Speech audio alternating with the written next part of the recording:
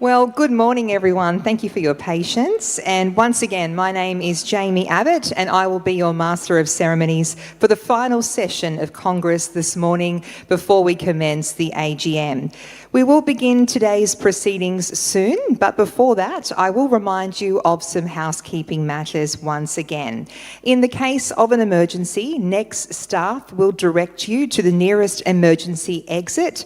Head to the assembly point in the hangar car park on King Street. Do not use any lifts during an evacuation. Please follow the directions given by fire wardens and staff. If you have not already done so, please turn your mobile phone off or onto silent. Thank you. If you did not get a chance yesterday or this morning to visit the information stands, they will be here all day, so please take the time to visit and chat with them about the services they are providing to veterans during the breaks. Please note that today's sessions are being recorded for recall and historical purposes and live streamed to RSL New South Wales members who are joining us online today. Now, we do still have a missing pair of prescription sunglasses, and I understand the gentleman can't drive home without them, so please check your delegate bags. He has placed them inside his delegate bag and it's got mixed around, and please return it to one of the Anzac House staff. That would be greatly appreciated. Now, all sub-branch delegates should have collected their voting device on their way in this morning. If you have not done this, please make yourself known to an Anzac House team member now. It is important to note that these voting devices are not taken outside of the venue. If they are, they will deactivate. And these devices cannot be used until voting for each motion opens. We ask that you leave them at your seat when you are heading outside. At the end of today's AGM, please ensure you return your voting device to an Anzac House team member. Failure to return your device will result in a replacement fee charged to your sub-branch. This concludes the housekeeping matters for today. So we will now commence with the final session for this year's Congress before the AGM. Ladies and gentlemen, would you please join me in welcoming the 47th Premier of New South Wales, the Honourable Chris Minns.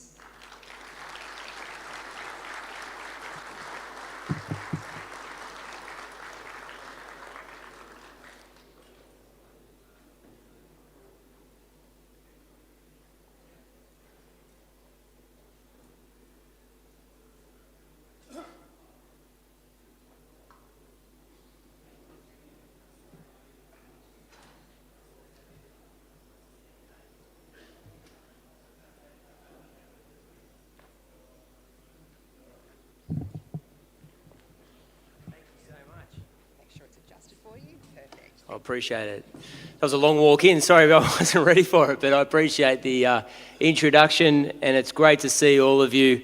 I'd like to acknowledge the Awabakal people whose lands we're having this meeting on.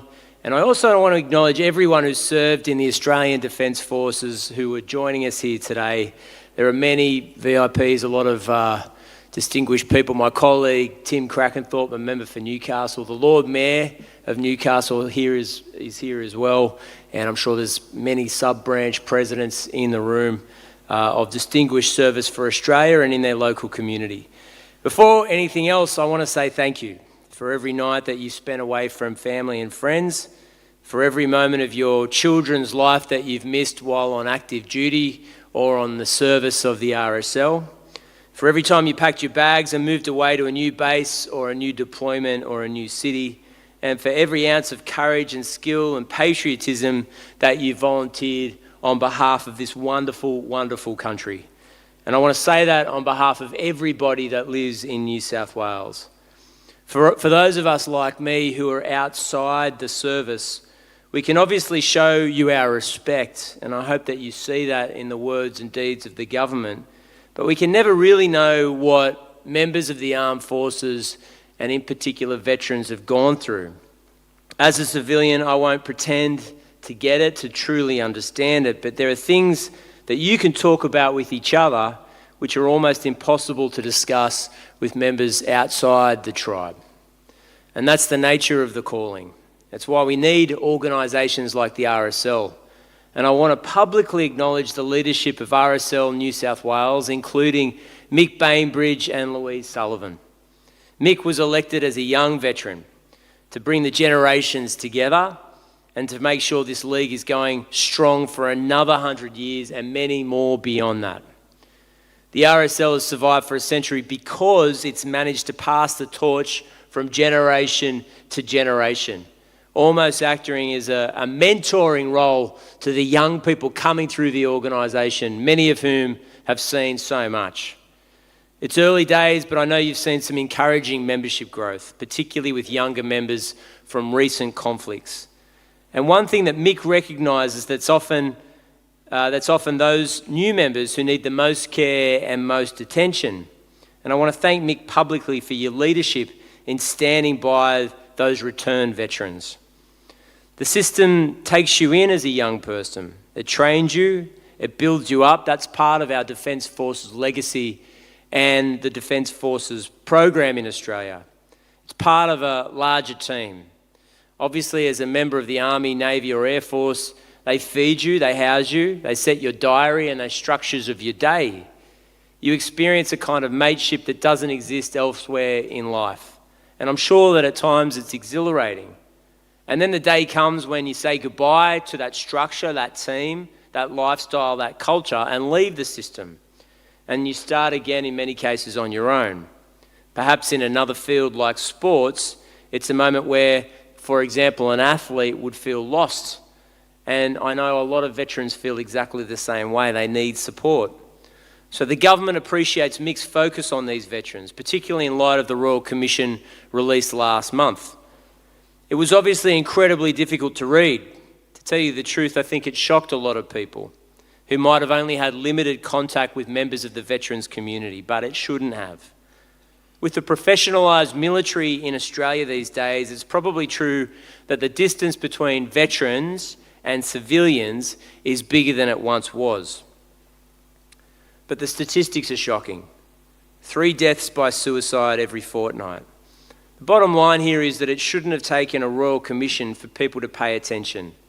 But one thing it did is offer us a window into the challenges of modern military life, like the massive strain that it puts on a family, constantly moving around the country from base to base, being away from your family and your children, potentially being on foreign deployment.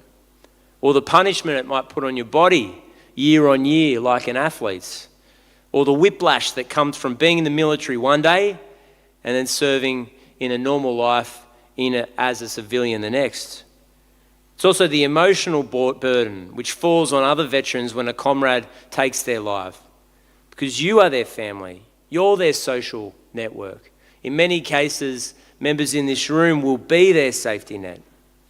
That culture of resilience and stoicism that is learned, which makes such formidable soldiers, but also makes it difficult at times to ask for help, to reach out, to lean on your brothers and sisters in the armed forces.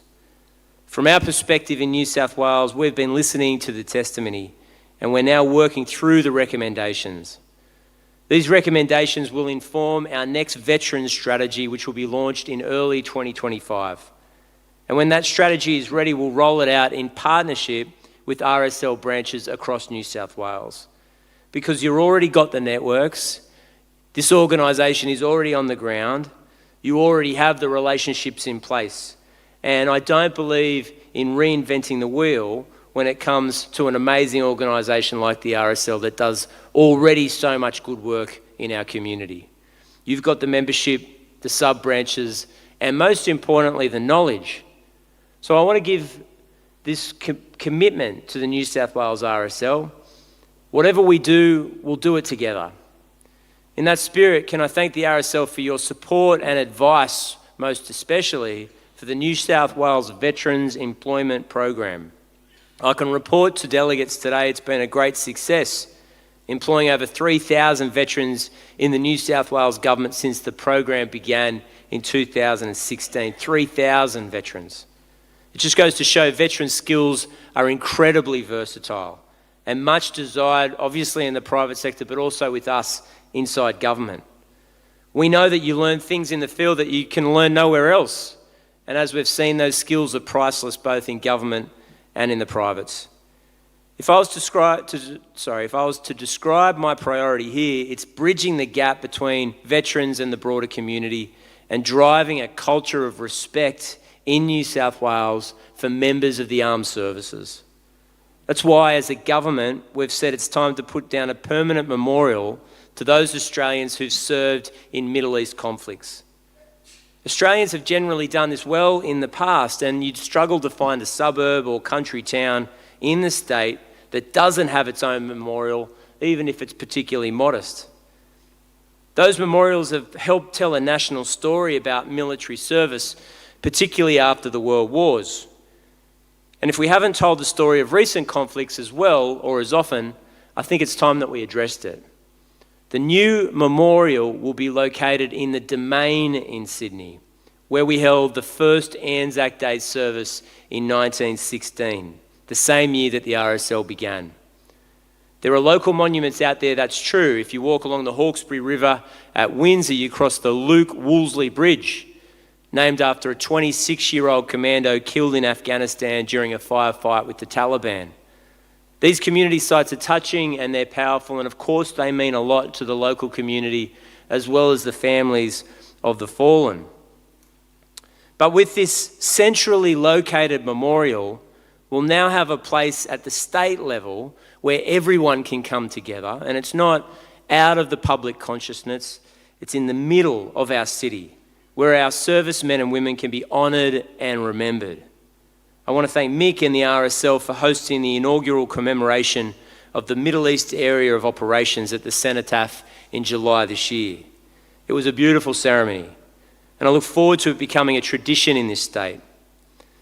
These decisions are all about encouraging that culture of respect in New South Wales. It's one of the reasons we made the decision to further restrict trading on Anzac Day. As of next year, big supermarkets and retailers will close until midnight on that sacred of days. We did this firstly to ensure that veterans who work for these companies are free to take part in Anzac Day services.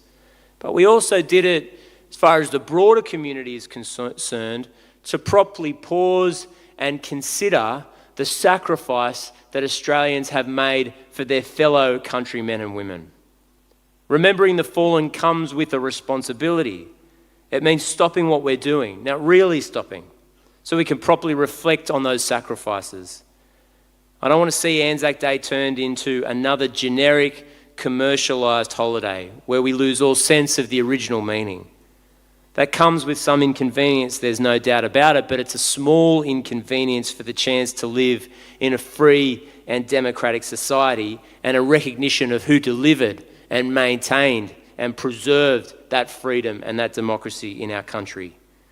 We can never become a country that sends people off to war to fight in our name, and because they're out of sight, we lose touch with their experience, we lose touch with their service and their sacrifice.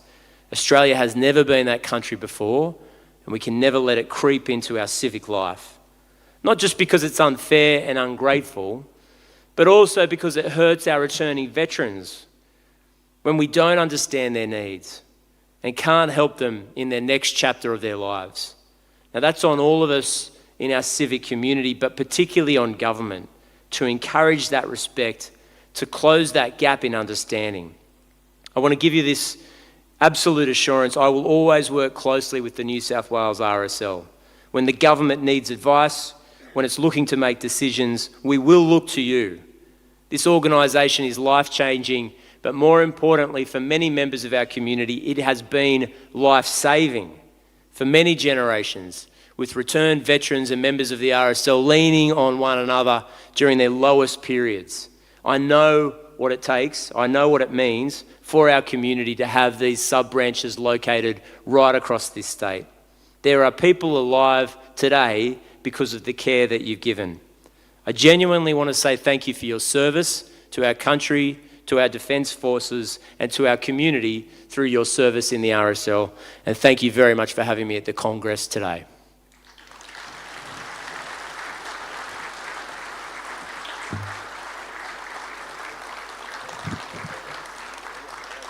Thank you, Premier, for joining us here today in Newcastle. Well, ladies and gentlemen, we will now take a quick 5-minute break as we reset the stage for the AGM.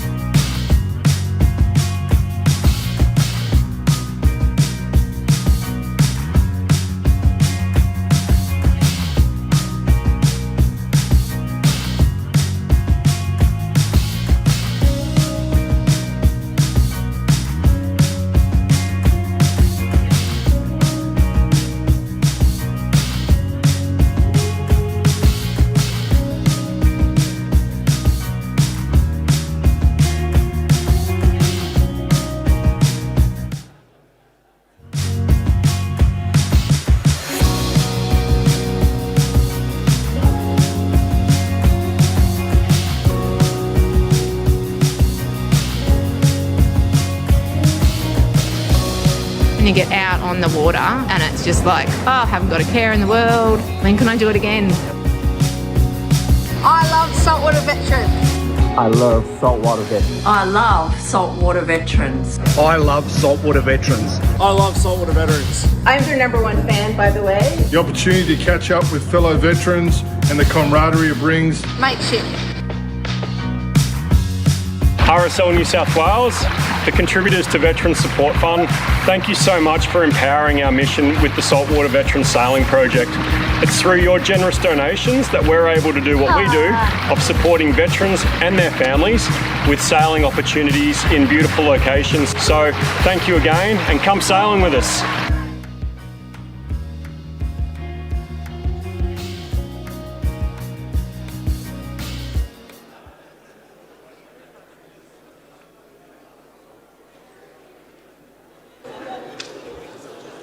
Do you want it left on, James?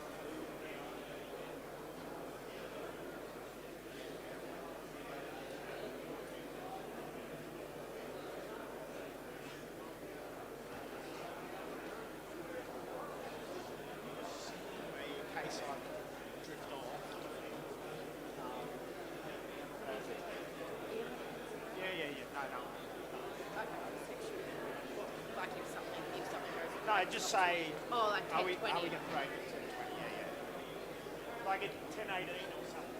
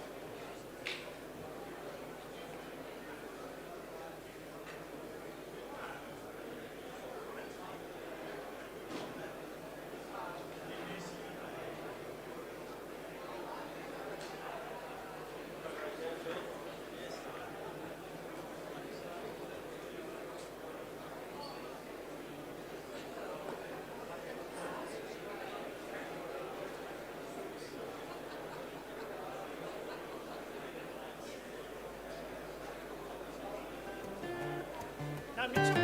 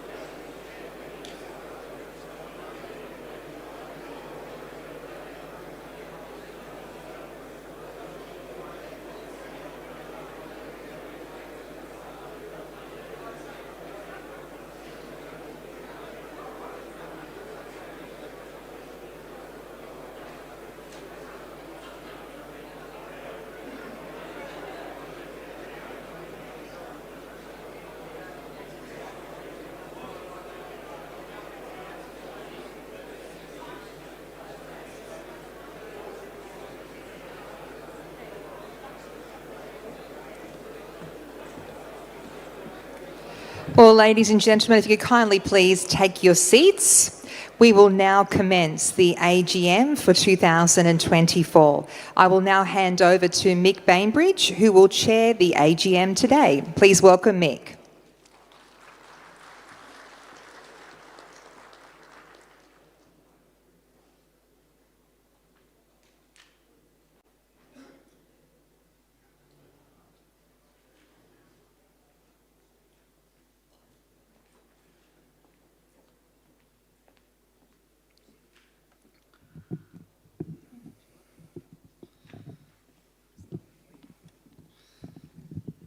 Thank you.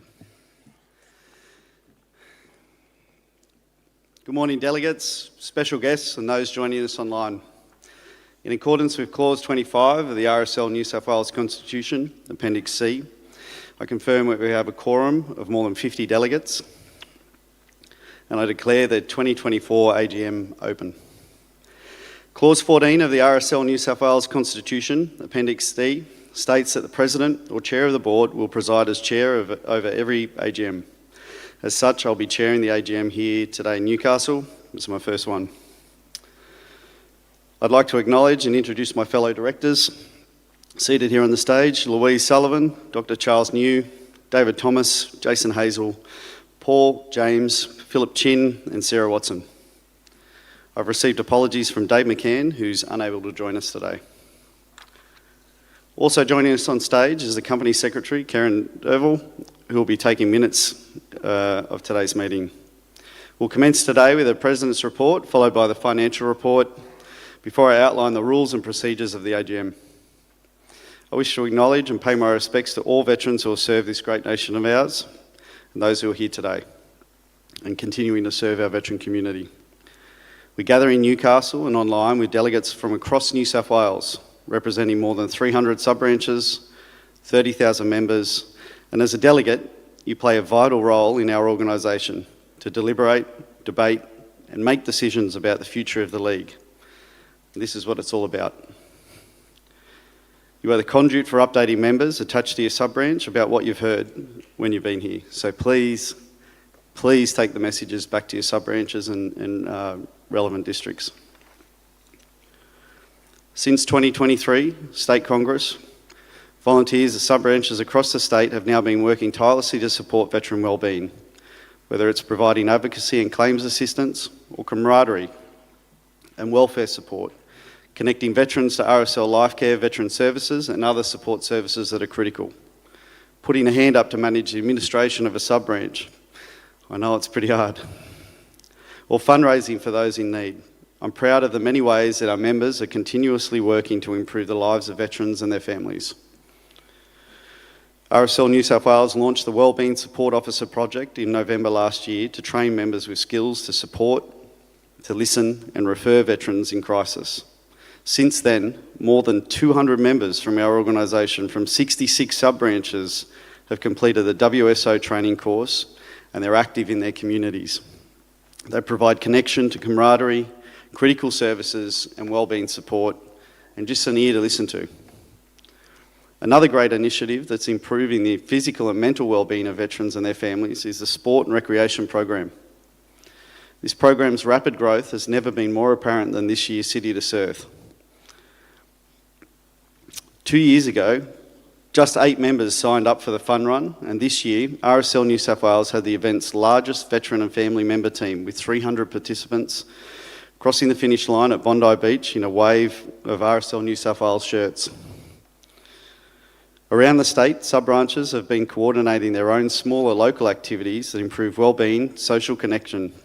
In Bingara, weekly coffee catch-ups have created community of veterans, while in the city of Wollongong, their super sport days bring together veterans and their families in the Illawarra. And I note they also have their golf day at Wollongong Golf Course this Friday, which I'll be attending for a few cold ones. This month in Wingham, the sub-branch kicked off Veterans Health Week, and they had a community nutbush event that attracted almost 400 people of all ages.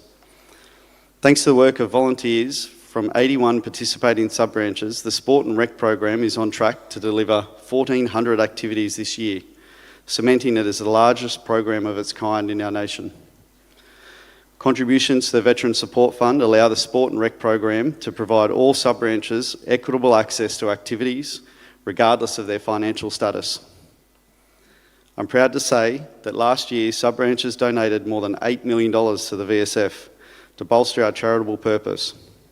Those donations have enabled RSL New South Wales to sponsor 2 assistant dogs through Integra Service Dogs Australia, support 8 veterans on a life-changing journey on the Kokoda track with the Raising the Bar Foundation, a fantastic initiative. They've raised $168,000 to help Vietnam Veterans, Peacekeepers and Peacemakers Association of Australia to provide critical advocacy assistance to veterans. And they donated $3.3 million to our partner charity, RSL Lifecare Veteran Services. In the past 3 years, RSL sub-branches have been donated a total of at least $8.6 million to support the delivery of RSL Lifecare Veteran Services. In the 2024 financial year, RSL Lifecare was able to assist 142 veterans experiencing homelessness, help 777 veterans to lodge over 3,000 DVA claims, and guide 137 veterans through courses at the Spur Ranch, and many more veteran services. RSL New South Wales continues to support RSL Lifecare to expand the number of veteran and families hubs in communities across New South Wales. I encourage any of you, if you haven't visited one, go and check them out. I think you'll be very surprised at how well appointed they are and what a fantastic part they have to play in our future. Veterans and their families can now benefit from greater access to essential advocacy, health and wellbeing services through those hubs, as well in the Shoalhaven, Wagga Wagga, Central Coast, Northern Beaches and Newcastle, with more hubs to be established in the Tweed and Queanbeyan areas. In the 2024 financial year, the Veteran and Family Hubs welcomed over 3,300 visitors and engaged with over 11,000 participants on site or external activities. This year, I've been working closely with the RSL New South Wales Board of Directors, the District President's Council, sub-branches and leaders and members to advocate strongly and publicly for the interests of veterans and their families. My focus has always been strengthening RSL New South Wales' existing relationships with government representatives, agencies and commercial groups, including other ESOs, a critical part to our future survival. This will ensure the organisation is in the best position to face our future challenges. It was this time last year that RSL hosted the 3rd National ESO Forum to lead the way on how we'll work together for the future. The RSL will continue to collaborate with the ESO sector. It's critical. We must identify current and future challenges as we work towards the establishment of the ex-service organisation's peak body, as recommended by the Royal Commission. And this is why we have to come together as a team. We have to stop the infighting, we have to stop the attacks, we have to support one another in achieving our mission. As promised in my inaugural speech at Congress 2023, I've been working hard to ensure that RSL New South Wales continues to be a place of safety and unity, where veterans from every generation, every service and every conflict are welcome. It starts with us. I was proud to give the address at the inaugural Middle East Area of Operations commemoration on the 11th of July, an initiative of RSL New South Wales members to recognise all those who have served in Iraq and Afghanistan between 2001 and 2021. That may be extended after some of today's motions, which is a great thing. At least 32 sub-branches hosted events in their local communities, honouring those modern veterans who served and continue to serve. We're extremely lucky to also, on top of that, have the grant from the state government, our Premier Chris Minns, to go towards a new memorial in the Domain. There are members here from all conflicts, from all generations, and we're losing members each year. It was today in 2011 that we lost 3 troops in Afghanistan, killed by a member of the Afghan National Army. Captain Bryce Duffy, who was 26 years old, Lance Corporal Ashley Burt, he was 22 years old, and Lance Corporal Luke Gavin, 27 years old. I'd ask you now to pause and join me in a moment's silence while we respect and pay tribute to those veterans and all other veterans that have served.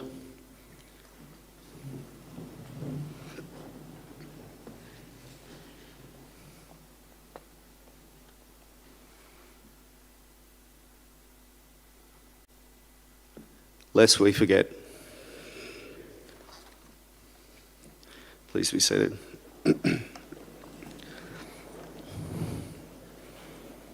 Thank you. We've also gained many new members. The League in New South Wales is now 30,000 strong. Since the start of the implementation of our strategic plan, membership has increased by 54%, and the average age of new members is now 55. And we're seeing a trend that reflected those who volunteer take on executive positions at sub-branches. This year, we're welcoming 163 new office bearers. They've been appointed, and it's bringing the average age of office bearers down to 64. I extend my gratitude to those members who take on leadership roles. I know how hard it can be. Within sub-branches, districts, committees, and on the RSL New South Wales board, these are positions that are critical and we must lean into. This year, the board farewelled Dr. Jim Hungerford and welcomed Independent Director David Thomas. Louise Sullivan assumed the role of chair, and throughout these changes, the board has remained committed to ensuring that RSL New South Wales is strong, stable, and focused. I'm delighted to welcome Claire Flynn as Independent Director, and together with Dave, they've got a lot to contribute to our fantastic organisation, and we're better off for it. On behalf of the board, I'd like to thank all our volunteer members.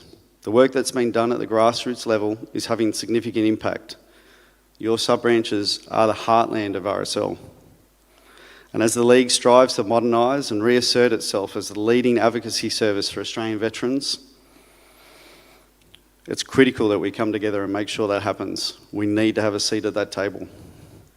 As we take action and implement the recommendations of the Royal Commission into Defence and Veteran Suicide, there'll be challenges. And it's more important than ever that every branch of RSL New South Wales comes together with a common purpose to do the critical work that you've always done, supporting veterans and their families. Thank you.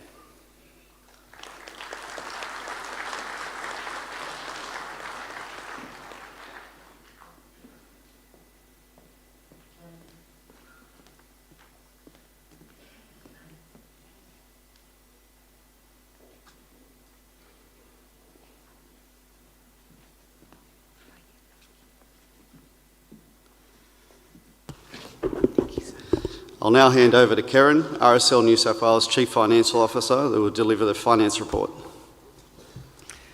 Thank you, Mick. Welcome everyone to the AGM. Today I'll present the financial statements for the year ended 30 June 2024. I'm pleased to advise that the auditors have provided a very positive report to management. Our basis of preparation for the financial statements is a special purpose financial statement, which is a report that is produced solely to comply with the ACNC regulations to prepare and distribute the financial report to its members.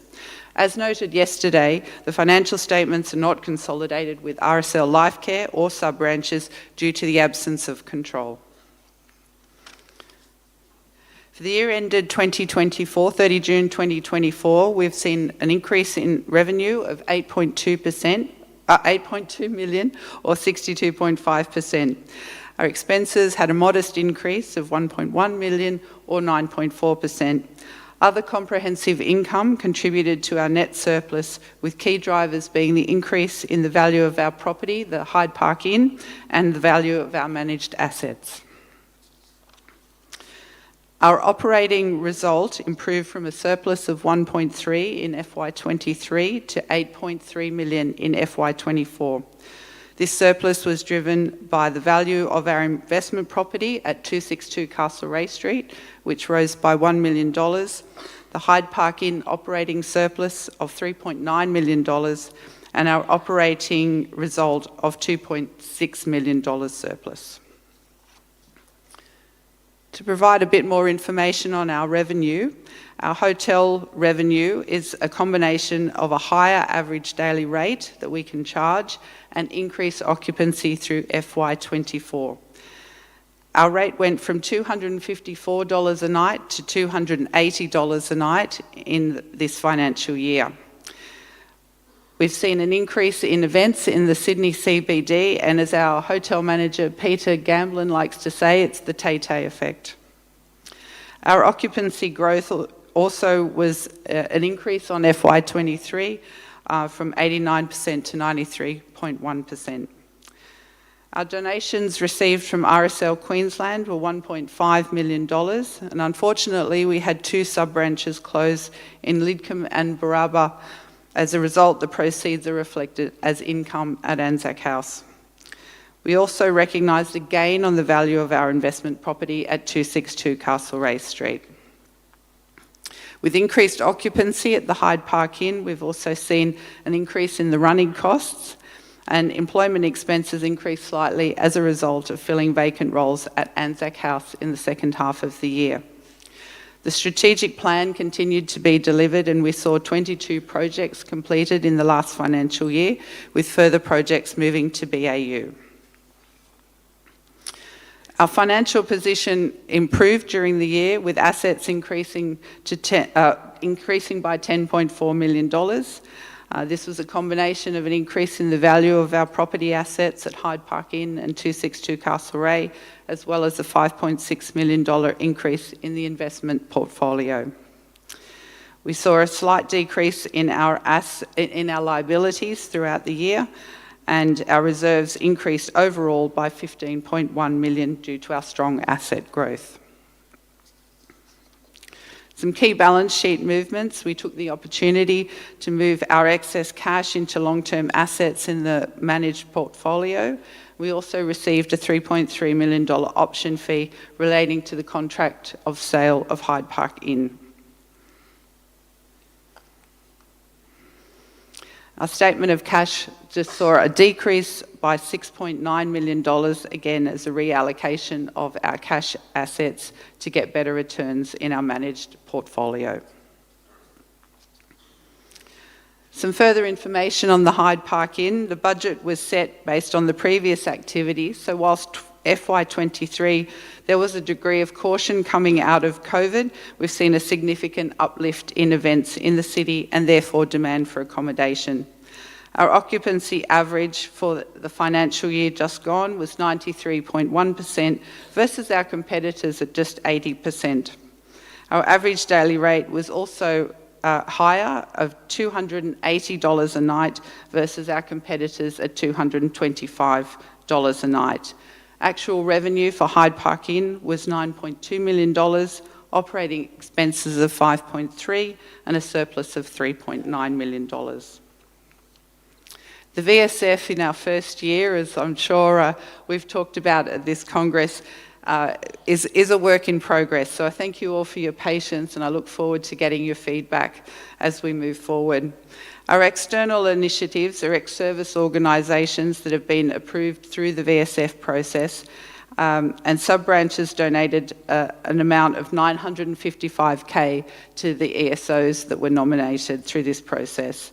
As we heard, we had a $3.3 million donation to Lifecare. Funding for Anzac House is also received through the VSF, and in the financial year we received $1.4 million from sub-branches, which funded Sport and Rec, Ravalli and the NCVS Liaison Officer, to name a few initiatives. RSL Queensland and Cumberland also provided strategic plan funding of $2.4 million.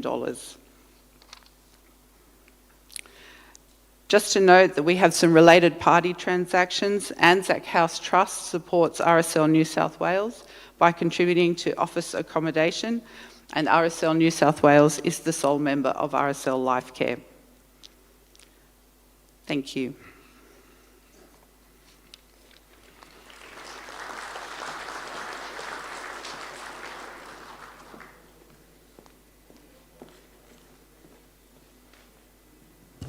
Thank you, Karen.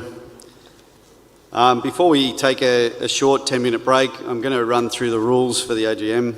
I'll outline the procedures for the debate for this AGM. Only a nominated delegate may speak to the motion, except when the delegate is not in the room. Then the alternate delegate may speak. The proposer of a motion is to move the motion, which must be seconded. If the seconder is not achieved, the motion will lapse and it cannot be put to a vote. The proposer will then have 2 minutes to speak in favour of the motion, after it has been seconded. The delegate who seconds the motion has 2 minutes to speak after the proposer has spoken in favour of the motion, and any delegate that wishes to speak for or against the motion, each will have 2 minutes to speak. Should a delegate against the motion, should a delegate speak against the motion, the proposer may exercise their right of reply. They'll have 2 minutes for that reply. When speaking, state your name, sub-branch or the district council you're representing and declare any possible conflicts. Microphones are located in the room for delegates. Anzac House staff will be on hand to assist. And as usual, please address all comments and questions through the chair. For those joining us online, if you indicated in advance that you wish to speak to a motion, please press the Request to Speak button as directed by Anzac House ahead of the AGM. You will need to enter your sub-branch name and indicate whether you wish to second the motion, speak for or speak against the motion. Please note that no text feature is available today. You must speak live to each motion. Delegates should note that there is no capacity to amend motions or hear motions submitted from the floor. In accordance with Clause 28 of Appendix C of the Constitution, I confirm that 4 proxies have been received. All 4 were for the chair, being myself, Mick Bainbridge. These votes have been precast on the voting platform and will be included in the live results. In accordance with Clause 27 of Appendix C of the Constitution, voting on motions will be by electric device. These devices are provided by Lumi Technologies. For those in the room, your Lumi voting device will activate and display your voting options when it's time to vote. At this time, you will have 10 seconds to select 1 for or 2 against. No other buttons are required to be pressed. For those attending virtually, when I declare voting open on a motion, a new voting tab will appear and present you with voting options. To cast your vote, simply select one of those options. Your option will be highlighted. Your vote is automatically recorded. There is no need to press a submit or enter button. You do, however, have the ability to change your vote up until the time that I declare voting closed.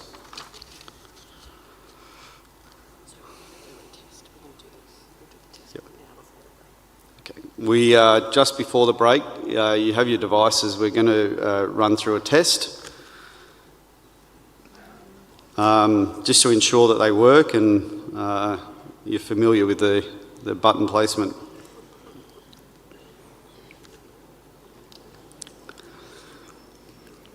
So the test resolution, the Sydney Swan, it's not even a real football code.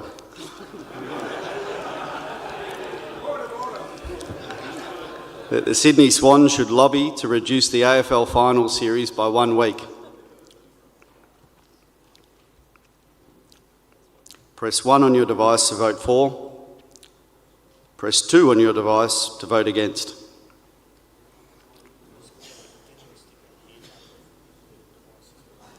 If your device is not working or it's not registering, stick your hand up so the staff can come and help you out. There had to be one.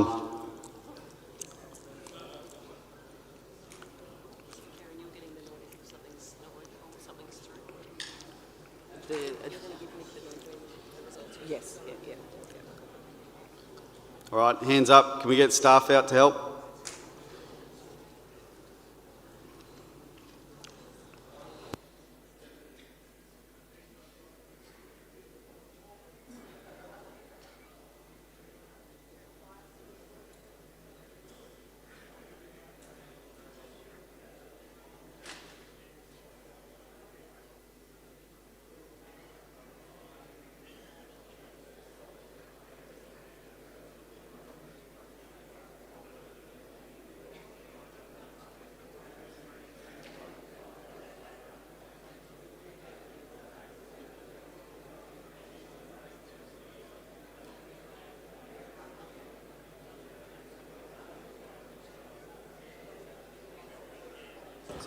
Do you want everyone? All right, in 10 seconds the vote will be closed. 98 for, 77 against. 70. All right, voting's closed. 98 for. 98 for, 77 against. 77 against. All right, if you still need help, find the staff.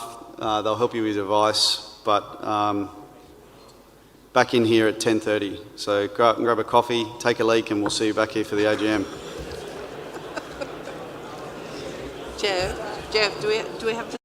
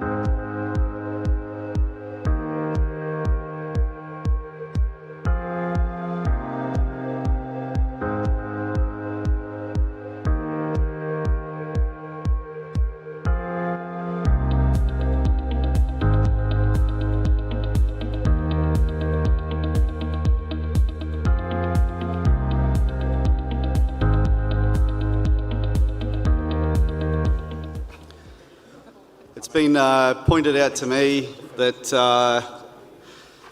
I forgot to mention the fantastic work that the welfare support officers do within the sub-branches and the advocates. So, you know, I don't always get it right up here, but thanks for leading me along. But it's critical, the work that you do at the sub-branches, so thank you to all. Before I start, Sarah Watson is unwell, so she'll be an apology for the AGM.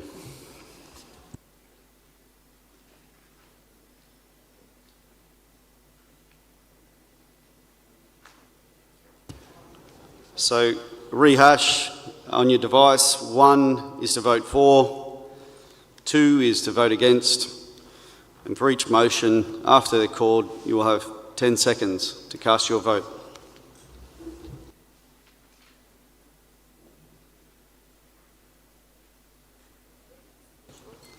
Straight on to motion 1. Minutes of the 2023 Annual General Meeting. The delegates adopt the minutes of the 2023 Annual General Meeting.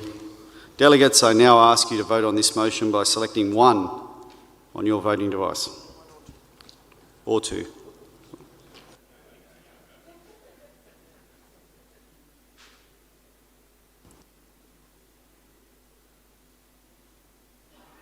And time.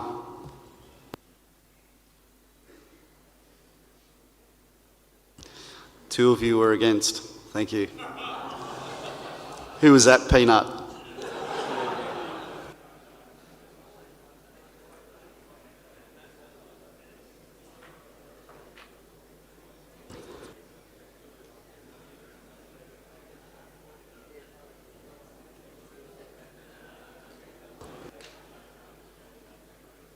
All right, we'll move on to motion 2. We're waiting now. We're pausing.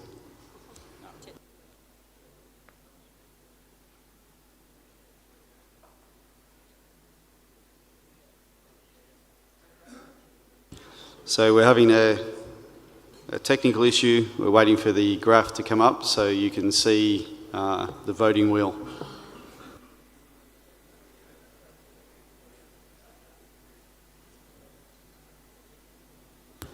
So it's just for noting. We can move on to motion 2.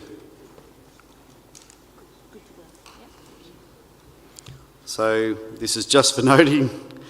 Annual report, financial statements and audit reports, that the delegates A, adopt the financial statements and the auditor's report for RSL New South Wales for the financial year ending 30 June 2024, and B, note the annual report of RSL New South Wales for the year ended 30 June 2024, and that the annual report will be lodged with the Minister for Veterans Affairs following the 2024 AGM.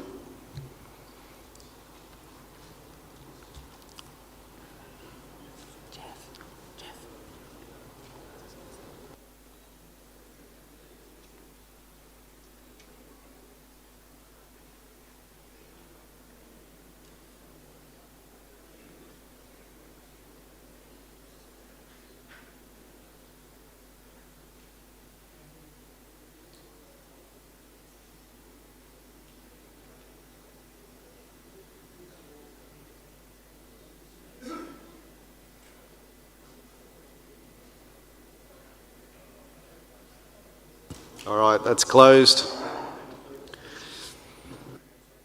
We're waiting for the data.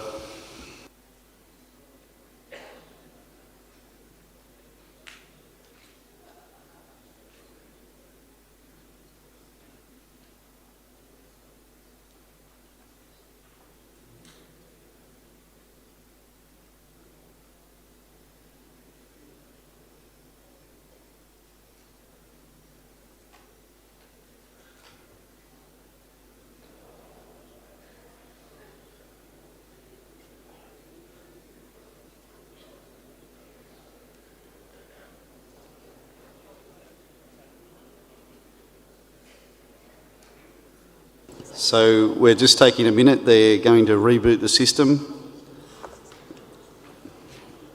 and still it looks like 2 people voted against.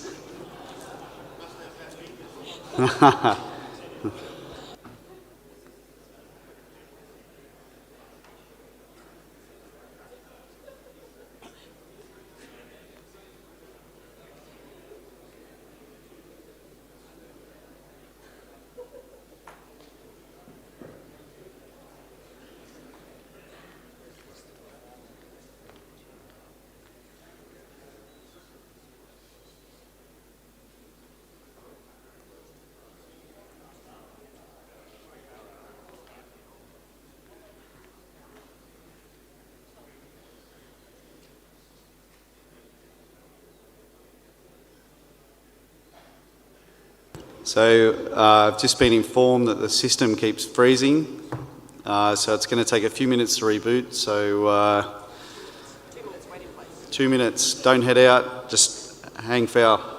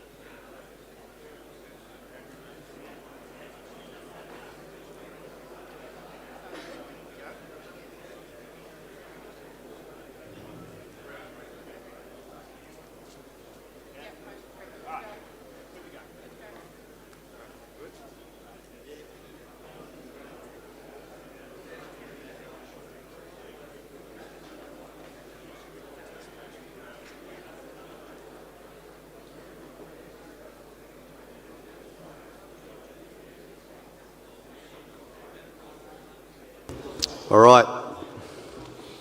I understand it's been rebooted. We're ready to go. We'll see how we go on this first one. Motion 3, venue for the next Congress AGM. I'll take the motion as read. I'll give you 20 seconds to have a read of it, and I'll indicate when we go to vote.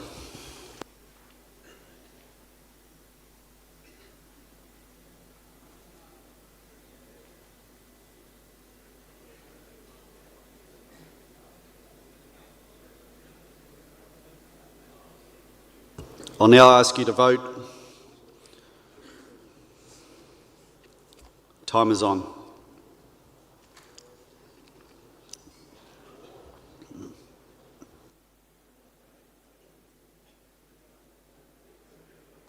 Time's up. Motion carried.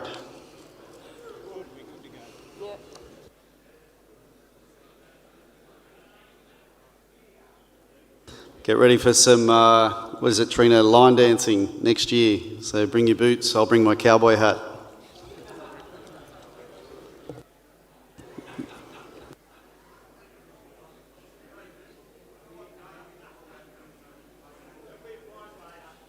The date we'll try and advise a bit later on.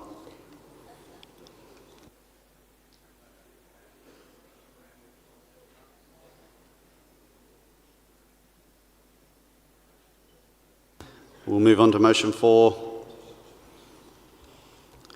I won't read this one out again. I think you're tired of my voice. So register of motions, I'll give you some time to read and then I'll call the vote.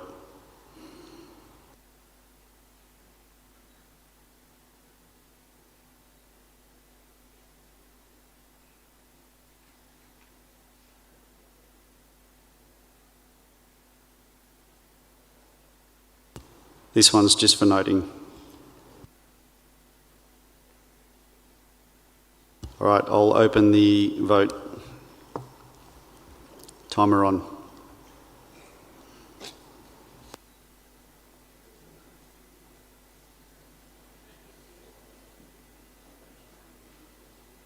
Time up.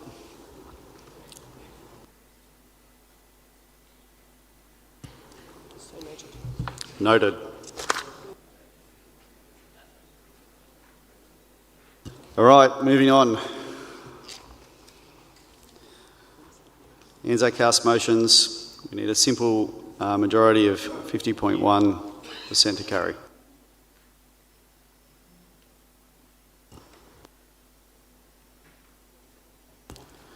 We now move on Anzac House motions. I'll take them as read. I'll give you some time to read and I'll call the timer shortly.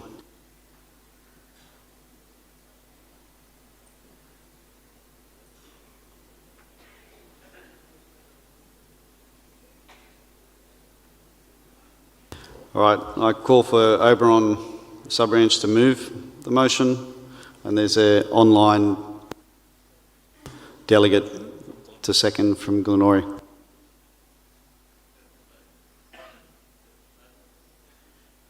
Microphone one. Should be on. Yeah, it's on. Neville Stapleton, Oberon, RSL Sub-Branch Secretary. I move the motion. Seconded by Glenorrhea.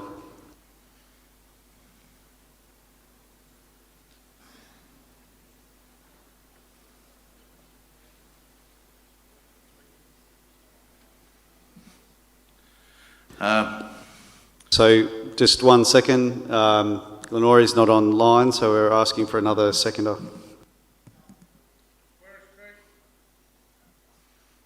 Castle Hill.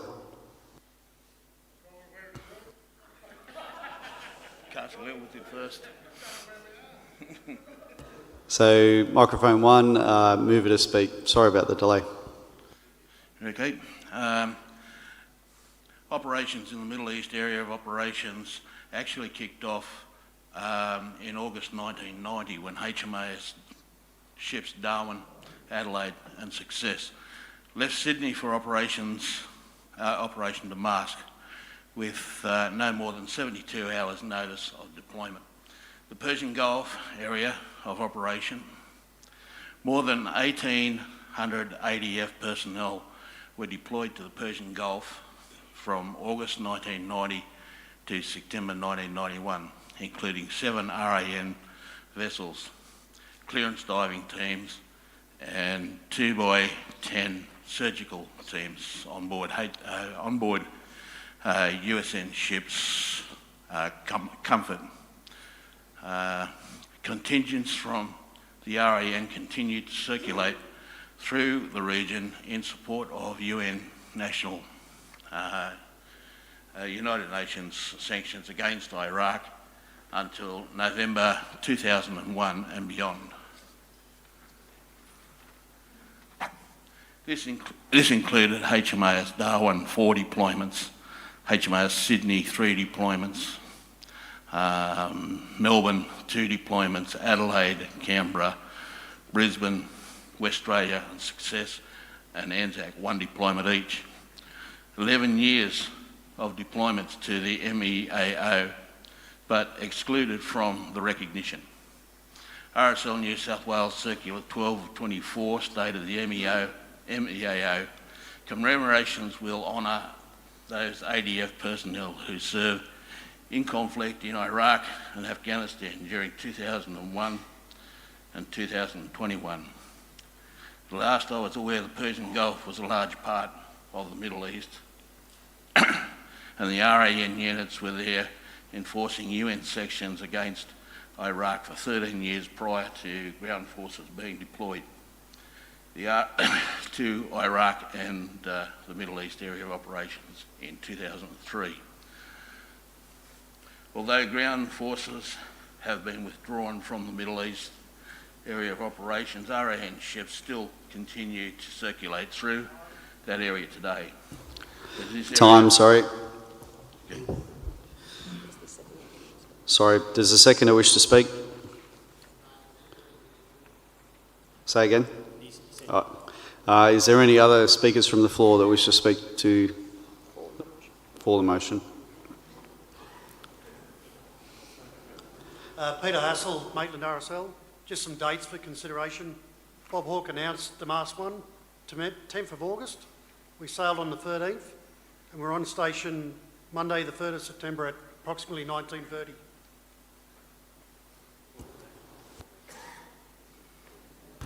Are there any other members for the motion? Is there anyone against?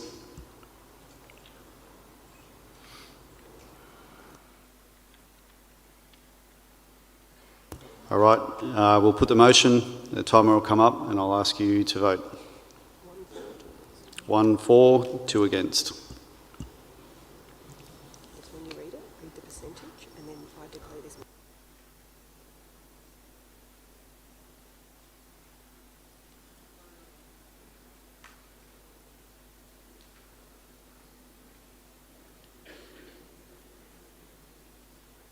That's time. Motion carried.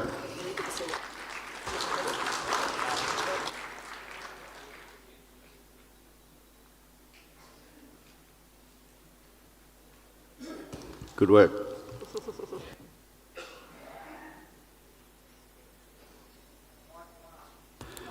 Number 1. Stuart Christmas Berry. In previous Congress's AGMs, the motions, you've given time to read them, but we normally don't read out the standing supporting argument as it's already been tabled, and normally the person speaking for or against the motion would actually deliver a rounding off of the thing. I just put that to the chair to consider. Thanks, Stuart.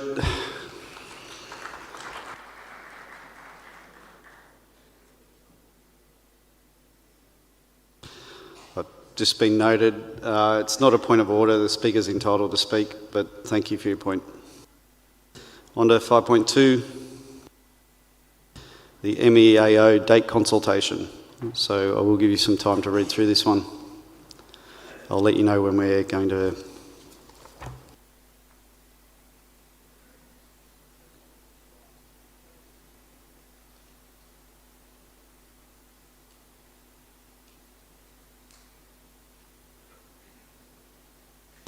I call on either delegate from Lowell North Coast, DC or Stockton to move this motion.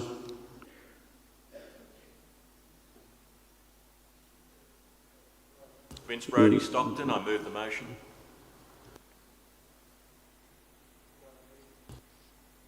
Number 5.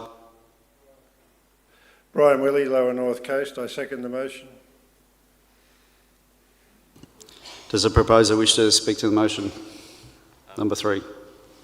I just would like it as tabled, please, but just remember, we recognise that we've done some research on the dates, and the date we've come up with is the 22nd of October, which was the date it was gazetted, and the operations were all started. So I'd leave that to the members to consider.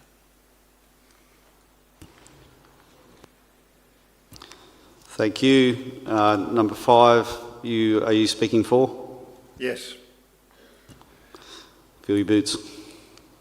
Our Lower North Coast District Council just wish to acknowledge and appreciate the sentiment that was expressed in the motion at Congress last year, because it recognised the need for such a commemoration.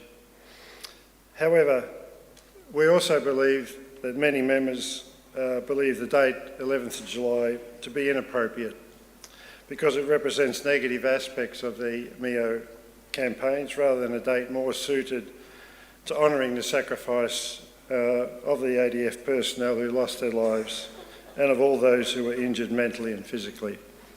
Thank you.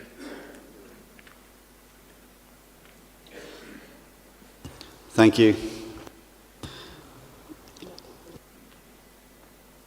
Is there anyone else from the floor that would like to speak for the motion?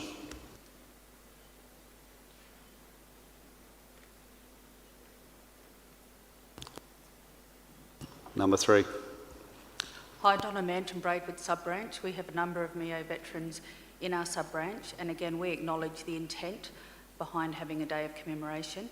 However, we feel that the date, 11th July, is inappropriate given the context around our withdrawal from Afghanistan and the shame and despair that a lot of us feel about the way that happened.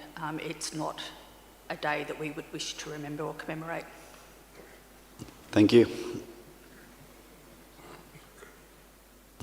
Is there any delegate wanting to speak against this motion?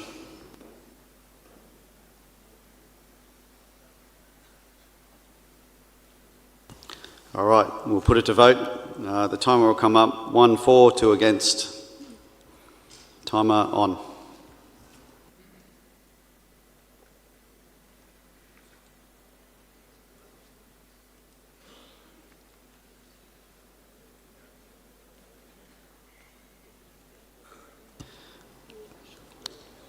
Motion carried.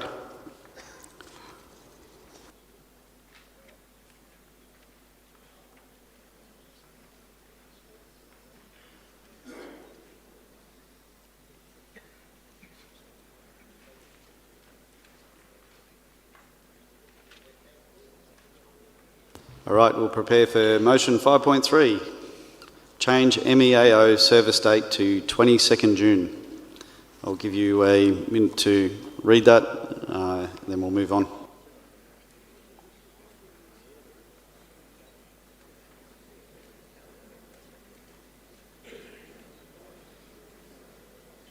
I call on the delegate from Wingham or Byron Bay to move this motion. Trevor Leggett, Wingham delegate. Move the motion. Seconder? Byron Bay.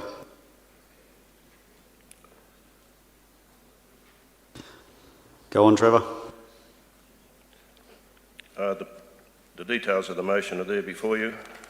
We're from Wingham responding to requests that came through one of our MEO members and initiated by him and supported by us. And this action seeks to move forward with a positive suggestion. It's laid out there, in particular references to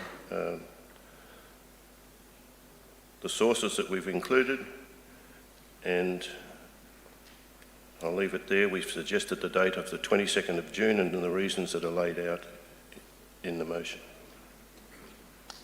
Thank you. Byron? Microphone 2. Trevor's had the opportunity to speak. You've all had the opportunity to read the motions from East Sub-Branch and Byron Bay. All I'd like to add, just remember Middle East Area of Operations Day is a dedication to those who served and those that died in action.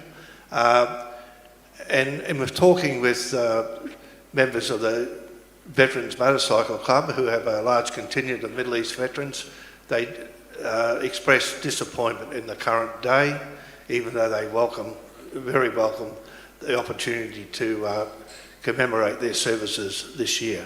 But I'd like to just look upon this motion favourably. Thank you. Thank you, Byron Bay. Is there any other delegate wanting to speak for this motion?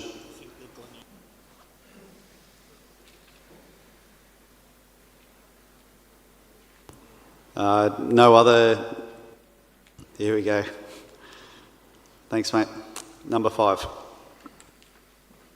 Okay, the previous motion we put together that we were going to do consultation on the date, so therefore this motion can't be voted on because it gives a specific date. It's, look, I take your point, but it's up to the meeting, so we'll let the vote fall. Sorry.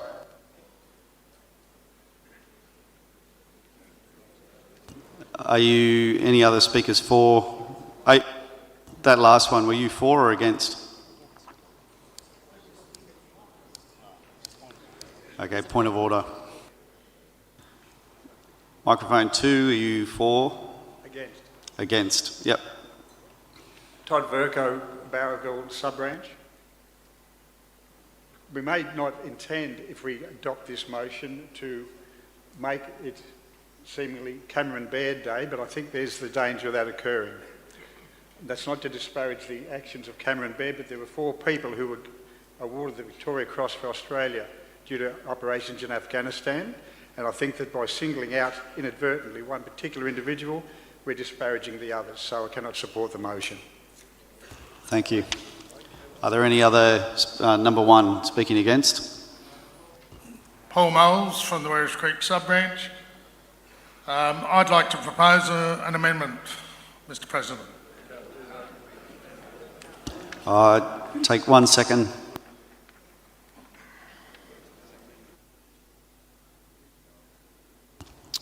So I'm informed by Jeff that because the sub-branches will not have an opportunity to vote on the amendment, it does take that position away from them, which is vital to the AGM. Okay, thank you. Sorry. Any other speakers against? Yep. Just a word in response. I don't think there's any intention to make this a day with a name attached. It's simply a mechanism by which we select what we believe to be an appropriate day. Otherwise, how we're going to determine what day, our whole aim was to put forward a date as a suggestion with that underlying reason, without any particular reference to expectation that would be named after a particular man or whatever. Thank you, Wingham. I note that that was Wingham, the proposer, exercising their right of reply. So we'll now take it to a vote. Once the clock's up, remember 1 for, 2 against.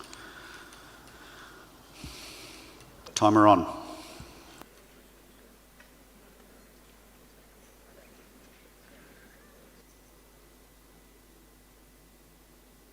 Time.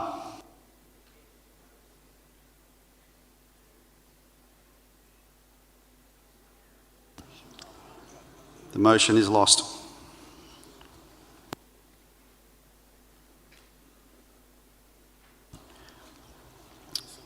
Moving on to 5.4, to cease using 11 July for MEAO service. I'll give you some time to read. After about 20 seconds, can I please call on the delegate from North Bondi to move this motion?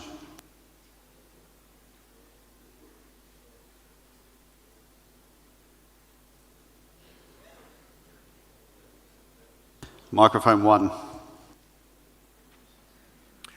Jack Gray, North Bondi, RSL. I propose the motion. Before we move on, Jack, can I ask for any delegate to second the motion?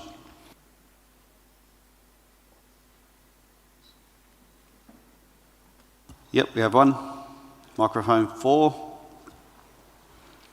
Scott Wilson, Botany, RSL sub-branch. I second the motion. Thank you, Botany. Back to you, Jack. Yes, look, I think enough's been said already regarding the appropriateness or otherwise of the date. We don't have any view on what date it should be at this stage. We think it's a matter of further consultation. But I think it's important that the RSL as a body don't lobby or cease to lobby for this date, and that's why we've put the motion. And I put it to the delegates here at this meeting. Thank you, North Bondi. Does the seconder wish to speak to the motion? No. Are there any other members to speak to the motion? Or for? Are there any members wishing to speak against the motion? Microphone 5. Dave Cuffs, Mary's RSL. 5.2, motion, MEA consultant date to be consulted. Therefore, I vote against this motion. Thank you. Is there any more from the floor to speak against? All right, moving on. Does North Bondi, Jack, do you wish to give a right of reply? No. Thank you. All right, we'll put it to vote. Once the time is up, 1 for, 2 against. Timer on.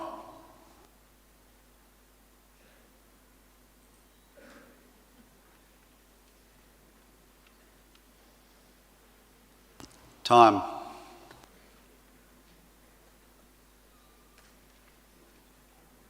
Motion carried.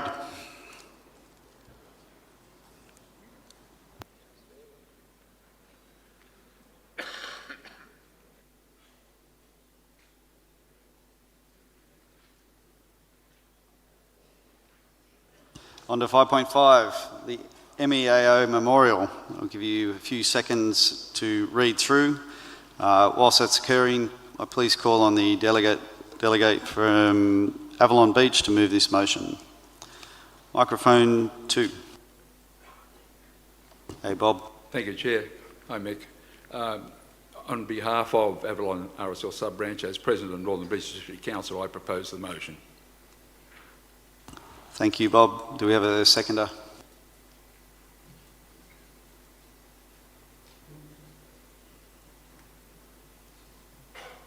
John Platt, Harbourwood RSL Sub-Branch. I second the motion. Thank you. Bob, would you like to speak to the motion? If I may, thanks, Mick. And by way of explanation, I speak on behalf of Richard Manhenick, AM CSC, President of Avalon Beach RSL Sub-Branch, who is recovering from a major cancer operation which is service related. It explains that he attended a meeting on the 11th of December in 2023 where there was consultation about how to commemorate contemporary veterans. Richard himself served at sea in the First Gulf War in HMAS Brisbane and also in Operation Slipper in the Persian Gulf and adjacent areas. So Richard has asked me just to say, to support the supporting argument, that the recent proposal by RSL New South Wales to establish a memorial focused specifically on the MEAO will not encompass contemporary veterans. And he was dismayed that after the discussion and commitments given on the 11th of December 2023, that the proposal had morphed back to one that left people out and was not inclusive, and in my opinion, Richard's opinion, fails to heed the lessons of the just completed Royal Commission. Therefore, Richard wishes to move this motion that the proposed MEA memorial be re-examined and be renamed, repurposed as an inclusive memorial to contemporary and ongoing ADF service, training, operations and service wherever it is. This, of course, also includes the MEAO. I put the motion, or recommend the motion. Thank you, Bob, and we all wish a speedy recovery to President Richard. Does the seconder wish to speak to the motion? All right, is there anyone else from the floor that wishes to speak to the motion? Don't all rush up. Is there anyone from the floor that wishes to speak against this motion? Microphone 5. Yeah, Brian Willey, Lower North Coast District Council. We have no problem with the sentiment behind this motion, but there is no definition of contemporary service, and it's such an open-ended concept, it just doesn't seem like it would fit, where memorials all by definition have some specific reason for their creation and commemoration. I don't think this open-ended concept would work. Thank you. Thank you, Brian. Another speaker from the floor. So we'll go to number 5 first. Yes, I just heard the mover say contemporary and ongoing service for the very reasons that Brian spoke against it. I noticed that the motion doesn't include ongoing, and I don't think it's a very practical resolution, so I'd vote against it. Thank you. Sub-branch, what sub-branch was that? Wingham. Over to you, number 1. Derek Leslie from Brooklyn Sub-branch. We suggest that removing the MEAO from the proposed memorial diminishes that conflict, and we suggest that there will be no room in the future in that case for future campaign-specific memorials. We're opposed to it. Thank you, Derek. Any more from the floor? Okay, well, does the proposer wish to speak for their right of reply? Thank you. So we'll put it to vote. Once it's up, 1 for, 2 against. Prepare for timer. Timer on.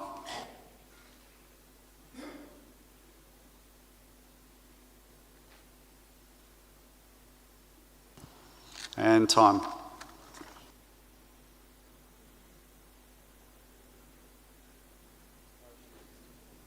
This motion is lost.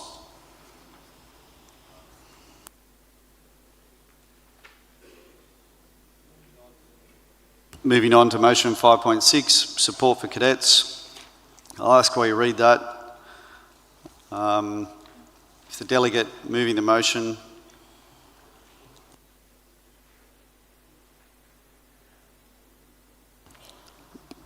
microphone 5. Can we get that mic on? Dallas Hurd, President Gloucester RSL. I propose the motion. Seconder.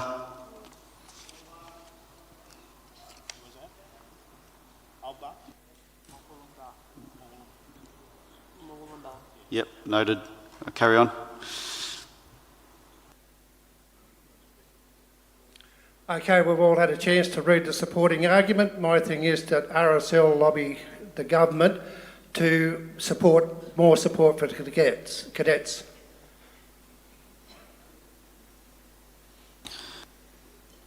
Thank you. Would the seconder like to speak to the motion?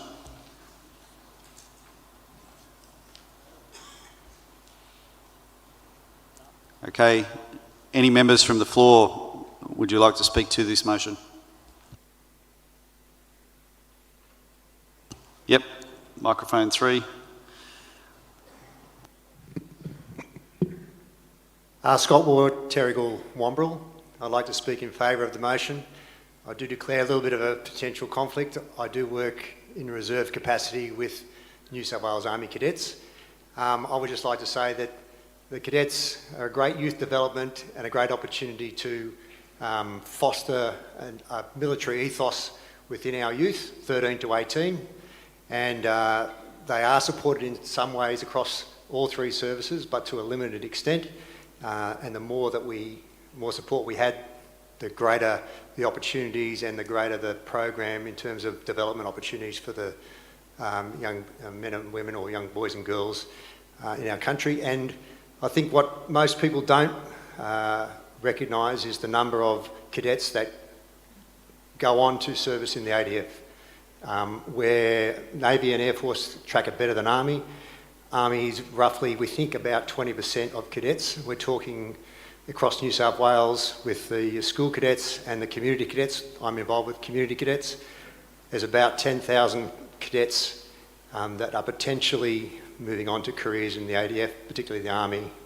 So I'd like to speak in favour. Any increase in resources to cadets across all 3 services is a good thing. Thank you. Thank you, Terrigal. Is there any other person from the floor? Sorry, number 6. Yes, Cecil Miller, Foster Tuncurry RSL Sub-Branch. I vote in support of the motion. We currently utilise the Army Cadets at Taree, Malden Street. The problem is they don't have an ABN number. We can't give them a donation. We can't get a fee for service for our catapult parties on Anzac Day. So the better support coming from the government. Mind you, a lot of the young kids come from a low socio-economical family. The family don't have the funds to pay for them to attend. They put on a meal for them at night time so they can have a feed. So the more support we can get from the government, the better. Thank you. Thank you. Number 3, sorry, who's that there? Number 7.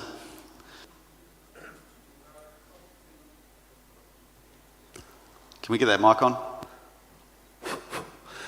Neil Barrett, Sussex Inlet President, and I'm currently Captain Neil Barrett, Commanding Officer of 238 ACU.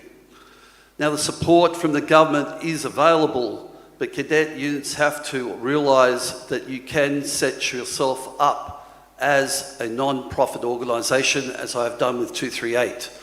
Most of my cadets come from single families, with one mum and multiple children. Now, through applying through government grants, this can be achieved, but it is also, most of what I have achieved with 238 has come through the generous support of members of their sub-branches within New South Wales. So any support that can be given, I think, should be given unto the cadets. Currently, I have had 17 out of 103 go off into the ADF, and the remainder have all gone to full-time work because of the discipline that has been put back into them and the respect that they now have for themselves. Thank you. Thank you. Over to microphone 3. Helen Walker, Housekeeping RSL Sub-Branch. I would say no to this. Having, I will say, a conflict. I worked for Navy cadets within the Navy in Canberra. They are well funded. The cadet units themselves need to stand up and submit their funding requests, etc., through to their respective units. The cadet units are all in the same area in Canberra and they all work together. So they're saying that we need to expand and give them more money. They need to look within themselves to go to their respective parent units within the ADF places and get their funding that way, and through community support, as most sub-branches do support their cadet units within their district. Thank you. Thank you, Helen. So I note that that was a speaker against the motion. Is there any other members on the floor against the motion?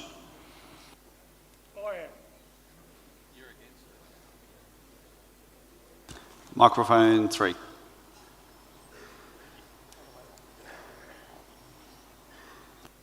Derek Stevens, Mawulama RSL Sub-Branch. I was the one that wrote our proposal, and talking about going to the local CMF, or sorry, reserve units to assist us. Quite often we've done that, but they have been where else. They've been sent over to Solomon Islands, they've been sent to flood relief and all things like that, and they're not always available. And I think that what we want them to do is to adopt our cadet unit and see that they get the proper training that they should get, because the two men that are members of the officers of the cadets there are civilians, never had military training except when they went down to Sydney for 2 days, and we find that they haven't got the wherewithal, and we get ex-servicemen helping them but not being a member of it. Excuse me, stuttering a bit, I've got... Just to be clear, are you for the motion or against? I'm for the motion. For, okay. So, right, a reply, okay. Anyway, I say that the cadets need all the support they can get And I think if anybody votes against it, I'll shoot them.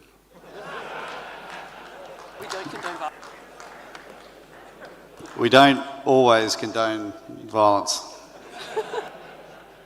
Number 8. Yeah, Jackie Vincent, Cootamundra. Officer Commanding of 256 ACU Cootamundra. In 2024, we have had a low tempo put on our training by National Headquarters of Cadets, Army Cadets, due to a lack of staff at our brigade headquarters. New South Wales has 2 brigades of cadet units. One is the regional cadet units, of which I am a member. The other is the 2nd Brigade, which is the school-based units. They have been able to continue with their training. We were put on a low tempo, where in Term 1, we could not even have a flag-raising party for Australia Day. We were lucky enough to be able to do Anzac Day. In Term 2, we were allowed to do 1 activity. We were honed down to home training parades only. In Term 3, we got to do 2 activities. Army need, or Defence, need to ensure that their brigade headquarters are staffed.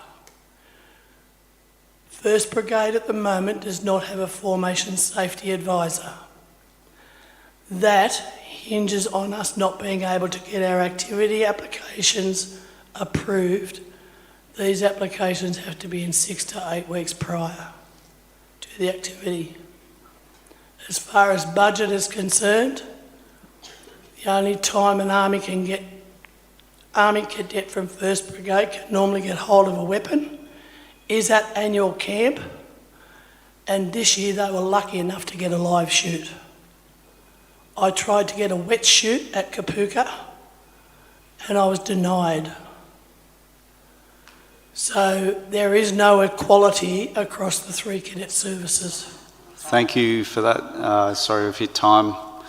Just to be clear, when I call for people to speak for the motion, stand up, and I will call for people to speak against, just to keep it flowing, because we're chopping and changing here. To wrap this up, does the proposer wish to exercise any right of reply for the motion?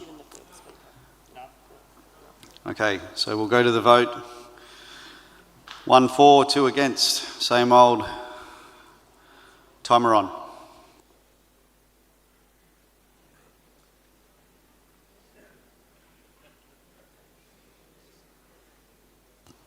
Time. Motion carried.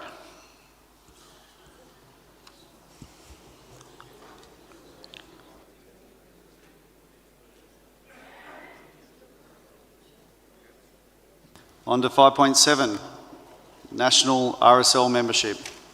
Whilst everyone has a read, I call on the delegate from the City of Albury to move this motion. Microphone 2. Thank you, Chair. Graham Doxey, President, City of Albury RSL Sub-Branch.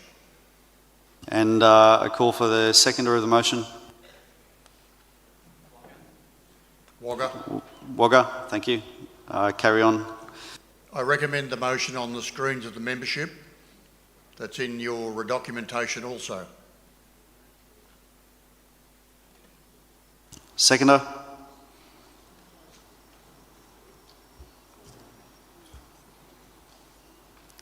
Thank you.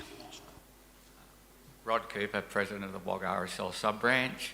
I think the motion itself is a futuristic motion in terms of allowing transportability across, without borders, across Australia for people that are members of the RSL to continue to be a member irrespective of their posting or their movements. Thank you. Thank you, Wagga Wagga. Are there any other members from the floor that wish to speak to the motion?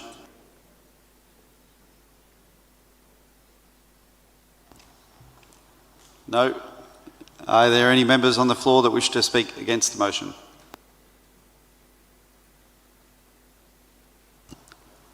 No. All right, we can move to the vote. 1 for, 2 against. Timer on.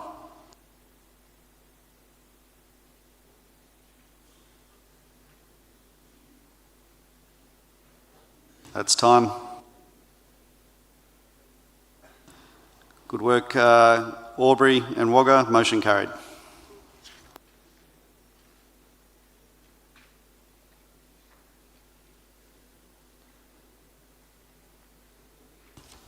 On to motion 5.8, an act to protect war memorials. I'm not going to read this one out. I'll take the motion as read. Whilst you have a read, call on Arimba Lizaro to move this motion. Microphone 5. Wait, correction 3. Arthur Gretsch, Arimba Lizaro RSL Sub-Branch. I move the motion. Seconder. David Ingram, Windsor RSL. I second the motion. Thank you, David. Carry on. In recent times, the increase of incidents of vandalism to recognise memorial sites, including the Australian War Memorial, the Korean War Memorial, the Vietnam Memorial, and other important places of remembrance significant to Australian veterans, has occurred without any identified ramifications being put in place. The incidents were where the cenotaph at Mountain Place, with damage to the cenotal and other interstate, such as the extinguishing the eternal flame in memorial sites, have little or no punishment applied to deter future offences of vandalism.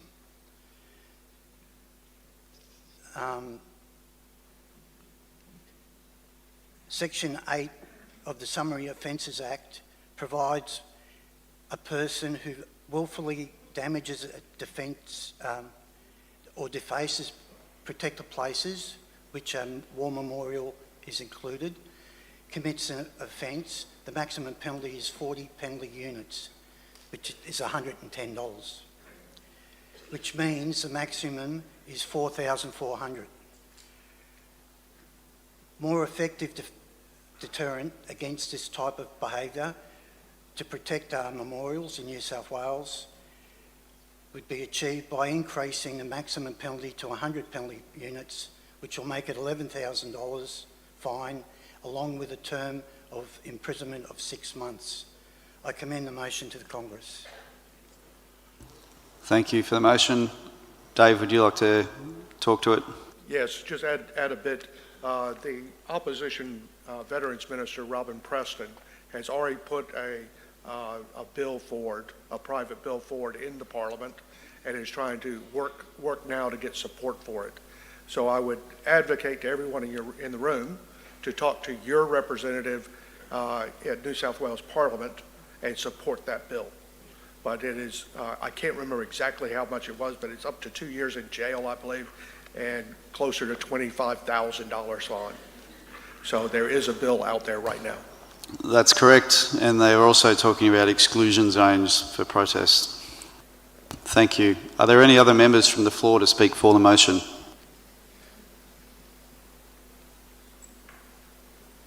Any more for any more? Are there any members wishing to speak against the motion? You'd be brave.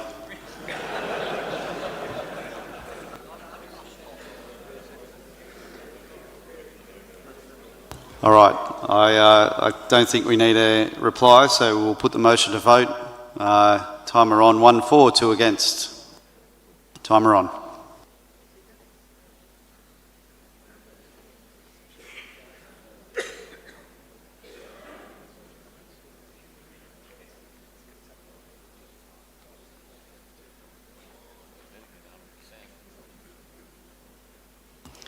Good work. Motion carried. Who was the peanut that voted against?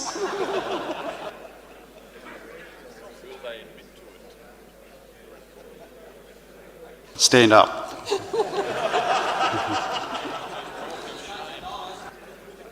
No drinks for them. 5.9, protection for honour boards. As you read that, I'll call from the delegate, City of Orange, to move this motion.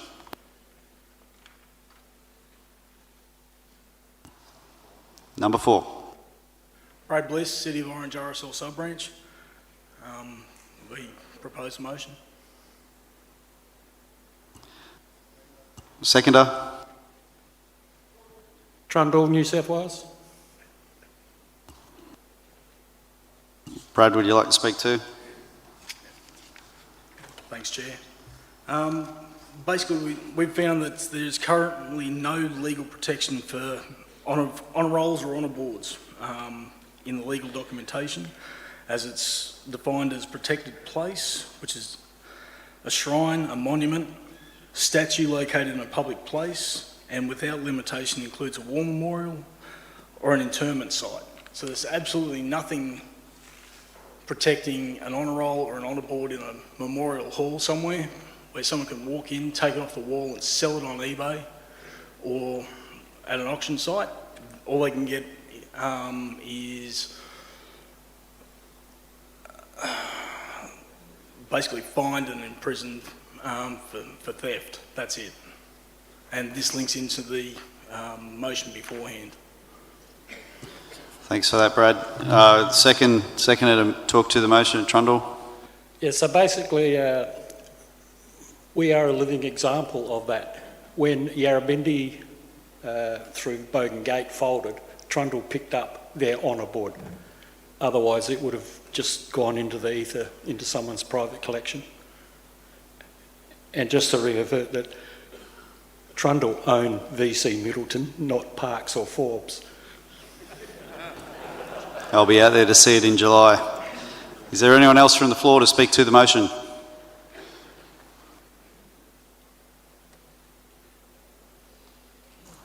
Anyone against the motion? Number 3. Number 3, I'm for the motion. We've been in a similar situation just lately with some of the churches that have been sold in the area. Some of the honour boards in the churches were going to be taken to the local tip. So the RSL intervened and we've now saved them. So Crookwell for the motion. Yeah, Crookwell for the motion. Thank you, Crookwell. Are there any members against the motion? Number 4. I'm just a little torn over this because there are many honour boards around. I can think of one around Workton, near Coonabarabran. I've got photographs of Wingadee, a former Shire Council area in a old community church at Warrumbungle. And so I'm concerned that if we amend this, it's only a lobby, but if we amend it, I think it'll go nowhere in any case. But what additional criminal liability would we put? Thank you. I've just got a point of order. Brad from Orange, you're delegate or alternate delegate? Alternate. Alternate. So if your delegate's there, they form and function, need to stand up and move it for us. Just wave your arms.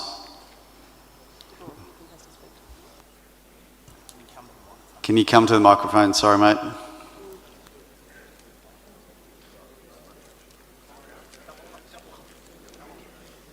Chris Colvin, City of Orange. I move the motion. Thanks, Chris. Thanks, Brad. Sorry for that. Would you like your right of reply?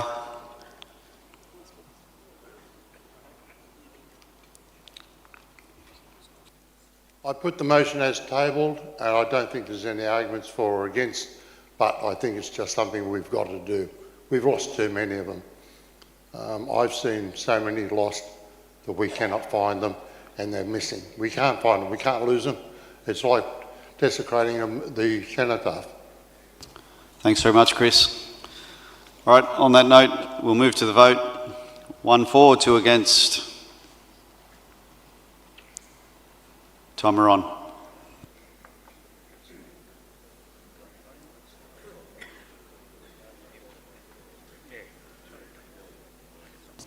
Time up.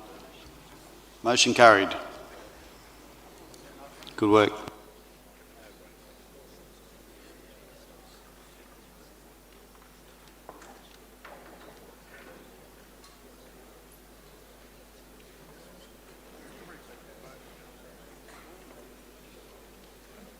On to 5.10, State and Territory Medals on order of precedence.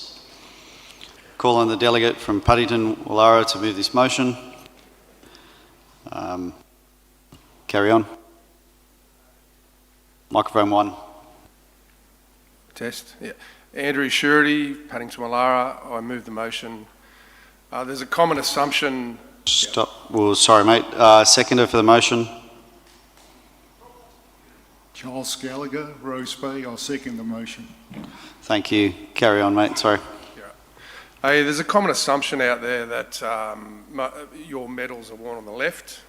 State and territory medals issued to majority of emergency services are worn on the right-hand side, including bravery medals. There is a number of members within our sub-branch and sub-branches out there that work for emergency services.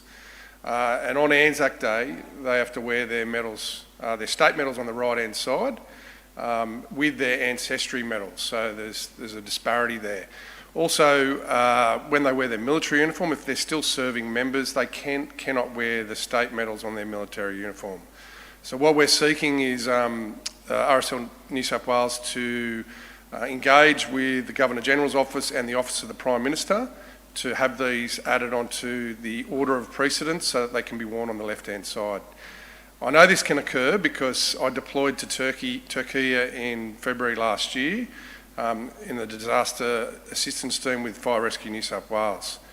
Whilst we were there, the Turkish government has issued the Medal of Gratitude, and the Australian government, in anticipation of us being issued that medal, have put it on the order of precedence already. So we know this can occur, and we seek to pass this motion. Thank you. Thank you very much. Does the seconder wish to speak to the motion? No, thank you. Crookwell or any other member from the floor, do you wish to speak to the motion? Microphone 3. Barry Kennedy, Crookwell, President. We have a lot of other agencies in our area on Anzac Day. Some wear all their medals on the same side, some don't. So doing this, we would get clarification where you can wear them and where you can't, because some people can't read. Thank you. Are there any members from the floor to speak against the motion?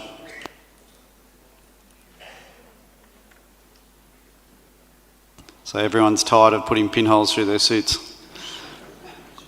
Any more for any more?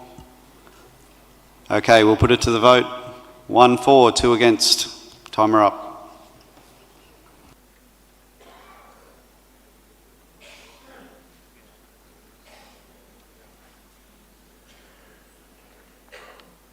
Time.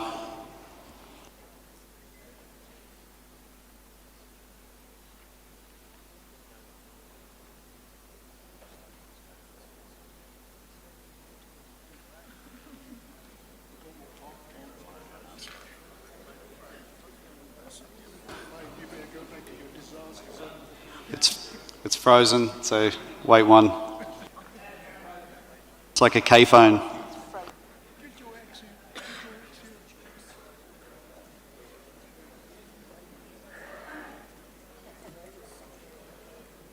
Is anyone having issues with their, while we have a few minutes, anyone having issues with their device?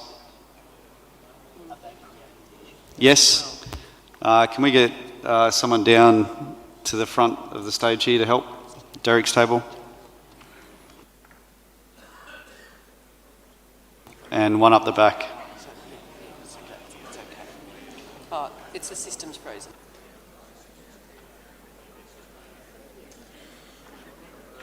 Keep your arm up, the staff will come out.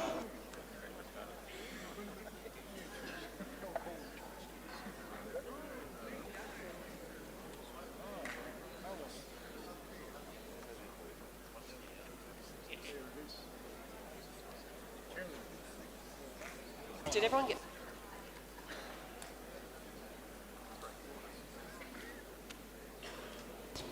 All right, it should be on the screen. Motion carried.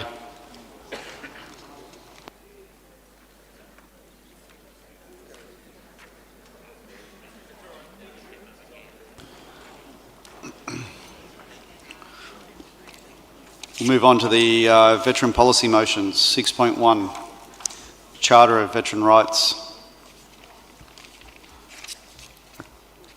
Can the delegate from Marimbra, Lisro, stand up to move this motion? Number 3.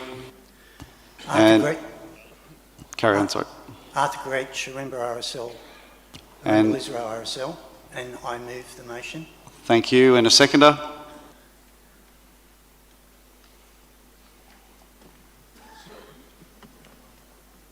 Greg Morris, Gosford RSL Sub-Branch. Thank you. Carry on. Current legislation to protect health and well-being of veterans does not adequately address the full range of risks to health, including psychological health. Assuming the current RSL New South Wales work towards protection against homelessness for veterans leads to a legislation in New South Wales and ultimately in all Australian jurisdictions, there remains a risk of the legislation being repealed by subsequent governments. A Charter of Veterans' Rights will help address the above risk and potential shortcomings inherent in attempting to provide the best and most long-lasting care for the veterans and their dependents. The proposed Charter of Rights will become, in fact, a Bill of Rights for veterans and their families. I commend this motion to the Congress. Thank you. Would the seconder like to speak to the motion? No. Is there anyone else on the floor that would like to speak to the motion?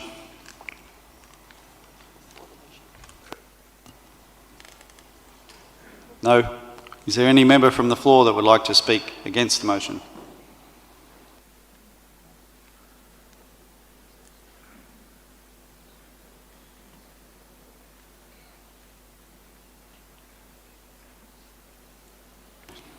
All right, they're figuring out the system. Once it's ready, we'll put it to vote. Is that thumbs up? Thumbs up.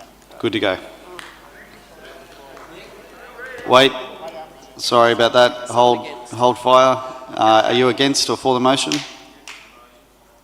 Can we get microphone 4 turned on? Stop the timer. Sorry, I didn't see you there, mate. That's all right. I was late. David Clark, President, Western Metropolitan District. You look like Bane from Batman. Thank you very much. I'm flattered. There's you, David. There you are. Carry on. I rise to speak against the motion with some trepidation and reserve, but I'm of concern that if we set a Bill of Rights, basically, or a Charter of Veterans' Rights, that anything that falls outside of that is not covered, that the Charter of Veterans' Rights actually limits veterans' rights rather than sets them. It's got to be really, really broad if it's going to get everything. And sometimes I think we're better off without that because veterans' rights are pretty well covered anyway. That's all I have to say. I don't recommend this bill at all. Thank you. Thank you, David. Number 5. Against? Yes. Brian Willey, Lower North Coast. I also speak in trepidation. We're all here to look after veterans and families. However, one of the goals of our league is to help with transition into civilian life after military life. The Royal Commission and other agencies have got plenty of means, we hope, resulting from the Royal Commission and other avenues for looking after health and welfare of veterans, and this would distinctly draw a line in the sand between us and the communities we want to be integrated with. So I'm just concerned that it would make us a little too special in our own communities. Thank you. Thank you, Brian. Is there any other members to speak against? Yep, microphone 4.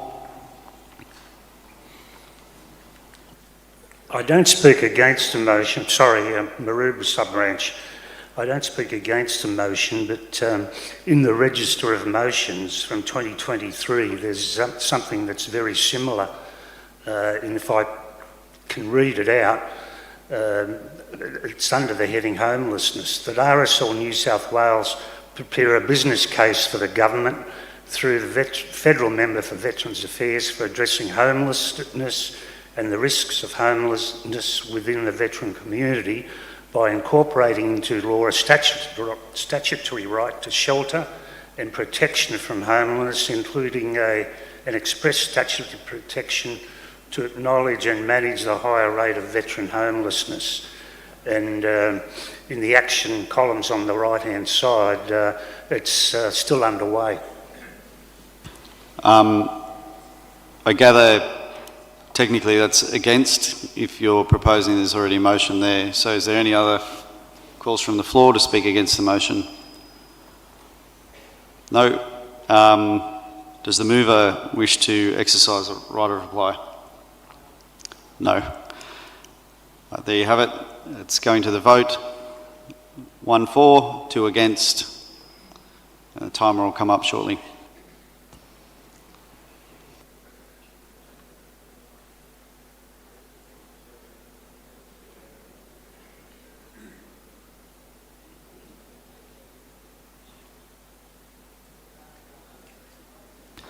Yep, we're waiting for the timer to pop up. Sorry.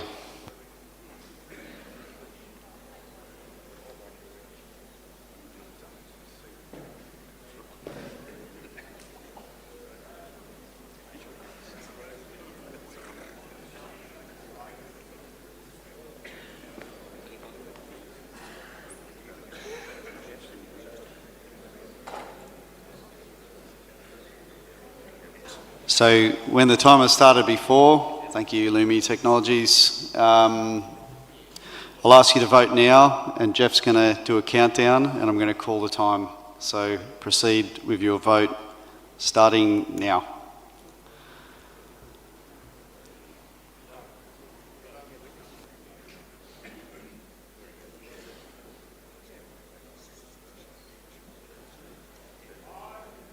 That's time.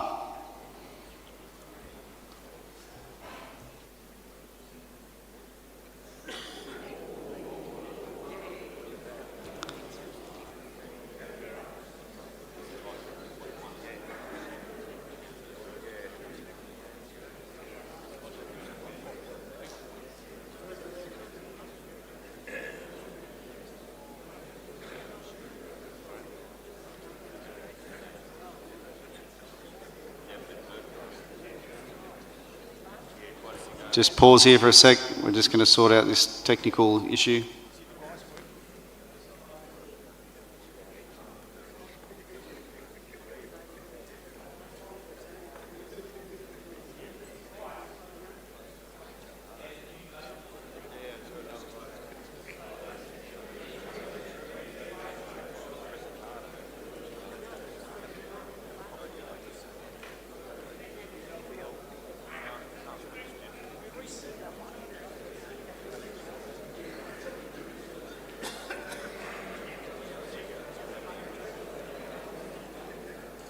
All right, sorry for the inconvenience. I've just been informed that they're going to reset it and you can have another run at it.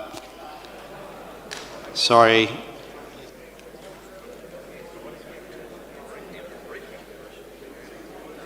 There was six votes that weren't included, so for clarity, we're going to run it again.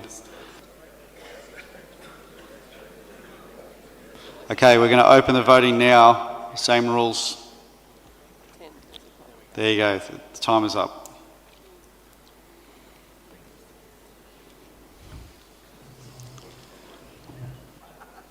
Time.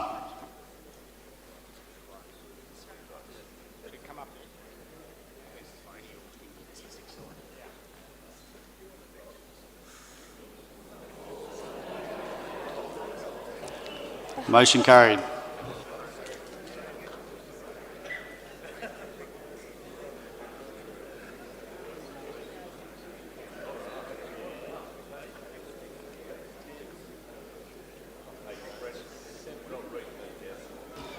Okay, on to 6.2, funding for Davils.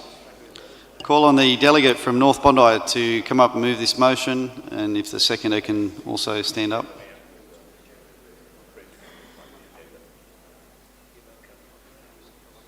Microphone 1.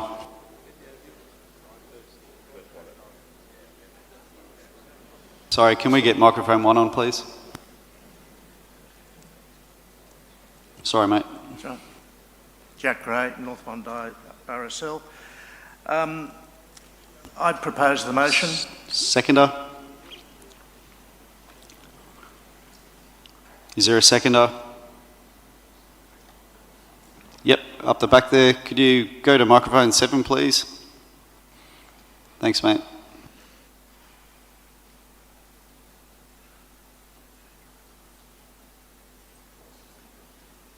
Matraful RSL sub-branch, I second the motion. Thank you. Onwards, Jack. Yes. In the Royal Commission, an interim report, and it's stated in our support of this motion, but I'll just repeat it.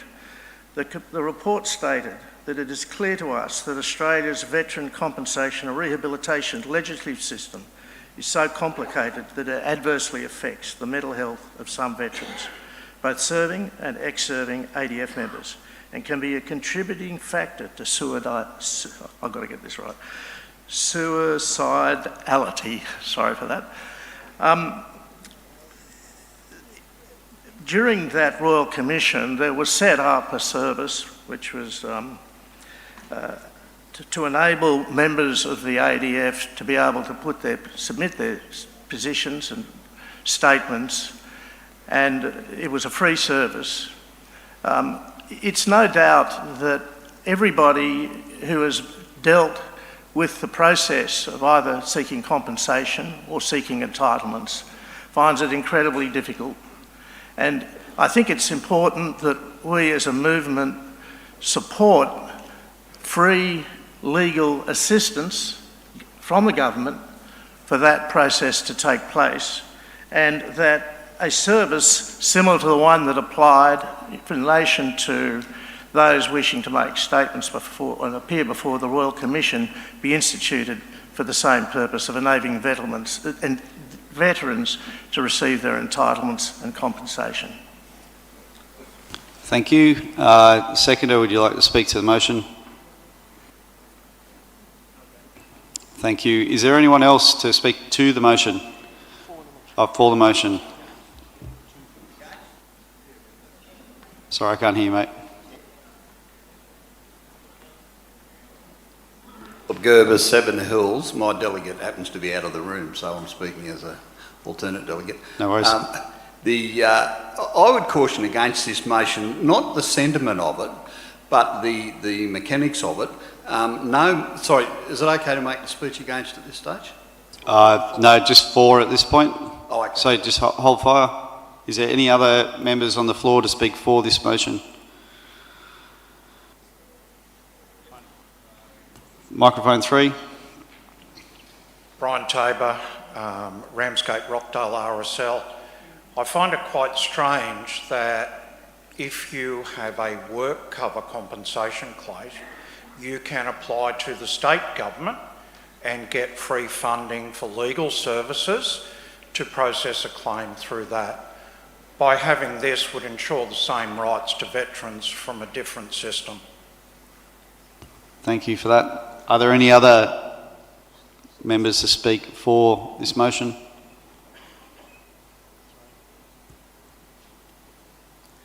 Number 3. Donna Manton, Braidwood Sub-Branch Delegate. I support this motion.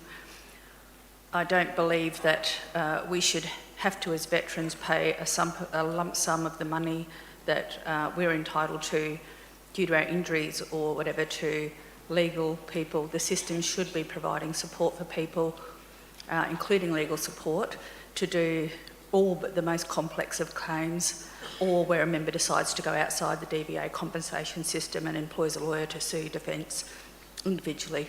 Other than that, I don't believe that veterans should have to do that. Thank you, Donna. Is there any more for the motion? Okay, we'll move to members against number 4. Yes, I'm not against the sentiment of veterans getting not subsidised, free legal aid to prosecute their claims. And in fact, my understanding is, and I used to work for that organisation, the New South Wales Legal Aid Commission actually has a division or a section that does just that. I assume they're still in existence, although I'm a little bit out of touch. But it should be, and I think what I would be urging people to do is to support the next motion, which says that there should be legal support, free legal support or government-funded legal support to support claims. What happened after the Royal Commission into institutional inquiry into institutional child sexual abuse is the similar service called No More was disbanded, but what happened was some enterprising lawyers then sued them because they had gone outside their particular remit of advising in relation to the Commission. And I think really what should be happening is that either the legal aid process should be bumped up or there should be a new service which has a new remit, which of course would be much wider than Davils, and which would be providing holistic advice on compensation. Because my understanding is that the remit of Davils was specifically in relation to the Royal Commission. So my recommendation is that you, and my submission is that you should not support this motion, but certainly support the next one, which does deal with the same issue, but in a different way. Thank you very much. Are there any other members against the motion? All right, over to you, Jack, for your reply. Thank you. I think maybe they misunderstood that what we're proposing is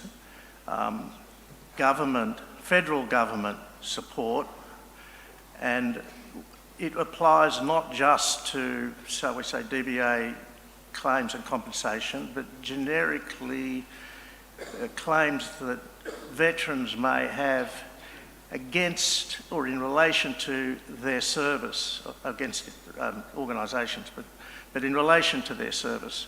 And, you know, yes, you're right, that person who would put it for against the next proposal, which is more, I suppose, generic, but for us, the support that was given to veterans during the Royal Commission, I think was something which was very, very much needed and very much appreciated by those people who had to go through difficult traumas in making the statements and appearing in that commission.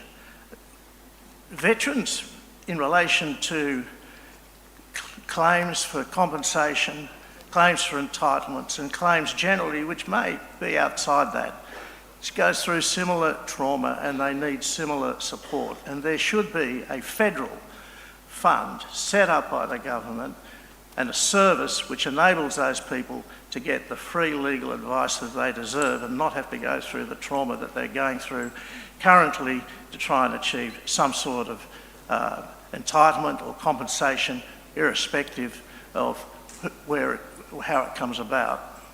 Thank you. Thank you, Jack.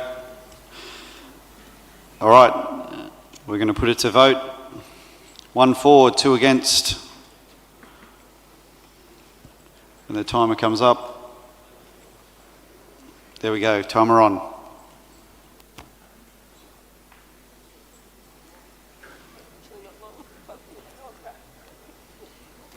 That's time.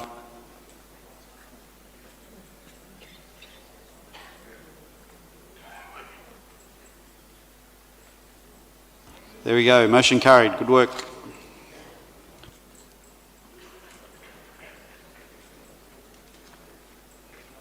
Moving on to 6.3, access free legal and advocacy services.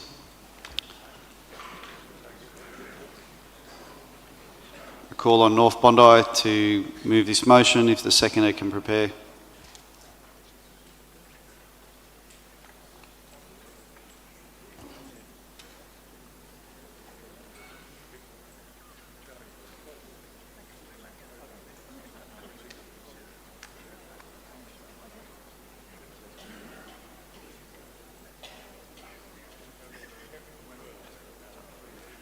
Jack Gray, North Bondi RSL. I propose the motion. Thanks, Jack. Seconder?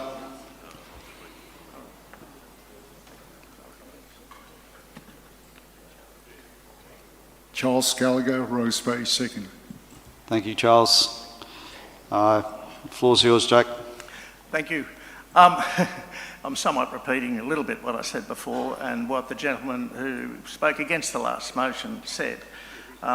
This, of course, is wider somewhat than what we said before, but I think we, the RSL of New South Wales, should encourage all support and advocacy services be supplied to veterans without cost. Now, I mean, I recognise that that can't apply in every single case. There's some specific places, some organisations won't be able to provide that service. But I think that we, as a body, should be encouraging and advocating that there be in place legal and advocacy services, which is freely available to any veteran that seeks it. Thank you. With the second, I'd like to talk to the motion. No, thank you. Matt, would you like to speak for? Just a short, Bruce, please. Yep, go for it. I speak for the motion because, having worked in government departments previous life, the government people that run these processes receive a salary. They also have a brace of lawyers, etc., to determine claims, etc. Why should the claimant, the veteran, be penalised and have to, in some cases, rely on an advocate that do their best or subsequently revert to engaging legal advice on their own cost? The dynamics of that are not fair, because on one side you've got the veteran stressed, worn out, probably incapacitated, the list goes on, the advocate doing their best to resolve the problem, and then the next hurdle is to seek legal advice with the expenditure that incurs. Whereas on the other side, they're going to get a salary whether they win or lose. So I'll leave that. I support the motion. Thank you, Matt. Is there any other members for the motion? Microphone, no. Toilet stop. Number 6. Steve Newman, delegate for Bulladila. I speak for the motion and I bring it to your attention. Yesterday we had that quorum and you all talked about overseas advocates or legal services. I bring it to your attention that none of us like that sort of thing, and if you vote against it, you're an idiot.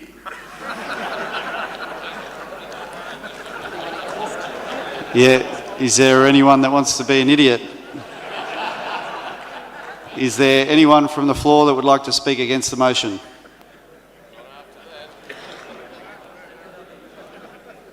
Come on. No, that's good. All right.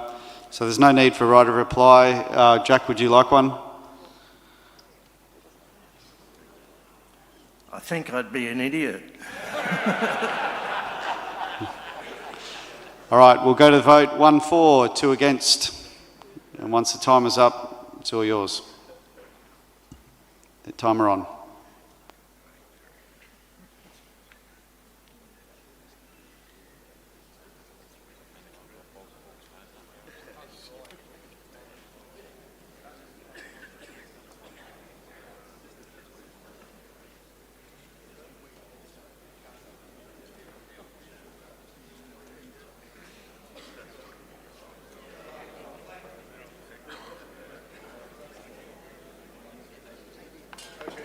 It's closed.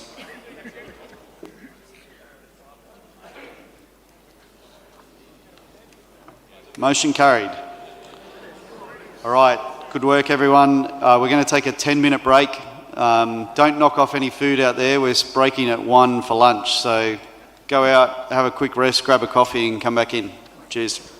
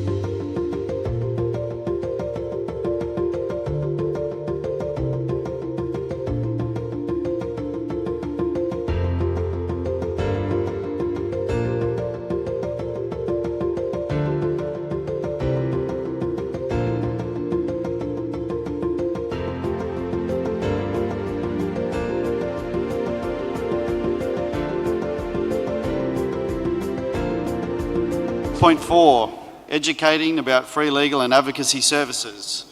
I call on the delegate from North Bondi to move this motion. If the seconder can please stand up and identify themselves.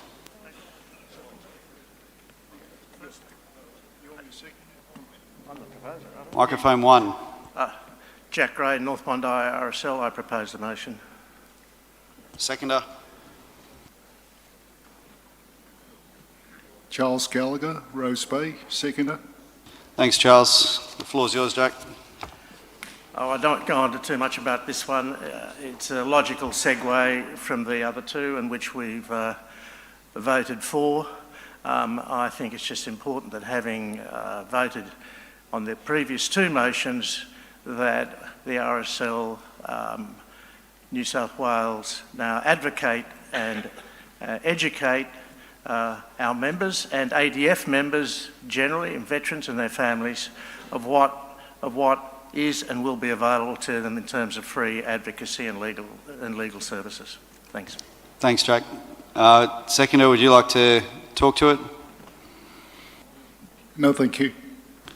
Are there any other members from the floor that would like to speak for this motion?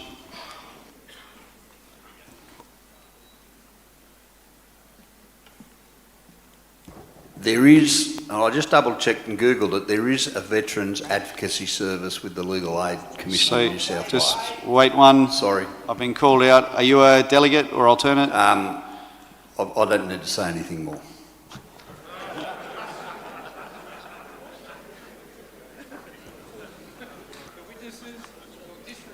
Are there any other members from the floor that would like to speak for the motion? Maroubra, I can confirm that there is an advocacy service for veterans with Legal Aid New South Wales, but I'm not sure what veterans it covers. It might only cover veterans with active service. Thank you. Are there any members to speak for the motion? Okay. Are there any members to speak against the motion?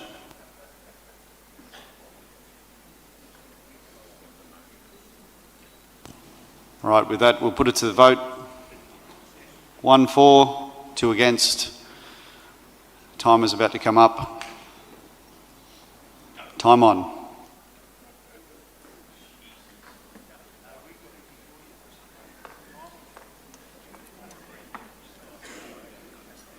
That's time.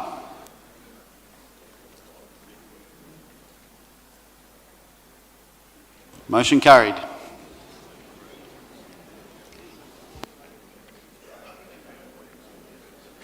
On to 6.5, DVA review of eligibility. I call on the delegate from Culburra Orient Point to move this motion. If the seconder can prepare.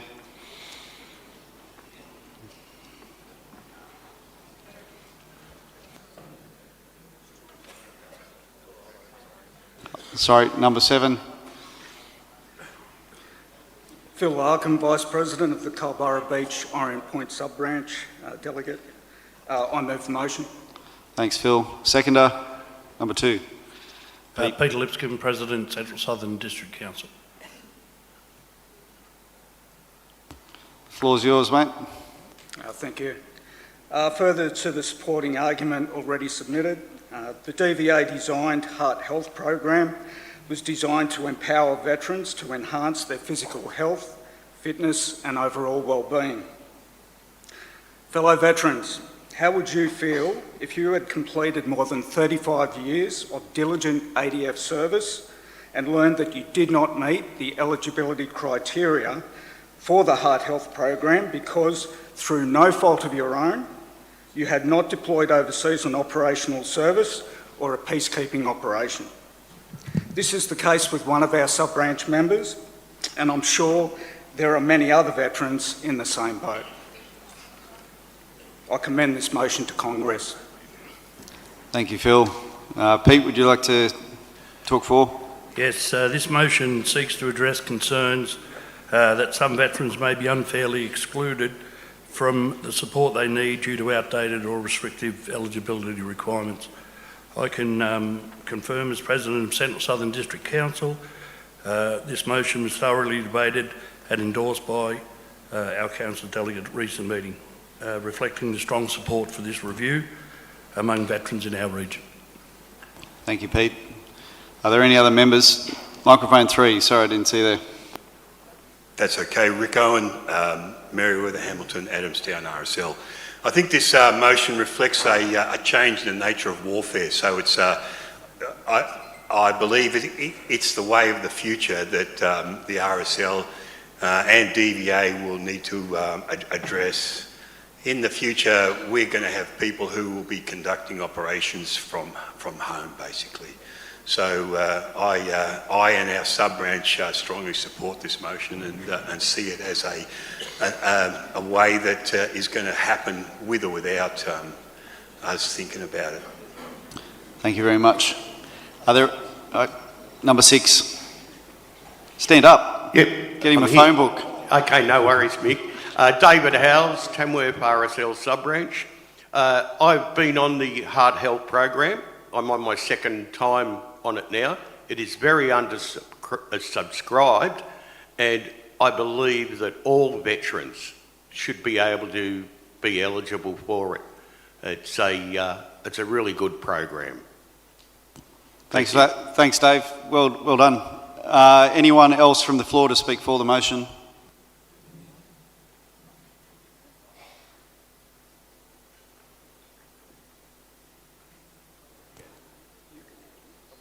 No one? All right. Are there any members from the floor, delegates, to speak against the motion? Okay, we'll put it to the vote. 1 for, 2 against, and the timer will come up shortly.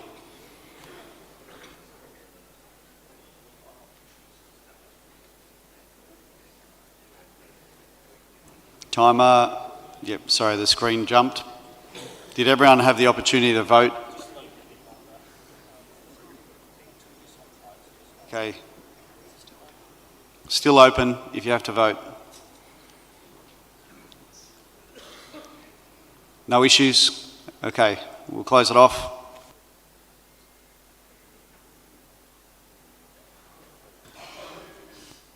Motion carried.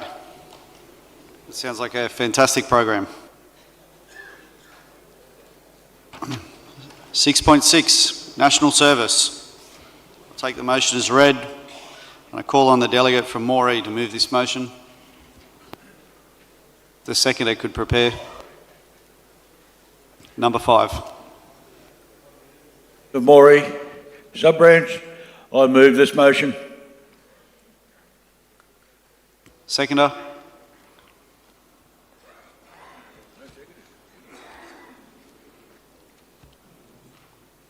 We'll just check online. Could you shout out? Canada.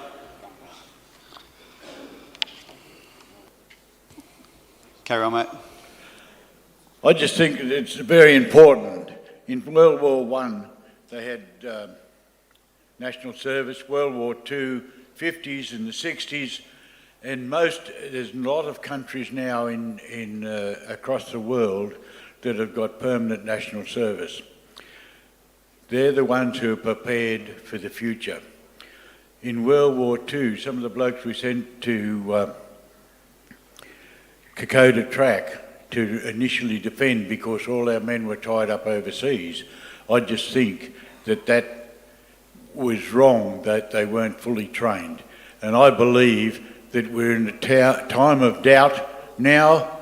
We haven't got a military service that is capable of defending this country because they lack numbers, so we should have numbers trained to do so. Thank you, Moree. The seconder, would you like to talk to the motion? No? Very chatty. Is anyone else, any other delegates looking to talk for? Yep, microphone 5. Dallas Hurd, President Gloucester Sub-Branch. What I would like to clarify is you got here limited selective national service. What do you mean by limited selective national service? Wait. Do you want me to answer that? We'll wait for the right to reply if that's all right. Number 2, are you for the motion? Against the motion. Against the motion. So are there any more first for the motion? Okay, number 2, speak against. Graham Doxey, Albury RSL. This is an old can we kick down the street every couple of conferences. The Defence Force is not there to babysit. The Defence Force is there quite clearly to recruit, train and fight. That's been articulated recently with the discussion in relation to the Army not continuing on with flood relief and bushfire fighting. It's not their job. Whilst I support a service to this country, and everyone should do it, both male, female, and those with limited disability that can still roll up to a desk and do something. But it's not the Defence Force's job to babysit. Happy to have a service to Australia where you do something between certain ages and not excluding anyone, otherwise you don't have a right to draw money from the government's funds. Thank you. Thank you. Are there any other, number 4, are you against? Would you like to speak to it? Yeah, Scott Wilson, Botany, Sub-Branch. So against limited conscription. National service or conscripting a significant portion or even all of Australia's 17-year-olds to meet defence needs may appear beneficial on the surface. However, when examined closely, it's clear this approach is neither practical nor beneficial for Australia's security. First, the ADF's current training capacity is limited to managing only a few thousand new recruits each year. Attempting to train tens or hundreds of thousands of conscripts would overwhelm existing facilities, requiring billions in taxpayer funds to build new training centres, housing and logistics infrastructure. This scale-up would take years, meaning we'd bear substantial costs long before realising any real defence benefit. Furthermore, adding large numbers of inexperienced conscripts would dilute the ADF's effectiveness. The ADF is built on professionalism and readiness, but with most personnel diverted to training roles, there would be minimal resources left to maintain a fully operational, combat-ready force. This shift would weaken, not strengthen our defence capabilities, leaving Australia vulnerable. In addition, conscription would place a massive strain on the defence budget. Training just 5,000 conscripts costs hundreds of millions, scaling to tens or hundreds of thousands would require a major increase in defence spending. The money that could enhance advanced technology, intelligence or cybersecurity would be funneled into unnecessary conscription costs, reducing our overall security. Lastly, we should consider the societal impact. Mandatory service disrupts young people's education and career plans, placing unnecessary burdens on families and individuals. Many might argue their service should be a choice, not an obligation, especially in peacetime. In conclusion, selective conscription is costly, logistically unfeasible and counterproductive to Australia's security needs. Our focus should remain on strengthening a professional... Time. Sorry, mate. 6 more words. Right. No, but all good. I made my point. Yeah, okay. Well spoken. Geez, we've got to line up now. Number 2. Todd Verco, Barraville. I oppose the motion for a number of reasons. Firstly, the whole idea of selective conscription, national service, call it what you will, is by its very nature divisive in society. There will always be those who feel they'll be unjustly targeted and those who will feel that they'll be easily able to escape it. Secondly, to provide the standard of training required, we'd be taking from our already undermanned Defence Force capable senior and junior NCOs and junior officers, thereby further diluting our capability to commit to operations. And thirdly, the times have changed when, no disrespect to the various weapons and support systems that were used in the Vietnam War, there's a lot more technical required these days to get people up to par. I suspect that in the 12 months that's prognosticated here, you're not going to get those who are doing national service past anything more than perhaps platoon level operations because of the nature of operations these days. I cannot support the motion. All right, we'll jump back to number 5, then back to 2. Max Frost from the Nabiac RSL. As an ex-NASHO and been through all the problems we had after Vietnam, I can't support national service in the past. What I was asked by one of my members was to think about the future, that the Army needs recruits, needs new members and needs support, just not in this way. Thank you. Thanks, Nabiak. Number 2, and then number 5 will be the last speaker against. John Davis, Casino, RSL branch. I'm against, mainly on the way it is written, limited selective national service, which I think could lead to cases of discrimination, and I do believe it would divide the selection, as some would feel that they were unjustly stopped from doing national service. Thank you. Thanks, John. Number 5. I'd just like to speak to it again, Mr. President, and I agree with a lot of the things that have been said there. I believe that the selective national service is there for a reason. We put it in for a reason, that they select those who they need with the ability to be trained for what the case is. And that, to me, is a military's thing to do. And the military, I'm very, very worried. We're close to, we're not in a real good situation in the world at the moment, and I don't know whether the majority of young people who have in the past stepped up, I don't know whether they will today. Thank you. Thanks, Maury. That was your right of reply. We'll put it to vote. 1 for, 2 against. You'll see the timer pop up on the screen. Can we... Time on.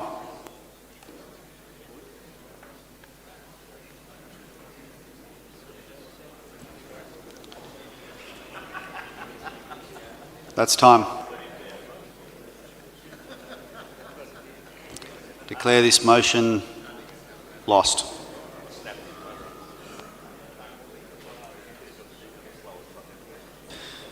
(6.7) Republic of Vietnam Campaign Medal. I'm calling the delegate from Narrabri to move this motion. If there's a seconder, please prepare to present. Microphone 1. Nicole Gallagher, Narrabri RSL Sub-Branch. I move this motion. Alternate delegate. So your delegate's out? Yep. Delegate's out. No worries. Thanks, Nicole. Seconder?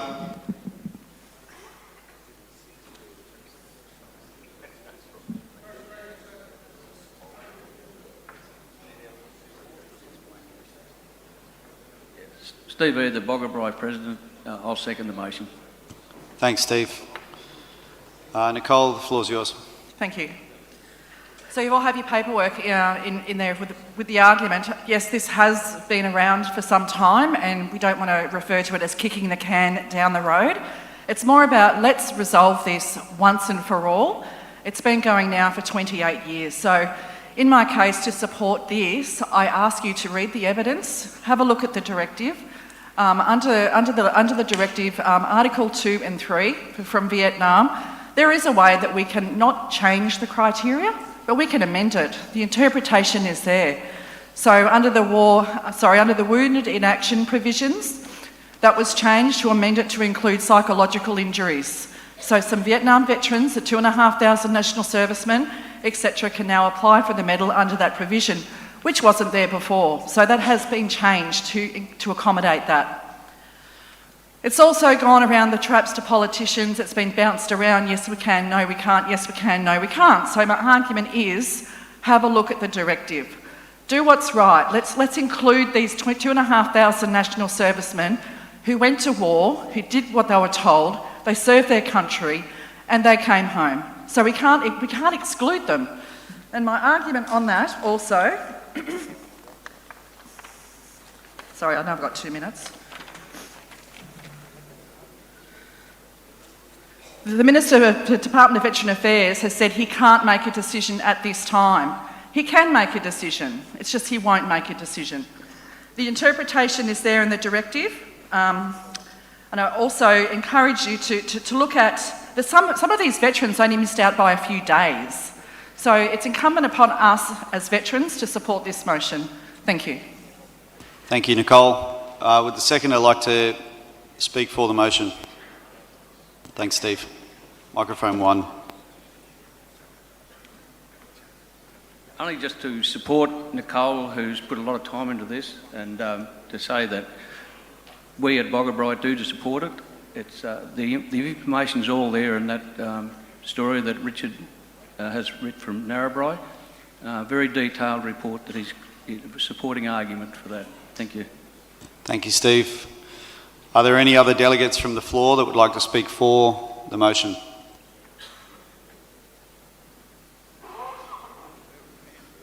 Microphone 3. Hi, Delegate for Braidwood RSL. I agree with the submission. Over 20 years of working with the Defence Honours and Awards Board, including the tribunal that reviews them, I've very often seen a bias to exclude rather than include in those submissions. There is an awful lot of wiggle room in the regulations. We just have to be willing to use it, and in this case, I think it's appropriate to do so. Thanks, Deborah. Are there any more delegates to speak for the motion from the floor? Okay, we'll move to delegates that would wish to speak against. Here he is, the man in the red shirt.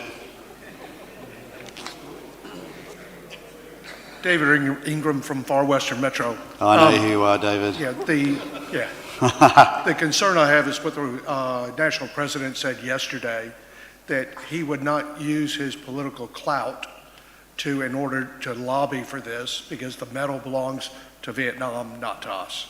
So that's a question. I don't know this will do any good, because I'm afraid, Mick, you'll go down there, ask him, and he'll say, fine, we do nothing. So I don't know this is going to get anywhere. Even though I do support the concept, I just can't support the actual lobbying. Thanks, Dave. Are there any other? Number 1. Sorry. Any more members to speak against the motion? Okay, Nicole, you get your right of reply. Just in relation to the President's comments yesterday in relation to the RBCM, we asked the RSL not to sit in judgment, but that's up for the Minister to do all that. So we ask for your support, but not to sit in judgment. That would be much appreciated. Thank you. Thanks, Nicole. All right, with that, we'll move to the vote. 1 for, 2 against, and the timer should pop up on your screen shortly. Timer on.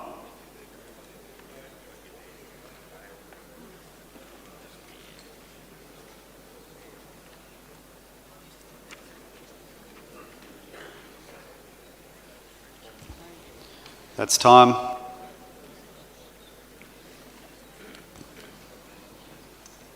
Motion carried. Good work, Nicole.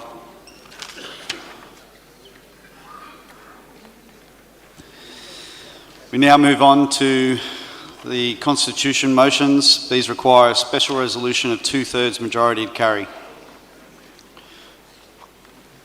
7.1, amend clause 8.6b. I call on the delegate from Forestville to move the motion, and if the seconder can prepare. Vince Williams, Forestville, delegate. I propose the motion.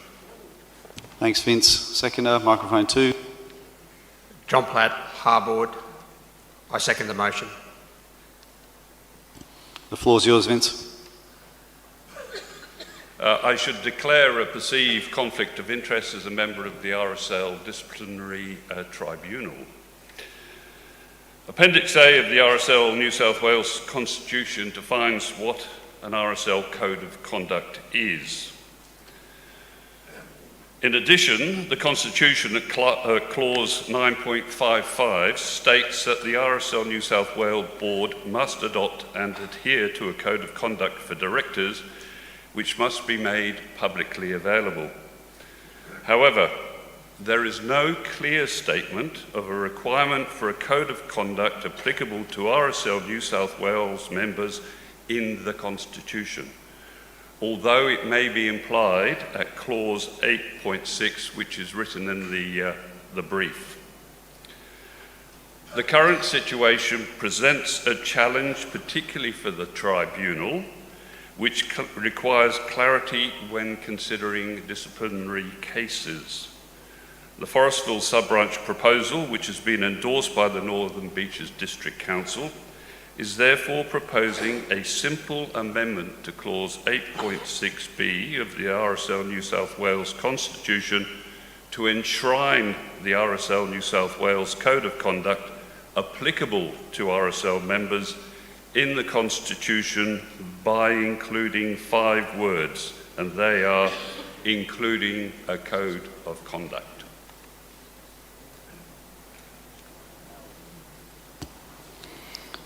Thank you, Vince. Seconded us to speak for the motion. As the seconder, I just declare a perceived conflict of interest because I am also a member of the RSL Tribunal. Nothing else to add. Thank you. Thanks, John. Is there any other delegates from the floor that wish to speak to the motion? For the motion? Don't rush. Are there any delegates from the floor that wish to speak against the motion? Here he is. Microphone 5, David. Floor's yours.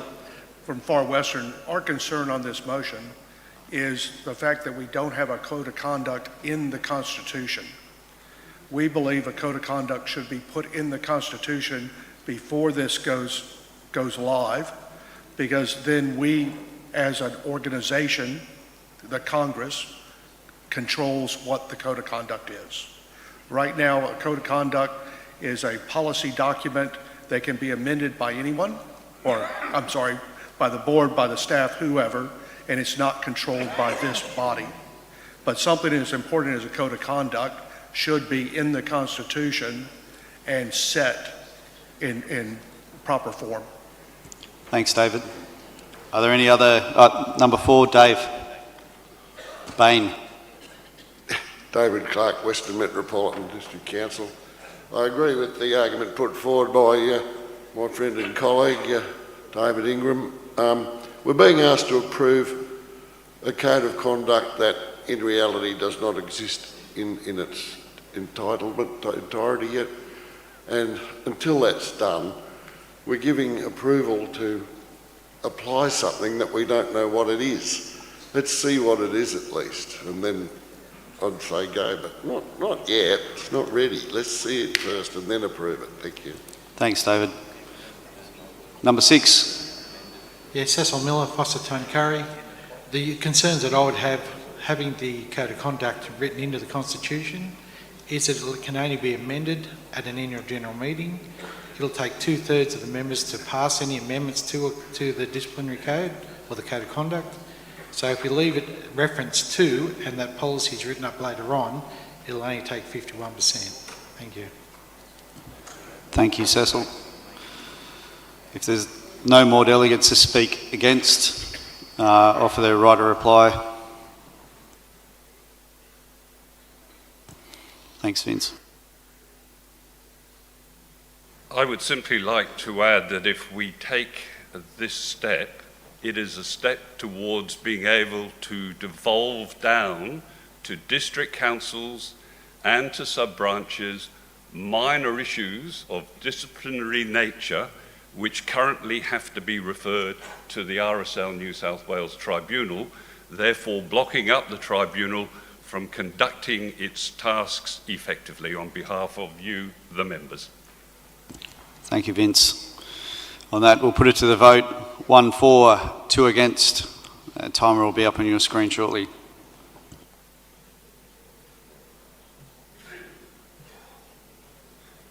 Timer on.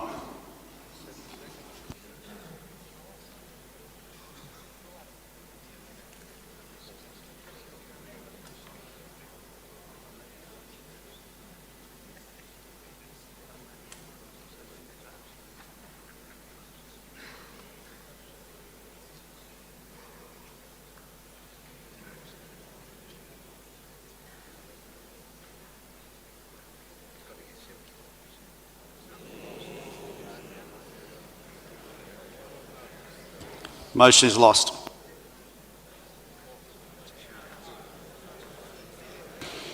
Okay.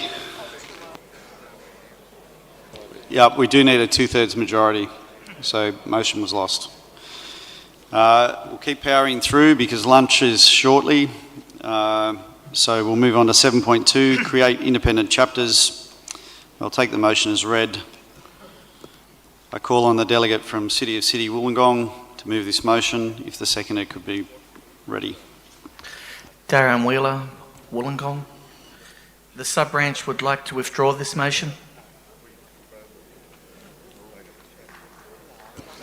Great. All right, delegates, I'll be speaking at this next motion, motion 7.3. As such, I'll be vacating the chair, and in accordance with RSL New South Wales Constitution, the chair of the RSL New South Wales Board, Louise Sullivan, will assume the chair of the AGM for this motion.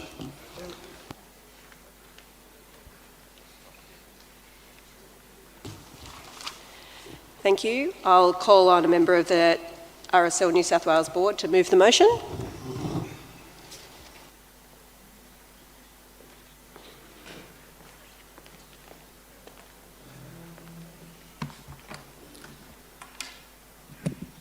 State President, moving the motion for the board.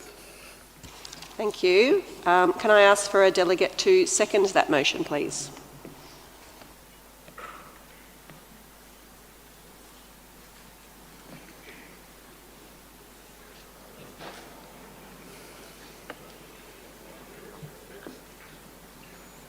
Derek Leslie, Brooklyn Sub-Branch. I second the motion. And in doing so, I share my concern and dismay about apparently independent attempts to influence my sub-branch in voting on this motion and other motions put forward by the board by Mr Josh Farquhar from North Bondi Sub-branch. That's out of order, Derek. I'll take your seconder, thank you. Cheers, mate. I'll call on the President to speak to the motion. Yep, look, it's a difficult one. It's one we've got to lean into. We've talked about codes of conduct. We're all aware it's something that we need to address. We need to ensure that we've got a robust and agile disciplinary system that applies to all of us, to the board, to myself, to the DPC and to the members. And it's got to be something that we're all accountable for. So the tribunal will still have a role, an important role to play, as will the DPC. And this is about setting a standard that we're all accountable for. We're being watched by the government. We call ourselves a peak ESO. I think it's time we start being accountable for the things we do or don't do. It'll allow better management of the issues, like I said, in relation to disciplinary matters, and they can be dealt with quickly and effectively. I have concerns that if people go to the tribunal now, they'll be held on ice for a fair while till their matters heard. I think it's a stressful position, and this allows from the sub-branches up to the DPC to manage and mitigate these issues and bring them to the board. I think that these matters will deal with reputational risk for RSL. It's a critical juncture point for us. We're leaning into the peak body position. We want to lead the state, we want to lead the other ESOs, and I think that starts with the way that we conduct ourselves. Not just in our own meetings or our sub-branches or our AGMs, but publicly. We need to look like we've got it all together, and we need to actually have it all together. Obviously, with this comes any policy designed with the board and DPC, and with their support for managing any breaches of potential code of conduct. I think it's natural to think that we will end up there. Look, again, I just reiterate, it allows us to address issues at the lowest level without having to go to the tribunal, which is becoming overworked. They are volunteers, they do a great job, but we can't pummel them for the next 3 years with matters because it won't allow us to effectively deal with things and move on. That's all I have to say. Thank you. Would the seconder like to speak on the motion?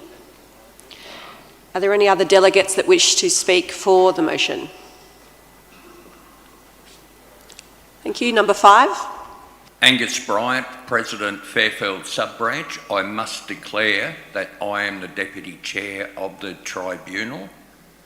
However, I believe that when we went from the previous constitution to the current, this was overseen and left out of the current. I do believe that a lot of the work which does go to the tribunal could be handled by the board, and it could, at a further stage, also reduce back down to sub-branch level. I am in support of this motion, as is the City of Fairfield sub-branch. Thank you. Any further speakers for the motion? And I'll just clarify for microphone 4, is your delegate? My delegate is outside of the room. Thank you. I'll call on microphones 4 in favour of the motion. No, I wish to speak against and move a point of order. I'll take the point of order. So the point of order is that this submission, and I'm seeking the ruling in relation to 7.3 through to 7.10, these motions were originally sent out to the members on the 6th of September and as motions for consideration. And on each of the motions there was a disclaimer that said delegates should note that this motion is proposed by the board for discussion as a means to engage with the membership in a collaborative way. It should not be seen as a form of consultation and does not reflect a considered or endorsed position of the board. So that was well within the 10-week rule required by 8.12.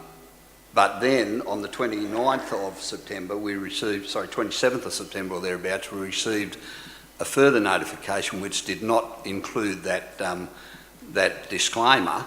And my submission, and I seek a ruling from the chair on this, my submission is that all those motions, 7.3 to 7.10, and this comes at a request of people from Far West and Metropolitan, that seek a ruling that in fact all those motions are out of order and cannot be dealt with because they don't comply with clause 8.12 of the Constitution, which says any proposed resolutions from the board must also be submitted to the State Secretary no later than 10 weeks prior to the date of the annual general meeting.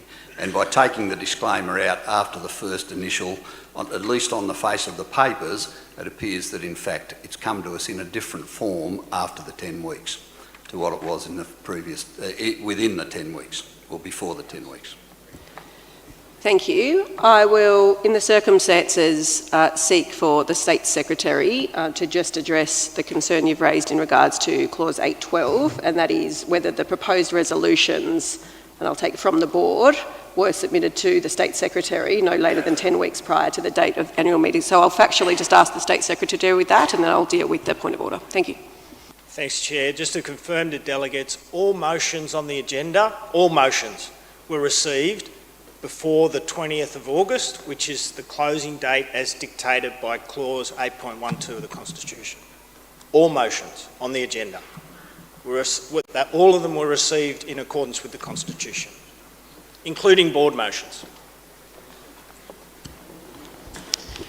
Thank you. Just in regards to the point of order and noting the State Secretary's confirmation of that, I do note the Constitution obviously provides the board with authority to review motions, which is different to the authority given by other motions submitted, and for those motions approved or otherwise under the appendix to be included in the agenda for the annual general meeting, which was validly issued, and the motions that are before you obviously were included in that. So I take your concern to be obviously how they were dealt with from the 10 weeks prior to the notice. I'm satisfied based on the board's consideration, although the disclaimer is different, the motions were lodged validly, and I'm satisfied as Chair to proceed with the motions as tabled, so I don't accept your point of order.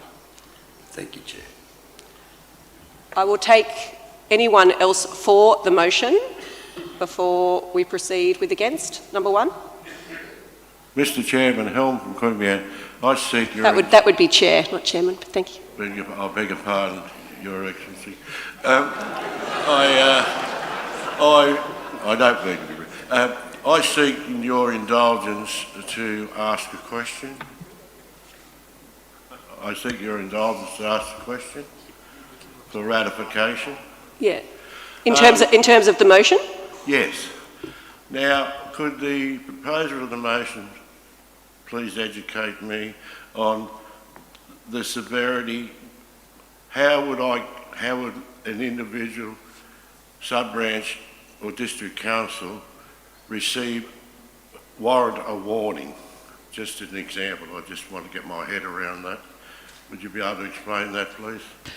We'll take it to be dealt with in the right of reply, that we'll do it at the end, but I take your question to be, if this was successfully voted in favour, how would in what circumstances would a warning be issued? Due to the severity of the document, yes. Yep. Thank you. All right, we'll take that on notice. I'll ask for any other speakers for before I go to against.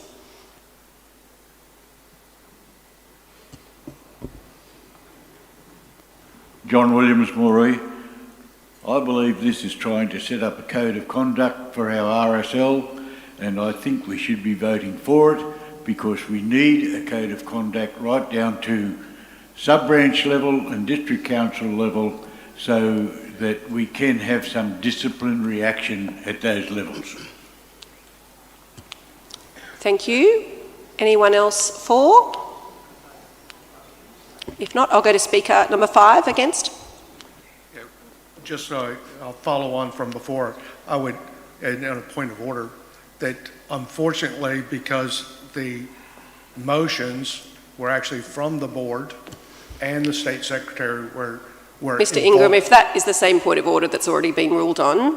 No, what I'm getting at is that it's not a valid point of order to raise a further point of order on the same point. Well, you actually have a conflict of interest to make a ruling on that because you are the board.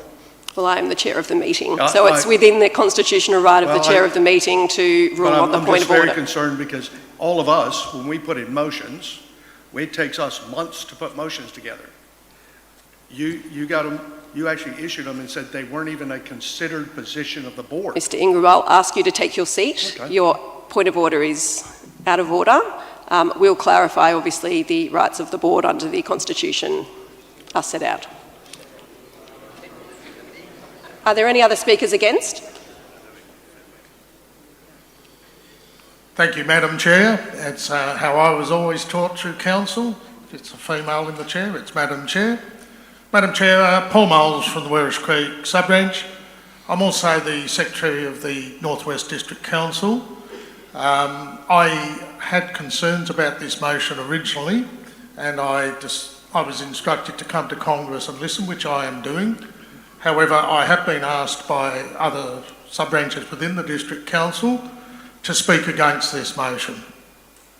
The concerns that we have with this motion, although we feel we need disciplinary powers within the sub-branch and the District Council, we have concerns that we have to go through a process through State Branch, and as was mentioned, it then goes to the, what did you call it, Mr. President? The Tribunal? Yep, the Tribunal. However, by approving this, it's making the board completely different from the membership. You don't have to give that fair and equal rights to the person that you wish to discipline. It means you can jump that and just do what the board decides. Now, I have been on boards and I have been on council, and I believe the board already has the power. It already has the power to discipline members that bring the RSL into disrepute. So I'm a little bit concerned about the way this is going. I believe in equality, and I think the tribunal was set up for everybody within this RSL so they could have an equal say, and maybe I'm pretty sure from the knowledge I have that you could have legal representation at that tribunal. You can't. Thank you, Mr. O'Brien. I always like to throw it out there so somebody can correct me, just makes them realise that I'm sometimes talking crap. So anyway, that's our concerns. Thank you, and you are out of time. Thank you. Do I have any other speakers against? If not, I will give the right of reply to the President. If you might also address the question that was raised in terms of how that would operate. All right. I suppose all the councils across the state get it right. Look, I'm not asking the membership to look at this as some draconian measure. there's a code of conduct for the board. There needs to be some measure that the board and the DPC and as a membership as a whole can manage membership issues at the lowest possible level without putting them through the stress of a tribunal. I think it goes without saying that, you know, in the past we've had members or affiliates charged with serious indictable offences, and we've been unable to remedy their position on their membership at times, and I think that that's a risk position for us as an organisation. This isn't about a draconian measure where people are going to get the arse. This is about us being able to manage our membership, be considerate of our peers, and be accountable to each other. It's not for me, it's not for this board, it's for this organisation into the future. I don't intend there to be some board sign-off. I think that this has got to be a process that has a gradient. It goes through the DPC, or as you referred to. It comes to the board. It's got to be a considered policy and a position that everyone's happy with. But unless we're ready to hold each other to account, that starts with you guys. I don't know how we can turn to government, or we can say that we're advocating for the Royal Commission findings, 122 recommendations, if we're not going to set up best practice and make sure that we're accountable to ourselves first and foremost. There's a long-standing history in the veteran and ESO community of cannibalism, and it's time for us to come together, no matter the generation, gender, religious standing, position, service, even if you were in the Air Force.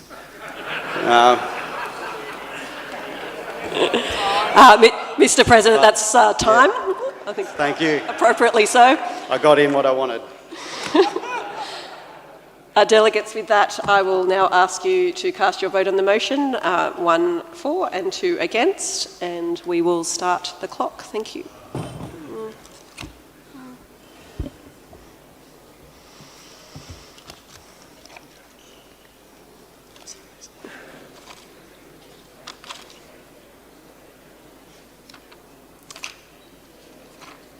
And that's time. Thank you. Close the vote.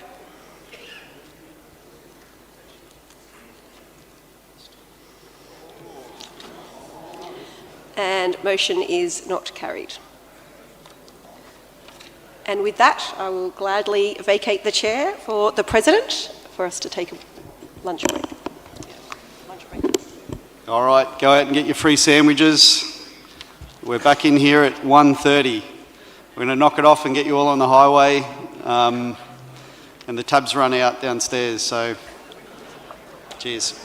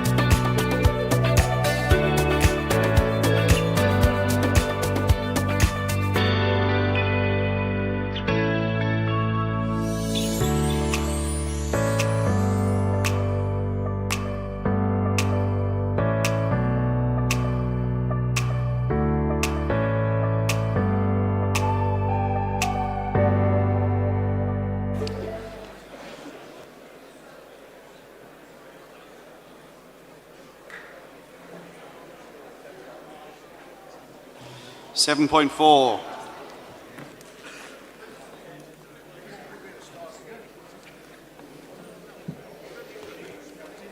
7.4, minimum ratio of service members. I'll take the motion as read. I call on a member of the board to move this motion, and I ask for a delegate to stand up, prepare to second. Paul James, Director, moving the motion. And seconder.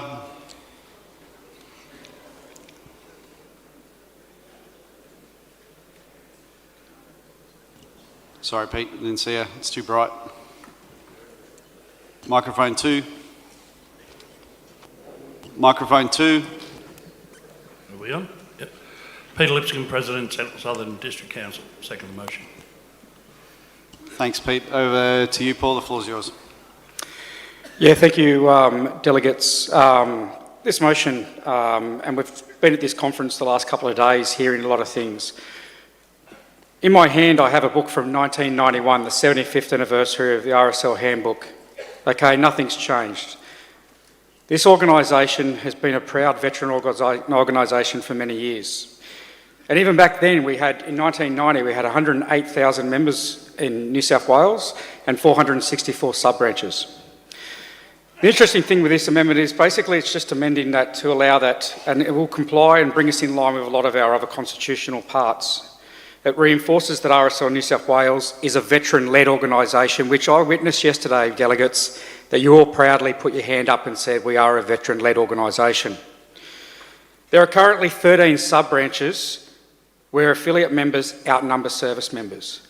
And I'm not about taking away those sub-branches that have got more affiliates than sub-branches. I want to do more. Our board is going to do more to help you. What you look like going forward may be different. The other factor here is that the choice of a 2/3 majority of service members for a sub-branch, when you do a constitutional resolution, we need that. But if you had 2/3 affiliates, how does that work? There's also, it ensures that decisions of sub-branch on legal awards, expenditure, donations in accordance with our charitable purpose, which is for Australian Defence Force veterans and families, is reflective of the opinion of service members. Whilst I do appreciate the hard work of affiliates and auxiliary members, this is a veteran-led organisation. This amendment will also incentivise sub-branches to recruit service members in order to be compliant with this obligation. The 2021 census said there's 150,000 veterans in New South Wales. We had the other day, Isaac put up a slide and he's talked about that. We've had slides before and presentations in relation to where these people are. And most veterans are going to regional areas. Not too many veterans. Is it time? Sorry, Paul, time.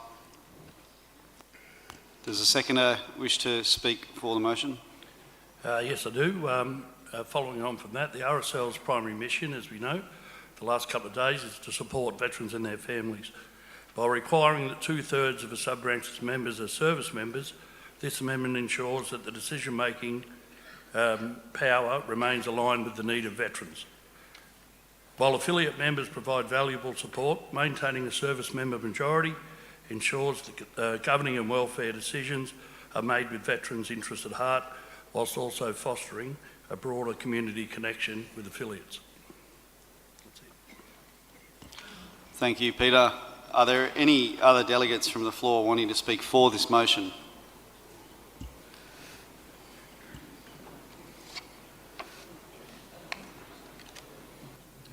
Microphone number 5.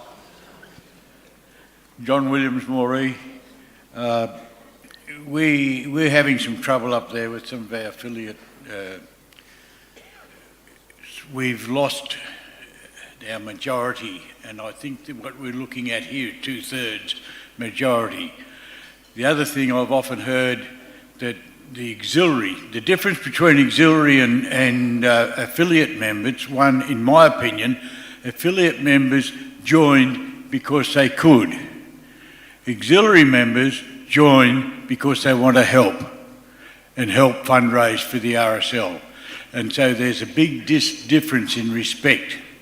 I know there's a lot of sub-branches that have very good affiliates, but I totally support this 100%. Thank you, John. Are there any other members, delegates from the floor that would like to speak for the motion? Don't rush. David Ingram? I was joking, sure. Microphone 5. Start calling me Nostradamus. This is really just a point to bring up about this and a concern. If this happens, of the 13 sub-branches that have... Is this against David or No, for? it's neutral. Okay. Okay?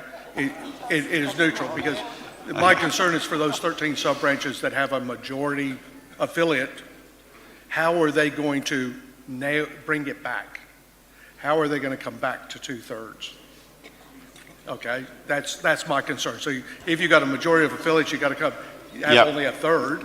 You got to get rid of people. Noted. We'll have that in reply. Are there any members for the motion? Okay. Are there any members against the motion? Online we have one I'll go to first. I just can't see it on the screen. Colleroy. Good afternoon, Delegate. John Colleroy. I wish to speak against the motion. Firstly, I should declare my interest. I'm proud to lead a fully functioning compliant sub-branch with 132 members. This wasn't always the case. 5 years ago, we were down to 45 members and on the brink of closure. Our membership now comprises 75 service members and 57 affiliate members. That's 43% affiliates. So you'll appreciate my concern.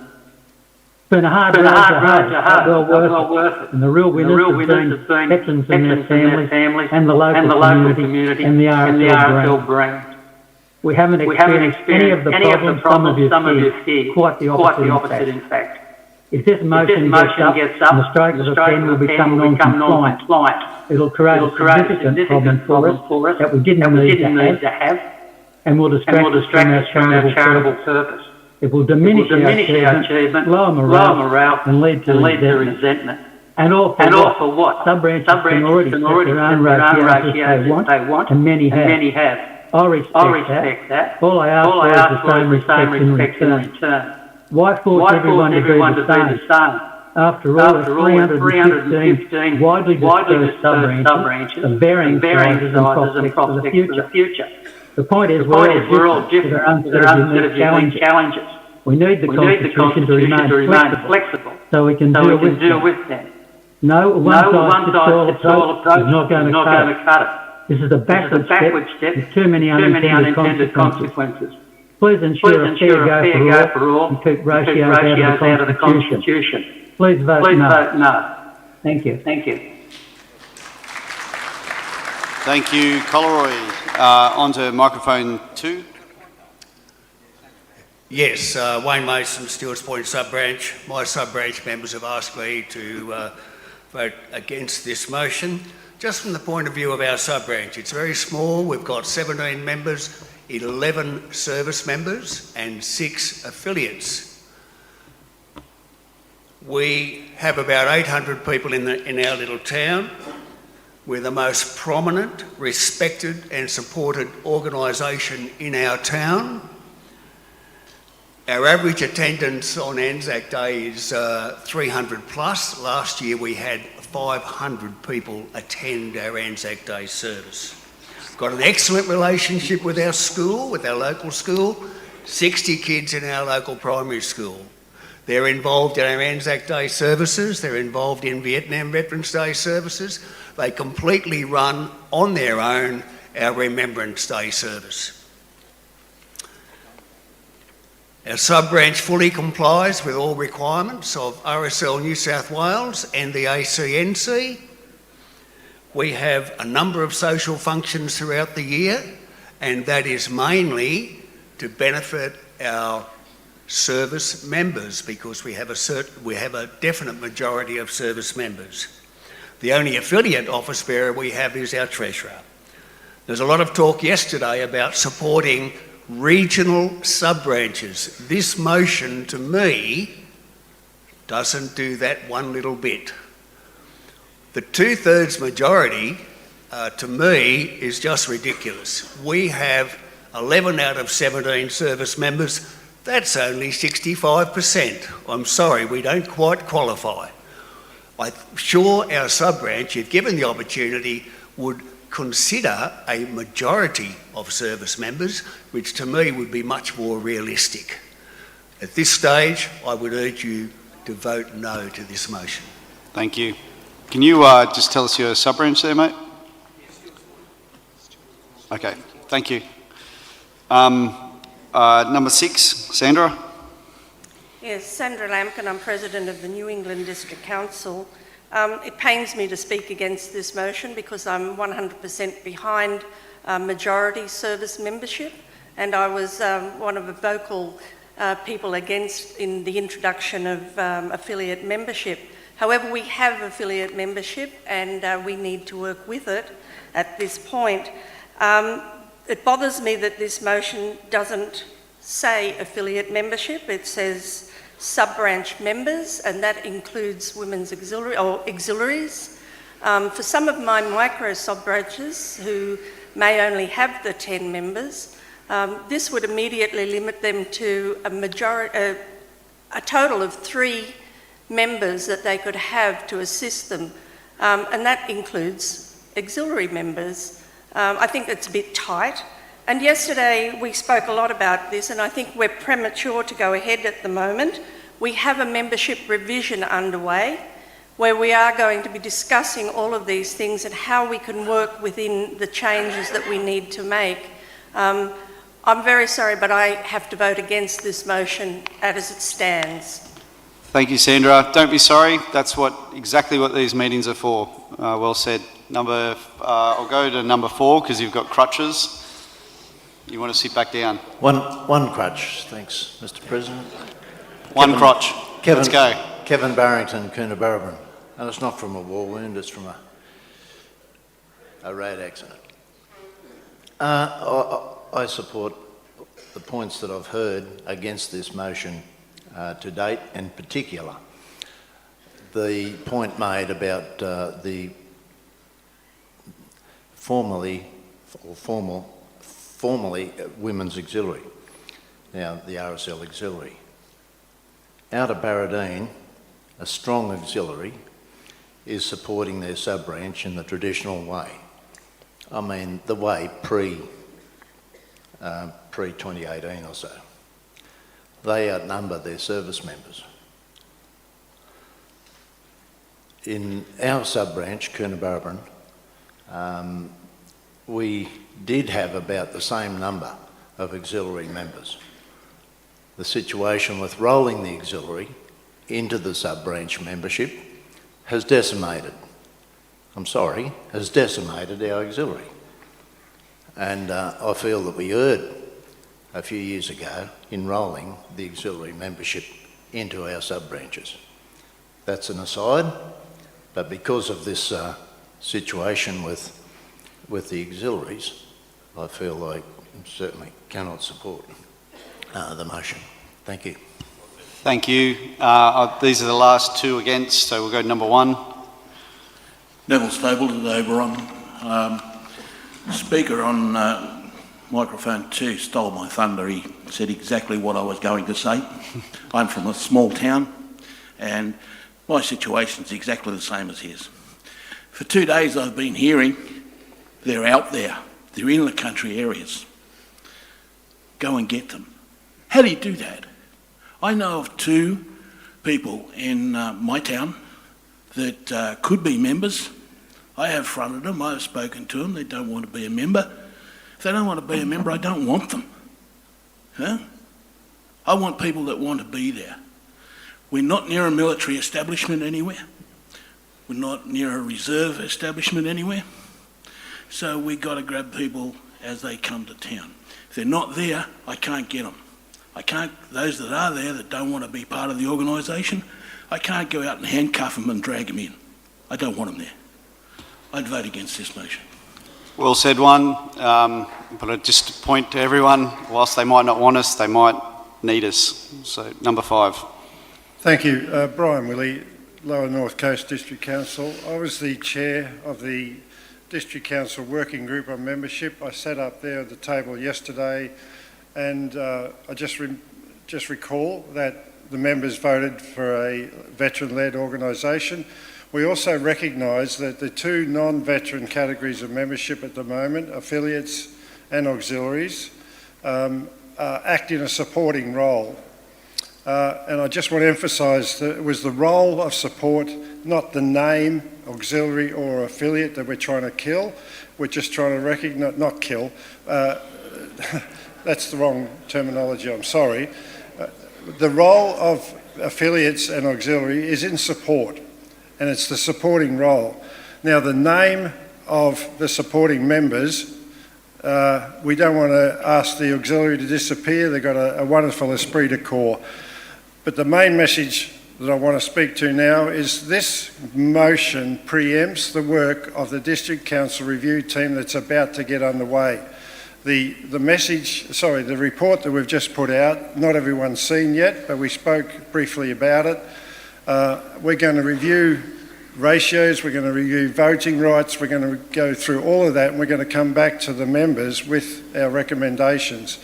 This motion preempts that, and really it's not what we want to achieve. We want to achieve consultation and consensus. Thank you.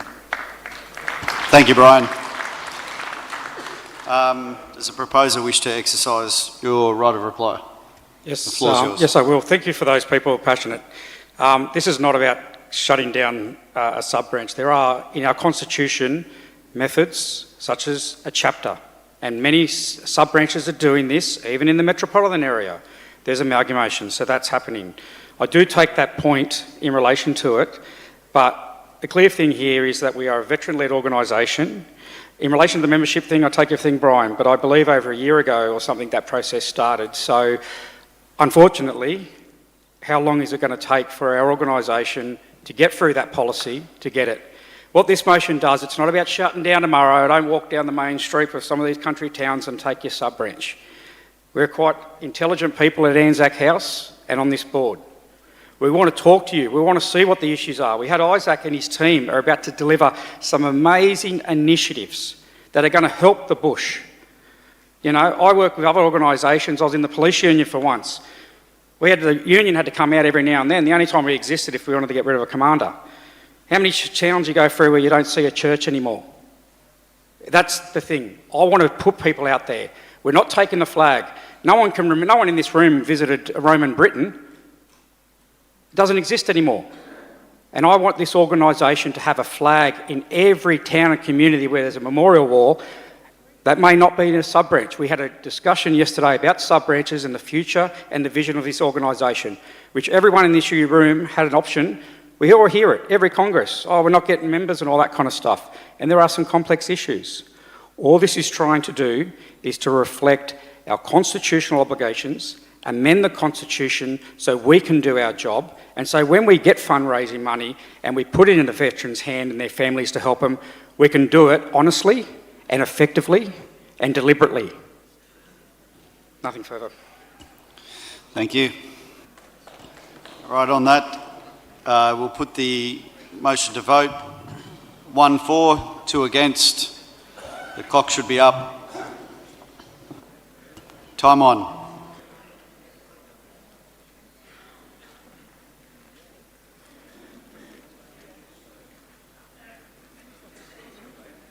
Time out.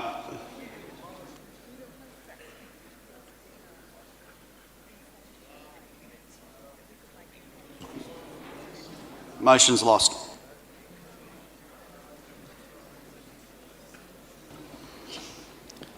On to 7.5, sub-branch obligations. I'll call on member Louise of the board to move this motion. If the seconder can be ready, stand up.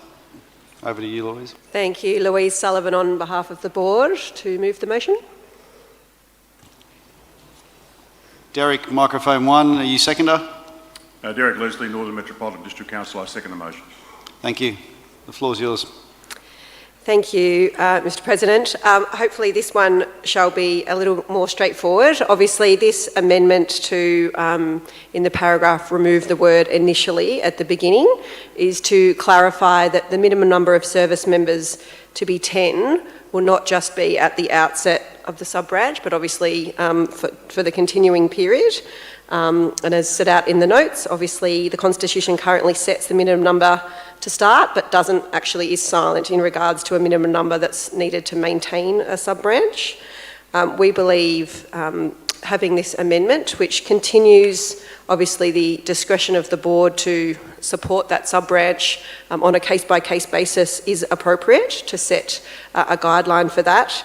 It obviously, in terms of the amendments, obviously also sets out some parameters and timeframes around, you know, if things have drifted below 10 for whatever reason, and sub-branches are working with the board, that steps will be taken, just so that, I suppose, RSL New South Wales, the board, are aware and alert to what is happening. So it's certainly to constitute, as far as membership goes, that expectation that we are trying to maintain that number. The board absolutely accepts things will go up and down, and certainly there is no intention here that discretion does not continue, so I don't want that to be misunderstood. It really is to give us a bit of an early warning and to prompt us as well if sub-branches are having difficulty, so that we can step in and provide that support. So I think that's something that shouldn't be lost in terms of the intention with this motion. And I think by setting out that process in the Constitution, as we said in our notes, if there's something that we can do to actually support, if you like, a failing or a struggling sub-branch to with members that are below 10, we think that this is a real opportunity to improve. So it's to call out, I suppose, if you like, probably a bit of a constitutional oversight that time, initially. Louise. Thanks. Does the seconder wish to speak? No. Are there any delegates from the floor wanting to speak for this motion?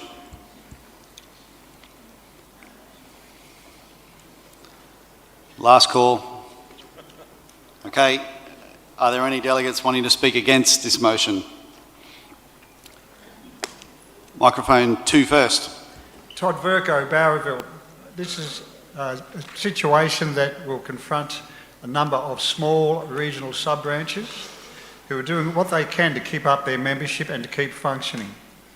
Rather than setting a simplistic figure of 10 people, I think rather it would be better if, in terms of whether you want a sub-branch to continue or not, you look at its ability to comply with its reporting mechanisms. You already have the early warning on numbers from the database that's held on the RSL portal. I think it's unfair on branches that are trying what they can at the moment to keep their numbers up, to expand their numbers, to have a suspended threat from the board hanging above them. Because you've said you've got the ability to make a decision to allow these sub-branches to keep going, but they don't know where you're at in their deliberations, and uncertainty is not going to attract members. I cannot support this motion.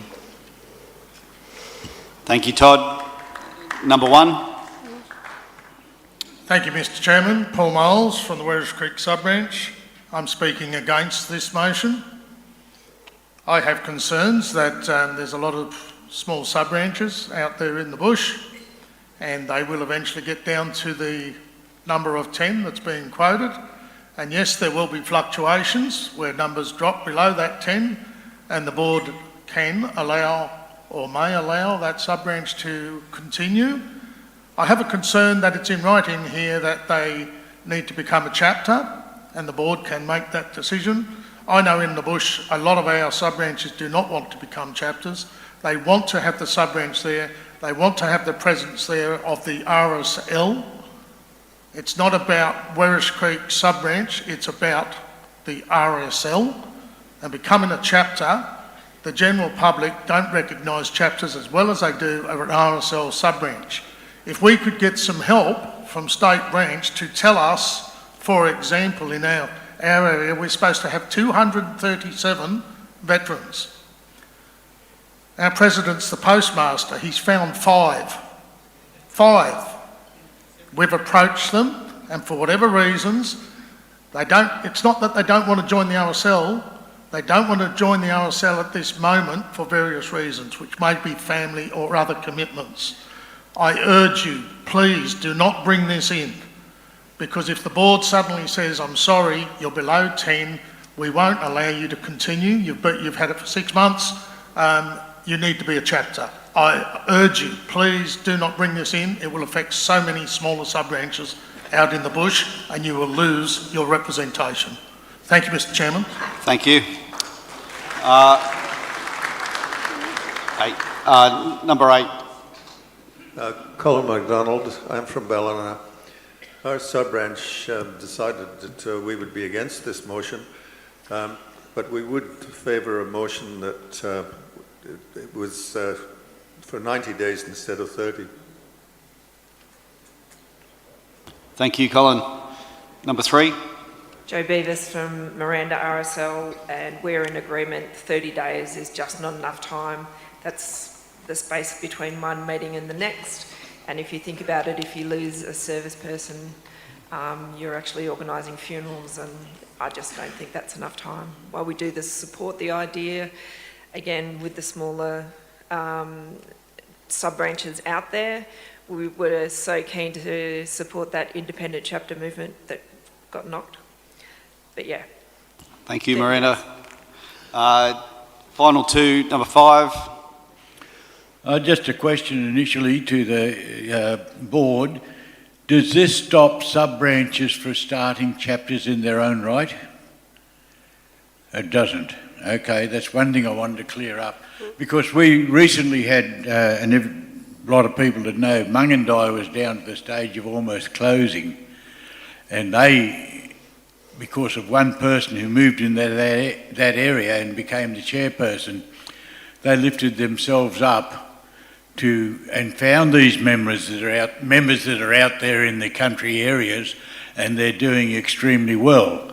So I guess now, because you gave me that answer, I'm speaking for it really. But the point is, sub-branches can turn themselves around if they really want to put their heart into it. Thank you, number 5. Number 4, final. Eric Roach, Redfern RSL sub-branch. We are against the motion. The words that have been bandied about by our good leaders at State Branch are about how control can go back to the sub-branches. This is not giving control to the sub-branches, this is taking autonomy away from the sub-branches. Our brethren out there in the bush that are doing it a lot tougher than we are in the city, they need to be given the chance to make it their decision in their sub-branch of how many members that they can have, as long as they comply with their obligations to RSL New South Wales. I just see this as a taking away of their abilities and their rights to be able to run the sub-branch the way they want to. Thank you. Thank you, number 4. Louise, would you like to have a right of reply? Yes, I would. And I guess I've been listening to that debate, obviously with some disappointment, because regrettably that's exactly what we didn't want the reaction to this motion to be.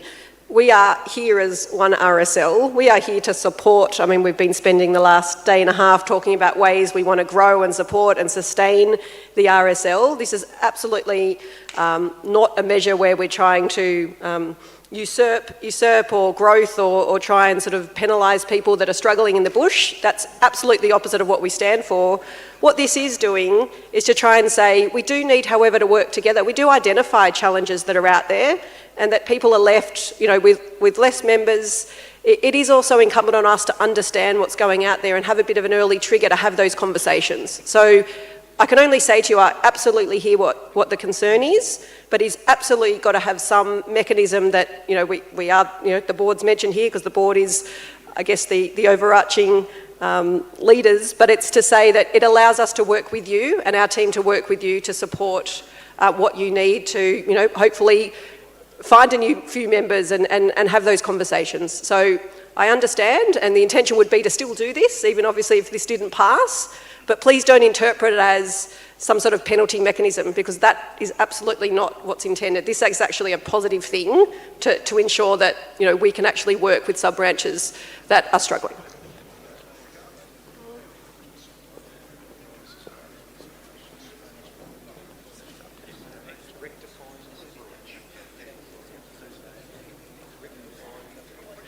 All right, we'll put it to the vote. 1 for, 2 against.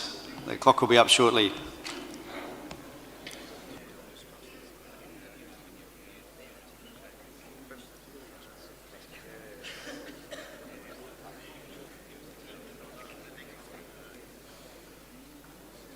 That's time.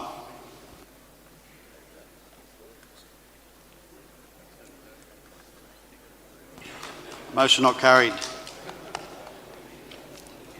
I might just suspend standing orders. I just want to make a quick response to some of the, I guess, the temperature. I'll hand over to Louise.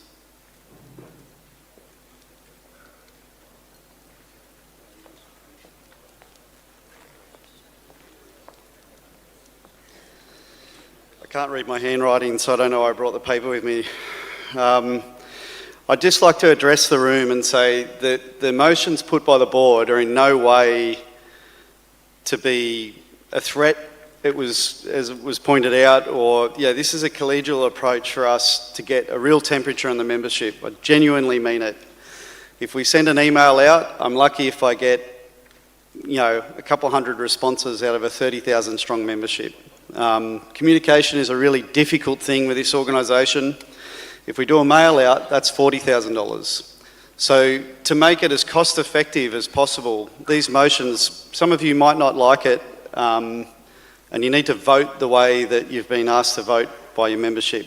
But it's in no way some draconian position we put it on. It's just the best way for me and the board and the executive to read the temperature in the room. This is how we get it. So I just ask if we can take some of the heat out of it. I know we're all passionate about it. We're taking things on. I can assure you if I had 100 of you in the room, I'd have 80 different answers on one topic. So it's a really hard thing to get direction on. The motions are put just to get a feel for where we're at. It allows us to know what we've got to do next to better serve you, the membership. So thank you.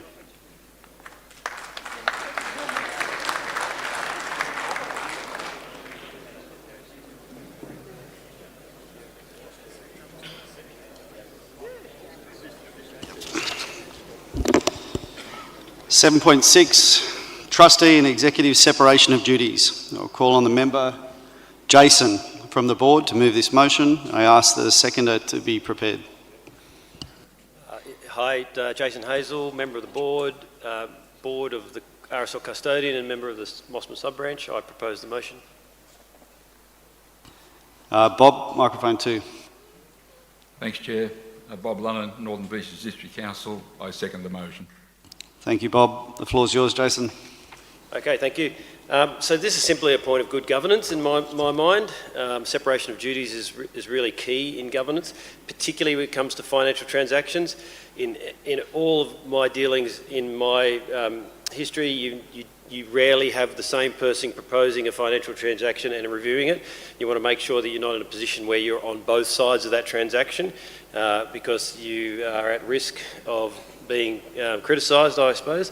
So it's very clear in my mind that we should separate the role of executive and the trustee, and I think it would help sub-branches across the league. Thank you, Mick. Thanks, Jason. Bob, would you like to speak for? Thanks, Mick. RSL New South Wales is a charity. We are all charities with ACNC obligations. ACNC governance is clear with regard to managing charitable funds in that no person should have control over authorising, completing and reviewing your charity's financial transactions. In other words, acting as judge, jury and executioner. For those sub-branches which are unable to find suitable trustees, your safety net is RSL Custodian. Our district has a number of sub-branches working successfully with RSL Custodian for many years with no issues, so that all transactions are managed at arm's length. I commend the motion that no sub-branch executive may be appointed to hold the position of and act as a trustee. Thank you, Mick. Thank you, Bob. Are there any other delegates wishing to speak for this motion? Microphone 3. Thank you, Mick. My name is Nicholas Scow. I'm the President of the Housekeeping RSL sub-branch. I'm also in favour of this motion. I believe that there would be no reason to expect any member within the executive to have any conflict of interest. That's pretty much what it comes down to in relation to finances. But I also want to point out in all the previous motions that I personally feel that it's what's been written in these motions that is more than likely not passed in any previous one. While I tend personally to agree with them, the wording has not been put well. Two-thirds, for instance, two-thirds of members and so forth. It should be a majority, something like that. It probably would pass if that was the case. Anyway, that's all I wanted to say. Thank you. Thank you. Is there any more delegates that would like to speak for the motion?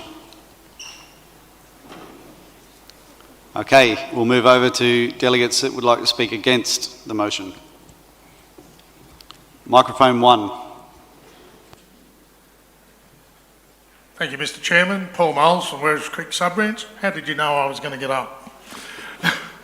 Was that shirt? Looks like a Navy shirt. Oh, don't say that. Okay. Delegates, I need to speak against this in all respect. Sub-branches, as far as I know, are not controlled by any one person, their finances. My understanding is that we have 3 trustees, or we have 2 trustees and a custodian. So to me that's 3 people, it's not one. If I had looked at the writing here earlier where it said no person from the ACNC, if they had put no individual, I might have thought differently about it because I agree with that. But no person should have control over authorising, completing and reviewing your charity's financial transactions. Most of us either have an auditor or somebody who checks our books, individual of the sub-branch. And again, I say we have 3 trustees, state branch. They get all our information through our SB 1, 2s and 3s. So they're looking at it as well. The ACNC looks at it. I don't believe there is one person. There are 2 signatories for transactions, or if there isn't, there should be, and it shouldn't be husband and wife team. But other than that, that's really all I have to say, Mr Chairman. So I'm speaking against the motion. Thank you, Paul. If anyone else would like to speak from the floor, remember, let's keep it on point. Number 8. Jackie Vincent Cootamundra. I'm speaking against the motion due to the cost of a deed of agreement for your trustees through a solicitor.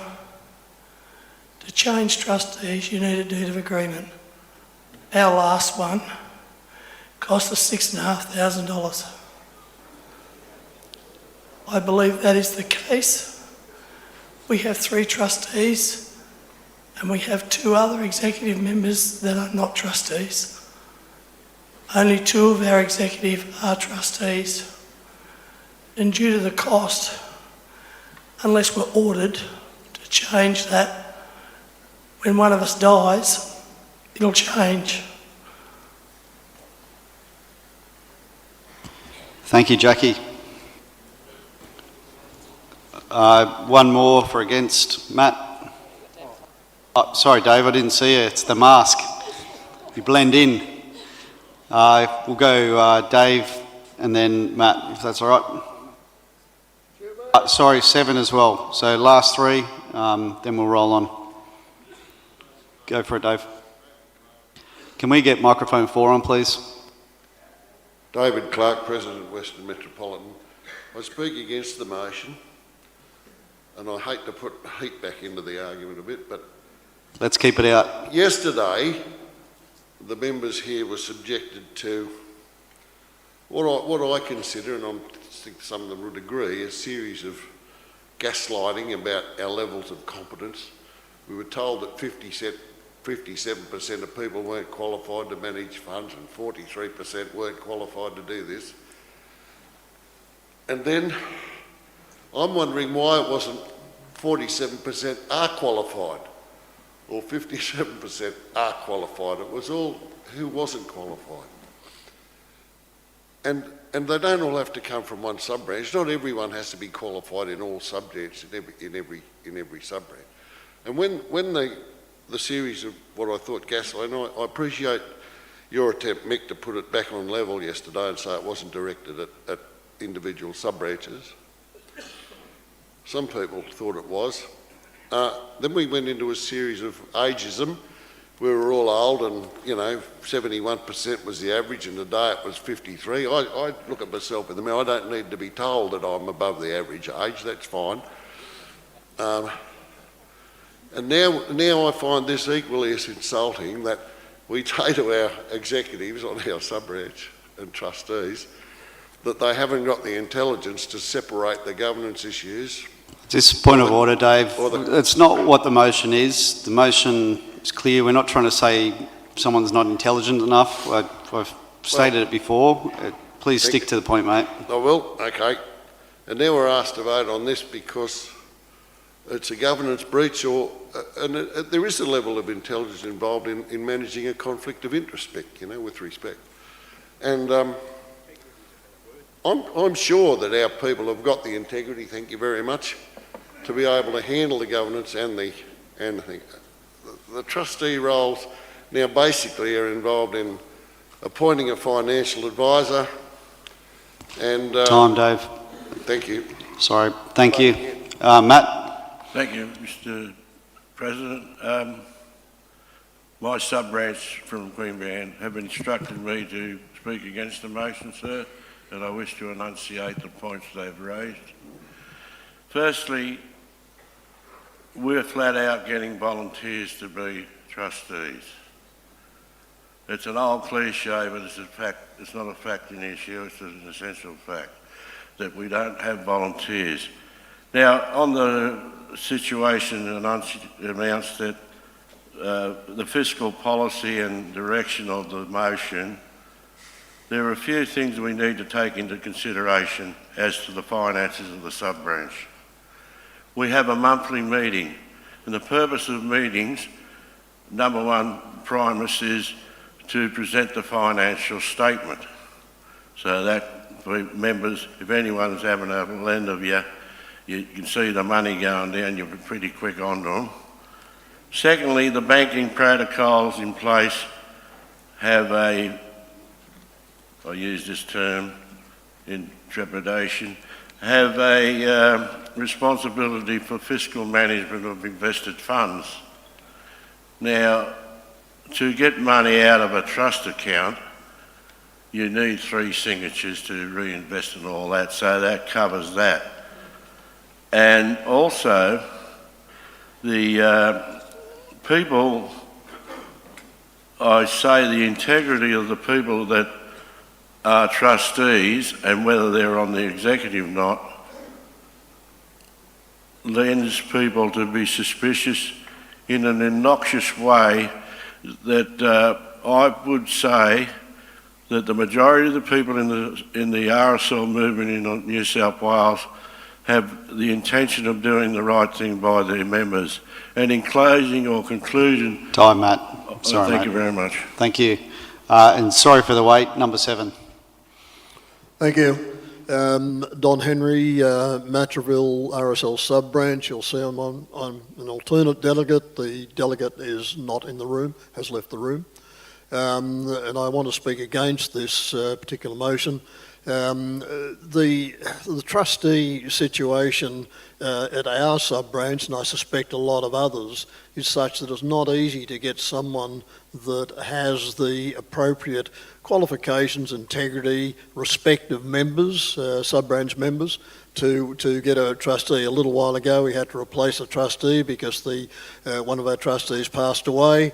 And I pick up on a point that was raised before, because we have substantial real estate in the form of a licensed club that is a tenant to us.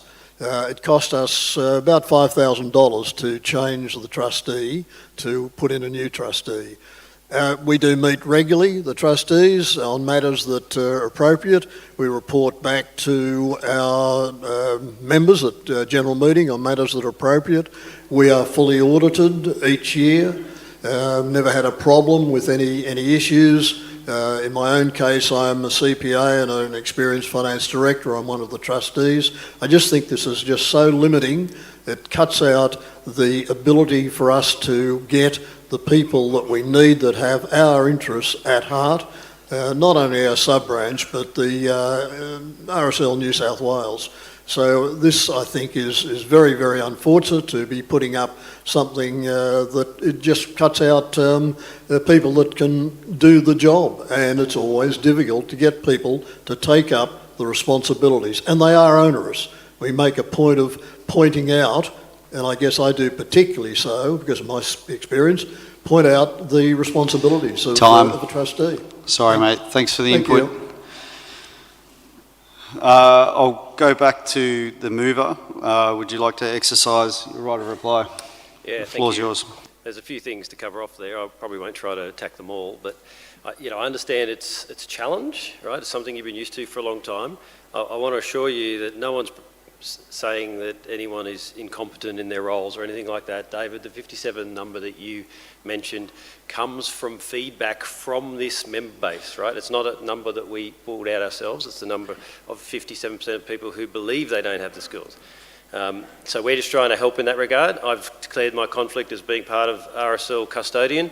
RSL Custodian is there available as a trustee because it is expensive to get legal advice every time you change a trustee. We see six trustee changes every fortnight.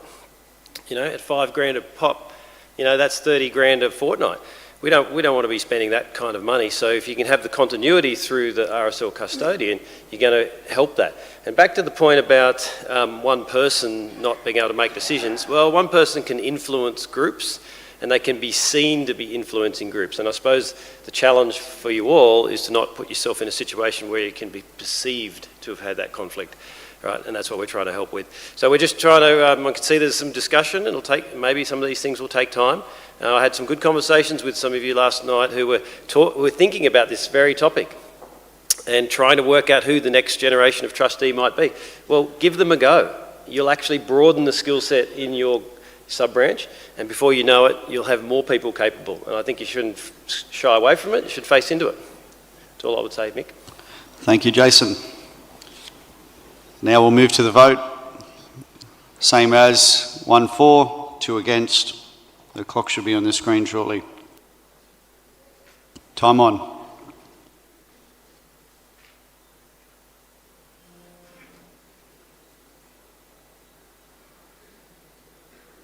That's a bingo.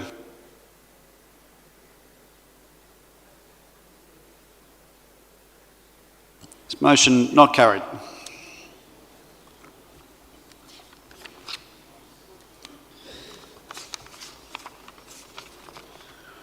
Only a few more to go.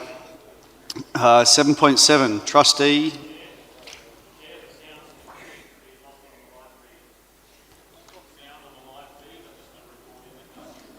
Okay, just wait one, we'll figure it out.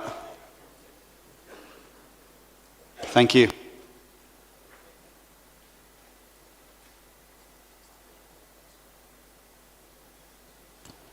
Okay, so I've just been informed it's just the online delegates, not the people coming, no, sorry, not the delegates, it's the YouTube feed. 7.7, trustee and executive conflicts of interest. Jason, you're up again. RSL New South Wales Board to move the motion. I ask for a delegate to second the motion. I'm back again. All right. Ready Jason. to go. Okay, so I propose the motion to the floor. Seconder. Microphone 2. Bob London, Northern Beaches District Council. We second the motion. Thanks, Bob.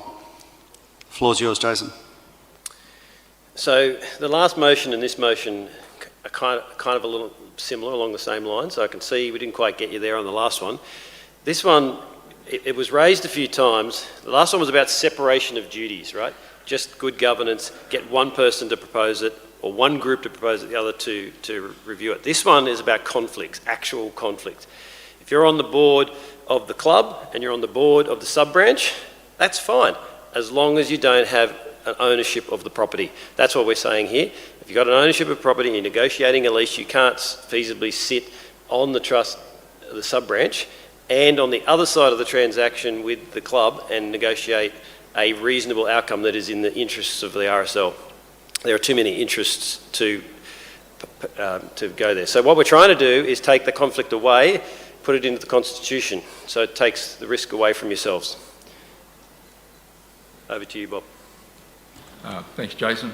I just say in the last year or so, RSL New South Wales provided all of us with online training modules, one of which was conflict of interest training, in which you had to achieve an 80% pass mark or better to successfully pass the training, indicating you understood conflicts of interest as an executive or trustee.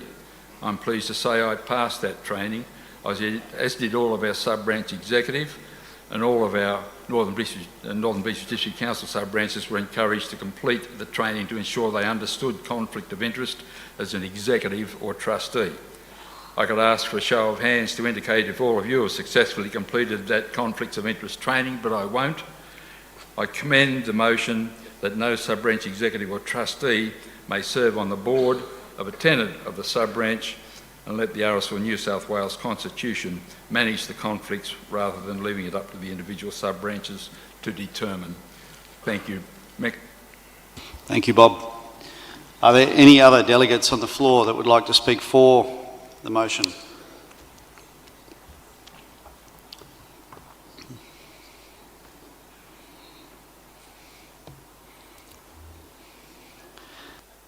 Microphone 2, shout out to the nurses. Deborah Carter, President of Pittwater Sub-Branch and one of the Vice Presidents of Northern Beaches District Council. Furthering on from what Bob said, last year I remember when we had our online training, which thank you was fabulous, so many people did not, there wasn't a complete amount of people doing the online training. In fact, it was inverse proportionate, the amount of people who voted against this issue who actually did the online training. So how can you vote on an issue when you never did the online training? I'm supporting Bob. Thanks, Deb. Are there any more delegates from the floor that would like to speak for the motion? All right, we'll move to any delegates from the floor that would like to speak against the motion, noting that you should consider your conflict if you are in this very position.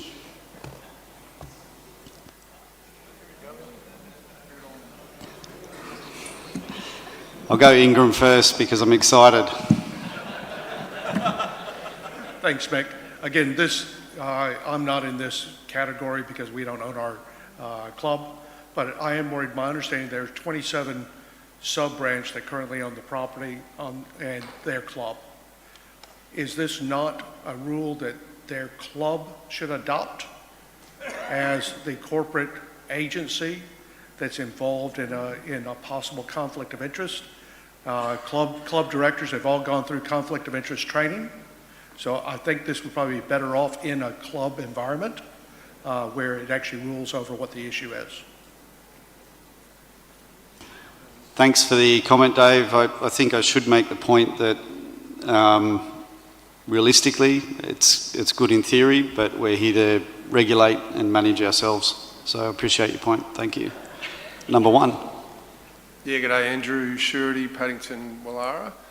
I think, like you said, it probably is a poorly worded motion if you haven't really explained that it basically is owners that this applies to, because the way I read it is you basically can't be on two boards, right? At Paddington, we have people on both boards, and the reason we did that was because they weren't doing a real good job running the club, and we wanted that club to be successful. You know, we live in that club, we have a room in that club, we want a successful club so that we have somewhere to be. They weren't doing a real good job, so we wanted to have some influence in that, so we have people on the board. And we actually are making some headway now.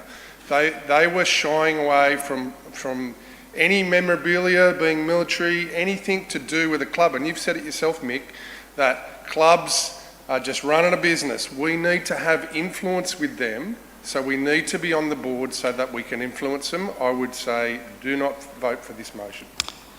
Thank you for that. I think it is important to read the motion. It does refer to tenant, so thanks for the comments. Jack, are you against? Against. Yep, go for it. The floor's yours. Firstly, I declare the conflict of interest in the sense that we, as the board knows, we do have a board, one of our executives or board members in our case, who is on the board of the sub-branch. We own our building at North Bondi. The constitution of the club requires that the only people that can vote for the board are sub-branch members. The constitution requires that at least 5 of those board members must be sub-branch members, and only 2, a maximum of 2, not sub-branch members. The constitution of the club requires that the club act in the interests of the charitable purpose of RSL New South Wales. So you can see that there's a connection. Now, for many years in our club, probably all but the last 10, there were directors on both sides. For the last 10 years, we've been able to get enough sub-branch members to perform one function and another. Recently at the AGM, it turned out one sub-branch member at the last minute couldn't do the job. We couldn't find anybody else. We put on a sub-branch executive, or they put themselves up as a member, but we did vote for them. Now, the point is that our board is a highly qualified board. I'm not suggesting that we're overqualified or anything, but we happen to be highly qualified. We're fully aware of our conflict of interests. And if any incident came up as the one that Mick suggested in relation to negotiation of a lease, then it would be clear and absolutely an absolute that that person would have no input. Time, mate. That. All right, thank you. Thanks for the input. I think part of that is a question. And for clarification, the sub-branch can change that position. I think the position is that there are sub-branches out there like Corrimal who are in a similar position. However, they don't allow their executive to be on the club board. Can I reply to that the club has to change that, not us? Yep, thank you. Number 7, and then we'll move back to reply. Thank you. Don Henry Matraville. My delegate is out of the room again. And I pick up some of the points that were raised before, it is in our constitution that the president of our sub-branch is the vice chairman, vice president if you prefer, of the Club Limited, and we own the building for Club Limited as our tenant. And a conflict of interest, yes, there's a perceived conflict of interest, but it can be handled very, very simply and exactly the same as in the commercial world. The conflicted person declares their conflict of interest, they cannot vote, they leave the room. And it cuts both ways, the same thing at the sub-branch level as in Club Limited. So, and it's important to us that both the Club Limited and the sub-branch work cohesively, that we work together. One succeeds, we both succeed. The point at issue is that conflict of interest, while it might be perceived, it can be easily handled properly, professionally, legally. And if you're not in that situation, yes, you have a problem, but in our situation, it is part of our constitution, so I have to speak against this, and I'm sure I'm not the only one that has these sort of issues, as just been advised other sub-branches. Thank you. Which sub-branch was that? Sorry? Which sub-branch? Matraville. Thank you. Yep. Cheers. Jason. Yeah, there's a couple of things there. So, Andrew, just on your point, it does say no sub-branch executive or trustee may serve on the Can you just lean in the mic there, mate? no exec or trustee may serve on the board of a tenant of the sub-branch. So if you own the building and you've got to negotiate a tenancy agreement, this is where the conflict will come in, right? So we've just heard, I think, I don't know this league as well as some of you, but we've just heard from 3 people who face into the conflict, right? They have the conflict. They've just told you, right? They believe they can manage it well. But I've seen cases where, so let me step back one step. The benefit of this conflict does not accrue to the RSL New South Wales. It accrues to the club. It's never going back the other way, right? No club's negotiating a tenancy agreement double the rental fee, giving you extra money, are they? No, they're not. Of course they're not. It's going the other way. It's half. And selling assets at prices that are ridiculous, that are not market. The amount of times I've had to sit on the custodian board and say, can you go out and get an independent valuation of that asset? Make sure, to me, that you're not selling it to your cousin. That's the stuff that goes on. And I love hearing people say that they can manage the conflicts well, but the perceived conflict is just as critical. So be really careful about this one, right? Because the subset you've just heard from are conflicted. And they probably shouldn't have spoke. Now, I know David doesn't own the property, so that's a different scenario, but you've seen different shades of grey. And one of the cases is in the negotiation of a tenancy agreement, for God's sake. So have a real think about it, because I don't think you heard a very balanced view of the conflict that is on show. Thank you.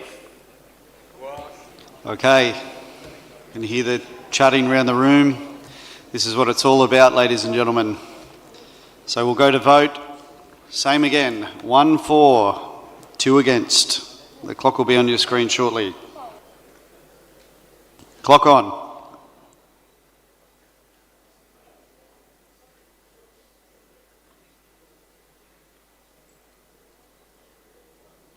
That's time.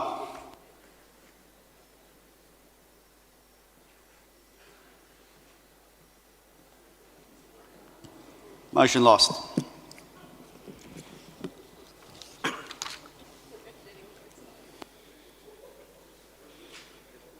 On to 7.8.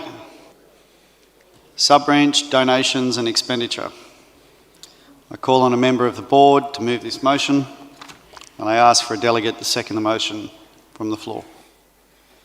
Thank you, Mr. President. My name is Philip Chin. On behalf of the RSL New South Wales Board, I propose this motion to the delegates.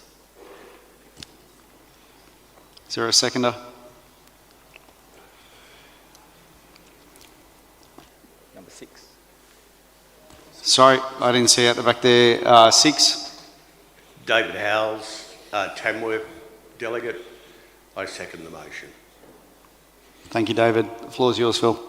Thanks. So this motion is designed to clarify and calibrate the times at which sub-branch expenditure comes to the board for review and approval. The clarification parts is to really, as you can read from the motion, set out 3 different types of scenarios where approval is required from the board.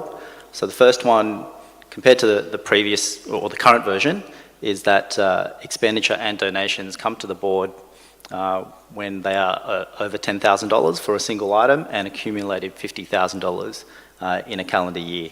The second one relates to the investment of money. There's no change to this particular element of the Constitution, except that it is separating out from the third part, which is lending money. So for lending money, the current Constitution has a $10,000 limit for when it does come to the board. The changes reduces that to 0. So the motion itself does not change the ability for sub-branches to make these decisions or do these things, other than it does require additional board approval. So the reason why we have changed the limit from the previous, from the current constitution at the proposal is that reducing the total for 1 year from 100,000 to 50,000 is that we believe that that's the right level for us to provide the additional support and review to make sure that we balance the risk with the activities that we're doing. Thank you.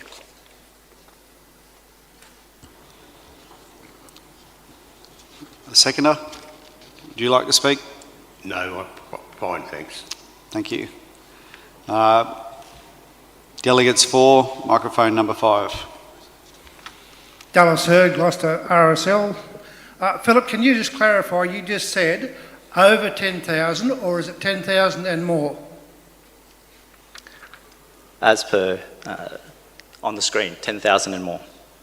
Thank you. No more to add. Are there any delegates to speak for the motion?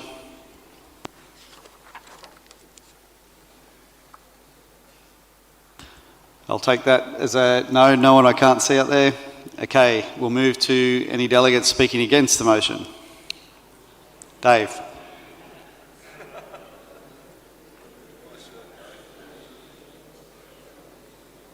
Yeah, unfortunately, we have just changed that last year or the previous year to up that amount due to the fact of the expenses of today.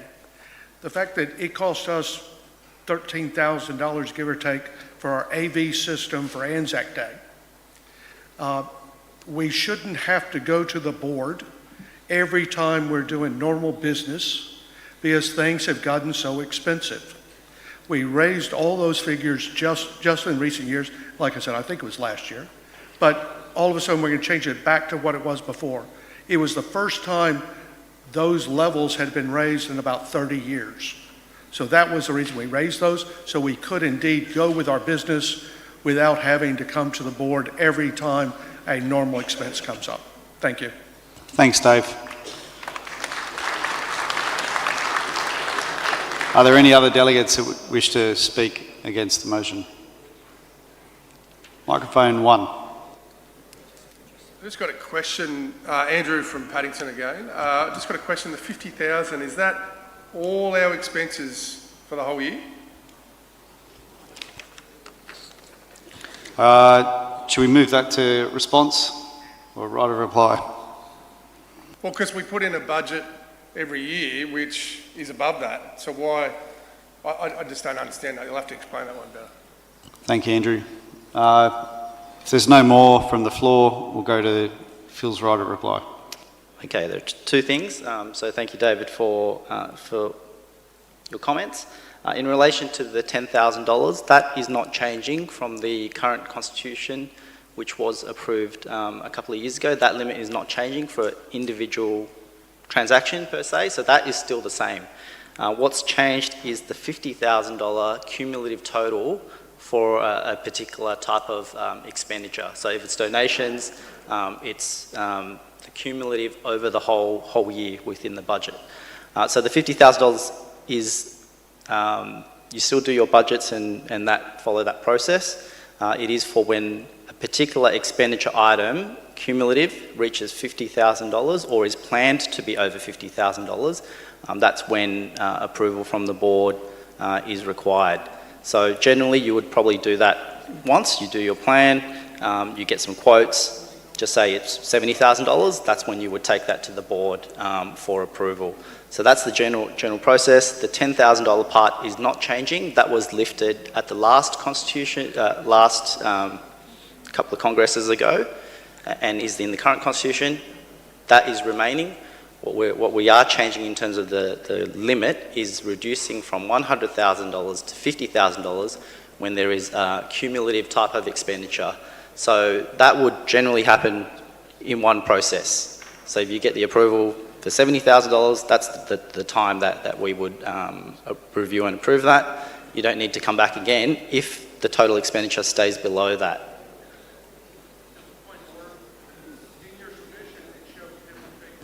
Jump on the mic, Dave.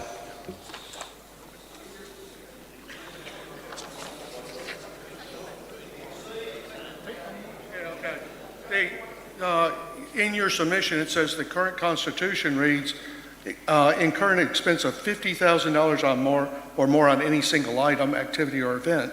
It may not incur expenses of $100,000 or more. So we're changing. What you just said is not exactly what's there now. I'm just reading from your submission. Thank you, David. Thank you, David.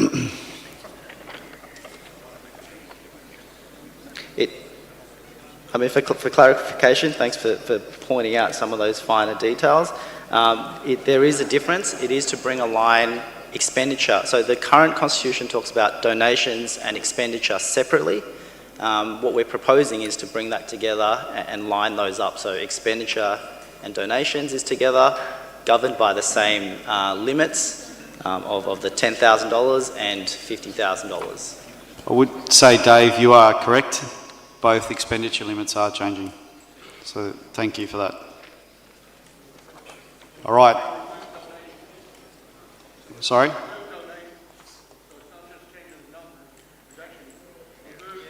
I can't hear a word you're saying, mate.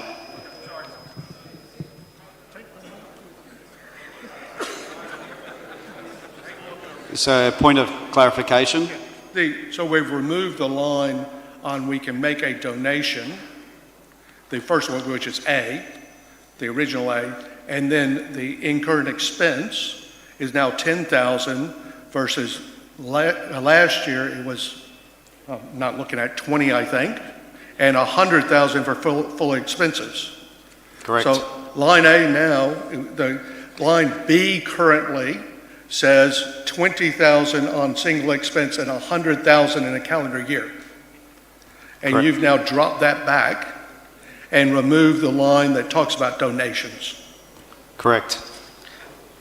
So in terms of donations, we're putting them together with expenses. So it's the same type of limit. The version I think have, the number, Dave, just to clarify your point, is just to help with a measure that I think we're hemorrhaging in duplication of some fees and positions about $1 million a month. So we want to clarify and fix it.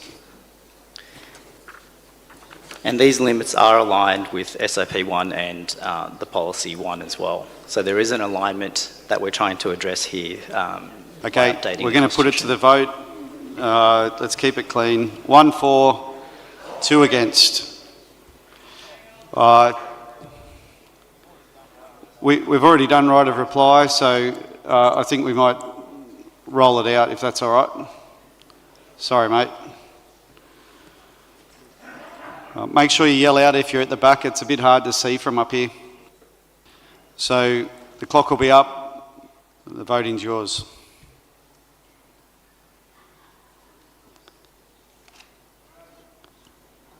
Can we get the clock? There we go.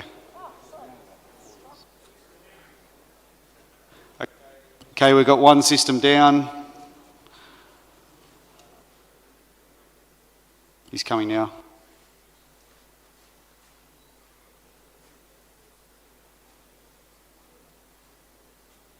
Please give us a thumbs up when you voted, mate. All right.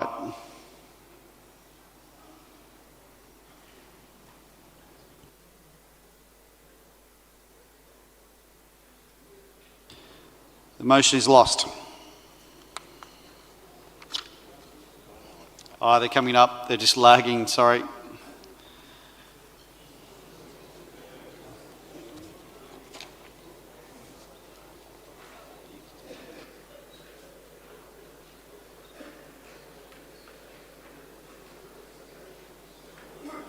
Okay, on to 7.9, sale proceeds trustee. It's Jason again, big man in the seat again. To move the motion, I ask for the delegate to second. Back again. So Jason moving. Looking for higher than a 56% this time. Jason again, I move the motion. And the seconder. Microphone Bob 2. London, Northern Beaches District Council, second the motion. Thanks, Bob. Floor's yours, Jason. So this is more procedural in nature, in my view. It's always been the case in SOP 6 that if you sell an asset, RSL custodian will be added as trustee. It's now, the point of this motion is to move that from the SOP 6 into the Constitution. The idea behind that is it just creates greater force and clarity around the appointment of custodian. There have been cases where custodian, for whatever reason, has been removed from trustees. So it's just tightening that rule up. Thank you. Over to you, Bob. Thank you, Jason. The non-conflicted trustees of one of our district sub-branches decided in March this year to sell their club. By October this month, the club has been successfully sold and the funds will be received in the next week or so, taking just 7 months.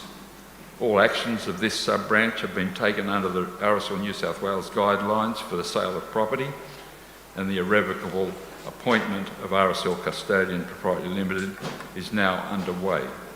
In the case of my own sub-branch, we undertook exactly the same process back in 2003 and have worked successfully with RSL Custodian to this day with no issues. In one instance, we challenged RSL Custodian on a point to which RSL Custodian agreed. I commend the motion to insert a new clause 16.12 as read in the proposed motion. Thank you, Mick. Thank you, Bob. Are there any more delegates on the floor to speak for the motion?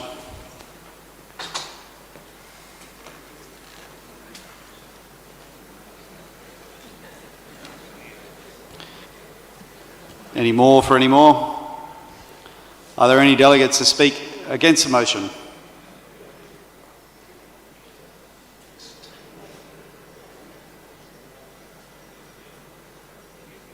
Number 4. Sean Graham, Dubbo, delegate. Can we get a point of clarification? Once the pay there in subparagraph B, pay the proceeds of that sale into an account held, who controls that money?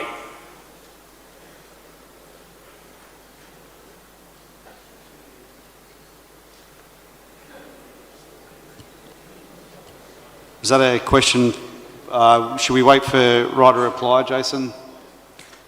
Reason being I'm asking this question is we are currently a property holder. We do not receive one iota of support in Dubbo. We have set up a veteran centre. Currently that veteran centre is fit for purpose. However, we're perceiving that in the future we're going to need to grow. We want to be able to sell our property, buy a new property with the proceeds of that sale, and that can happen very quickly. We don't want to have to go through a process that will not enable us to achieve a positive outcome for our veterans, both in Dubbo and the surrounds that we support.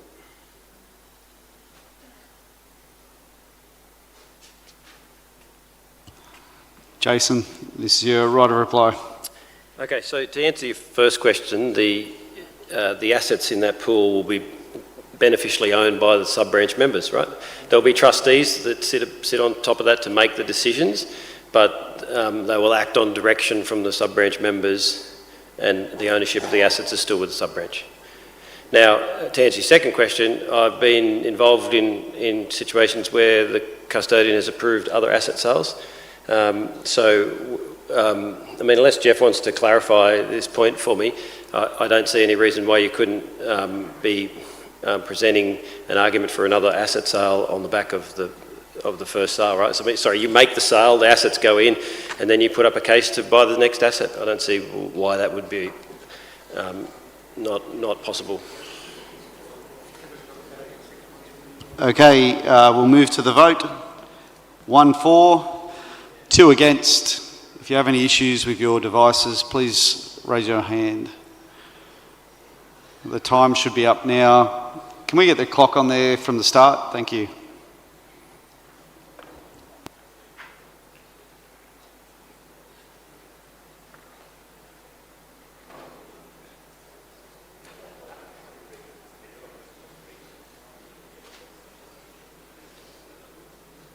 That's time.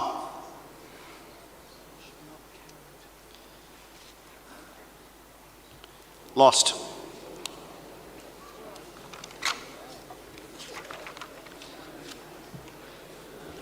Look at that. We're going to have an early mark before you know it. Thank you to whoever opened the tab in my name last night at the bar. It nearly hit $1,000.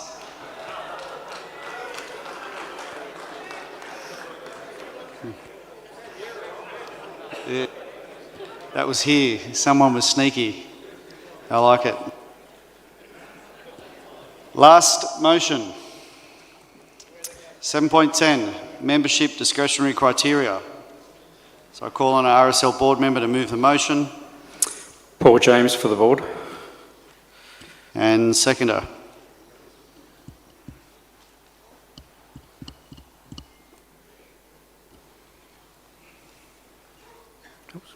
Microphone 2. Oh, right, can we turn... Angus Bryant, Fairfield RSL sub-branch.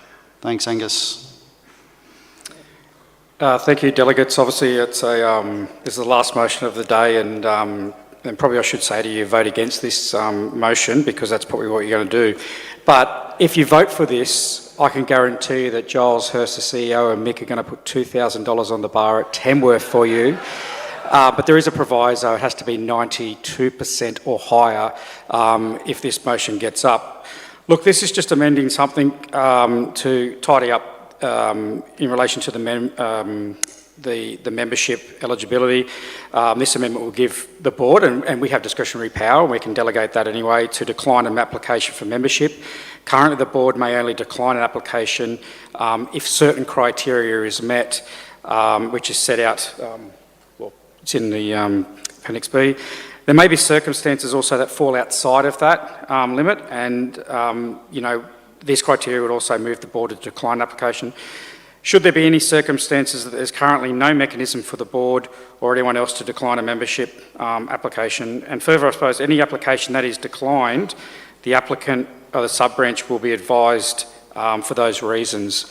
So it's more of a procedural thing. Some of you may, if you've got it in front of you, there's the current clause talks about a not unfit and proper person. I'm definitely not fit, but I am proper. And just I want to correct direct orders. I'm not actually a lawyer. I'm a solicitor, so I'm highly regulated and more regulated than anyone. But anyway, that's how it goes. Just wanted to correct that. Nothing further. I commend the motion. Angus, do you wish to speak for? No, Mr. Chairman. Very regal. Is there any delegates from the floor that would like to speak for the motion? Don't all stand at once.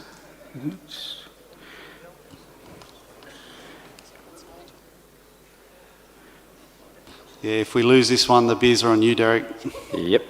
Look, this is about the membership, so is there any more to speak for the motion? Okay, we'll move to delegates that wish to speak against. Yeah, one last go. Get him up there, give him a clap, that's it. Yeah. You voted no on the very first one, didn't you?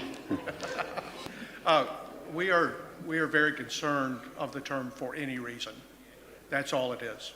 Okay, that is too broad for the lifetime of the Constitution. For any reason, somebody may say, I didn't like the way he walked through the door.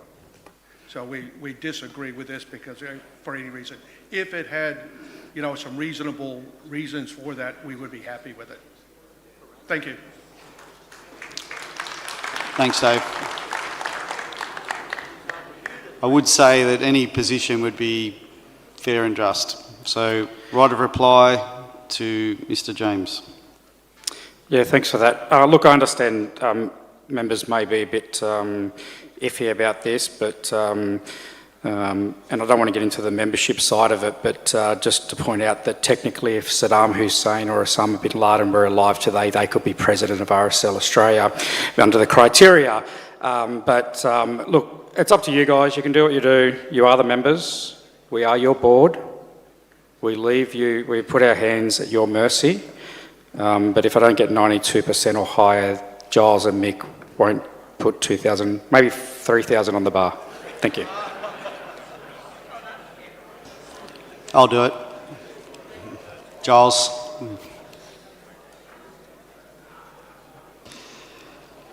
Okay, I think at this point we're keen to start wrapping up. So same old, 1 for, 2 against. Can we get the clock up on the screen? Time on.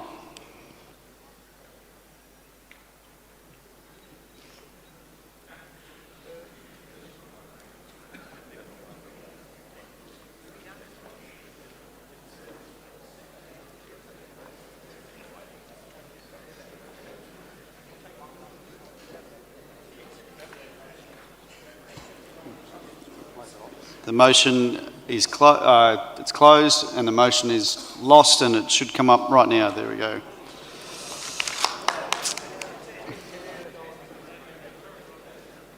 All right, I've saved some money.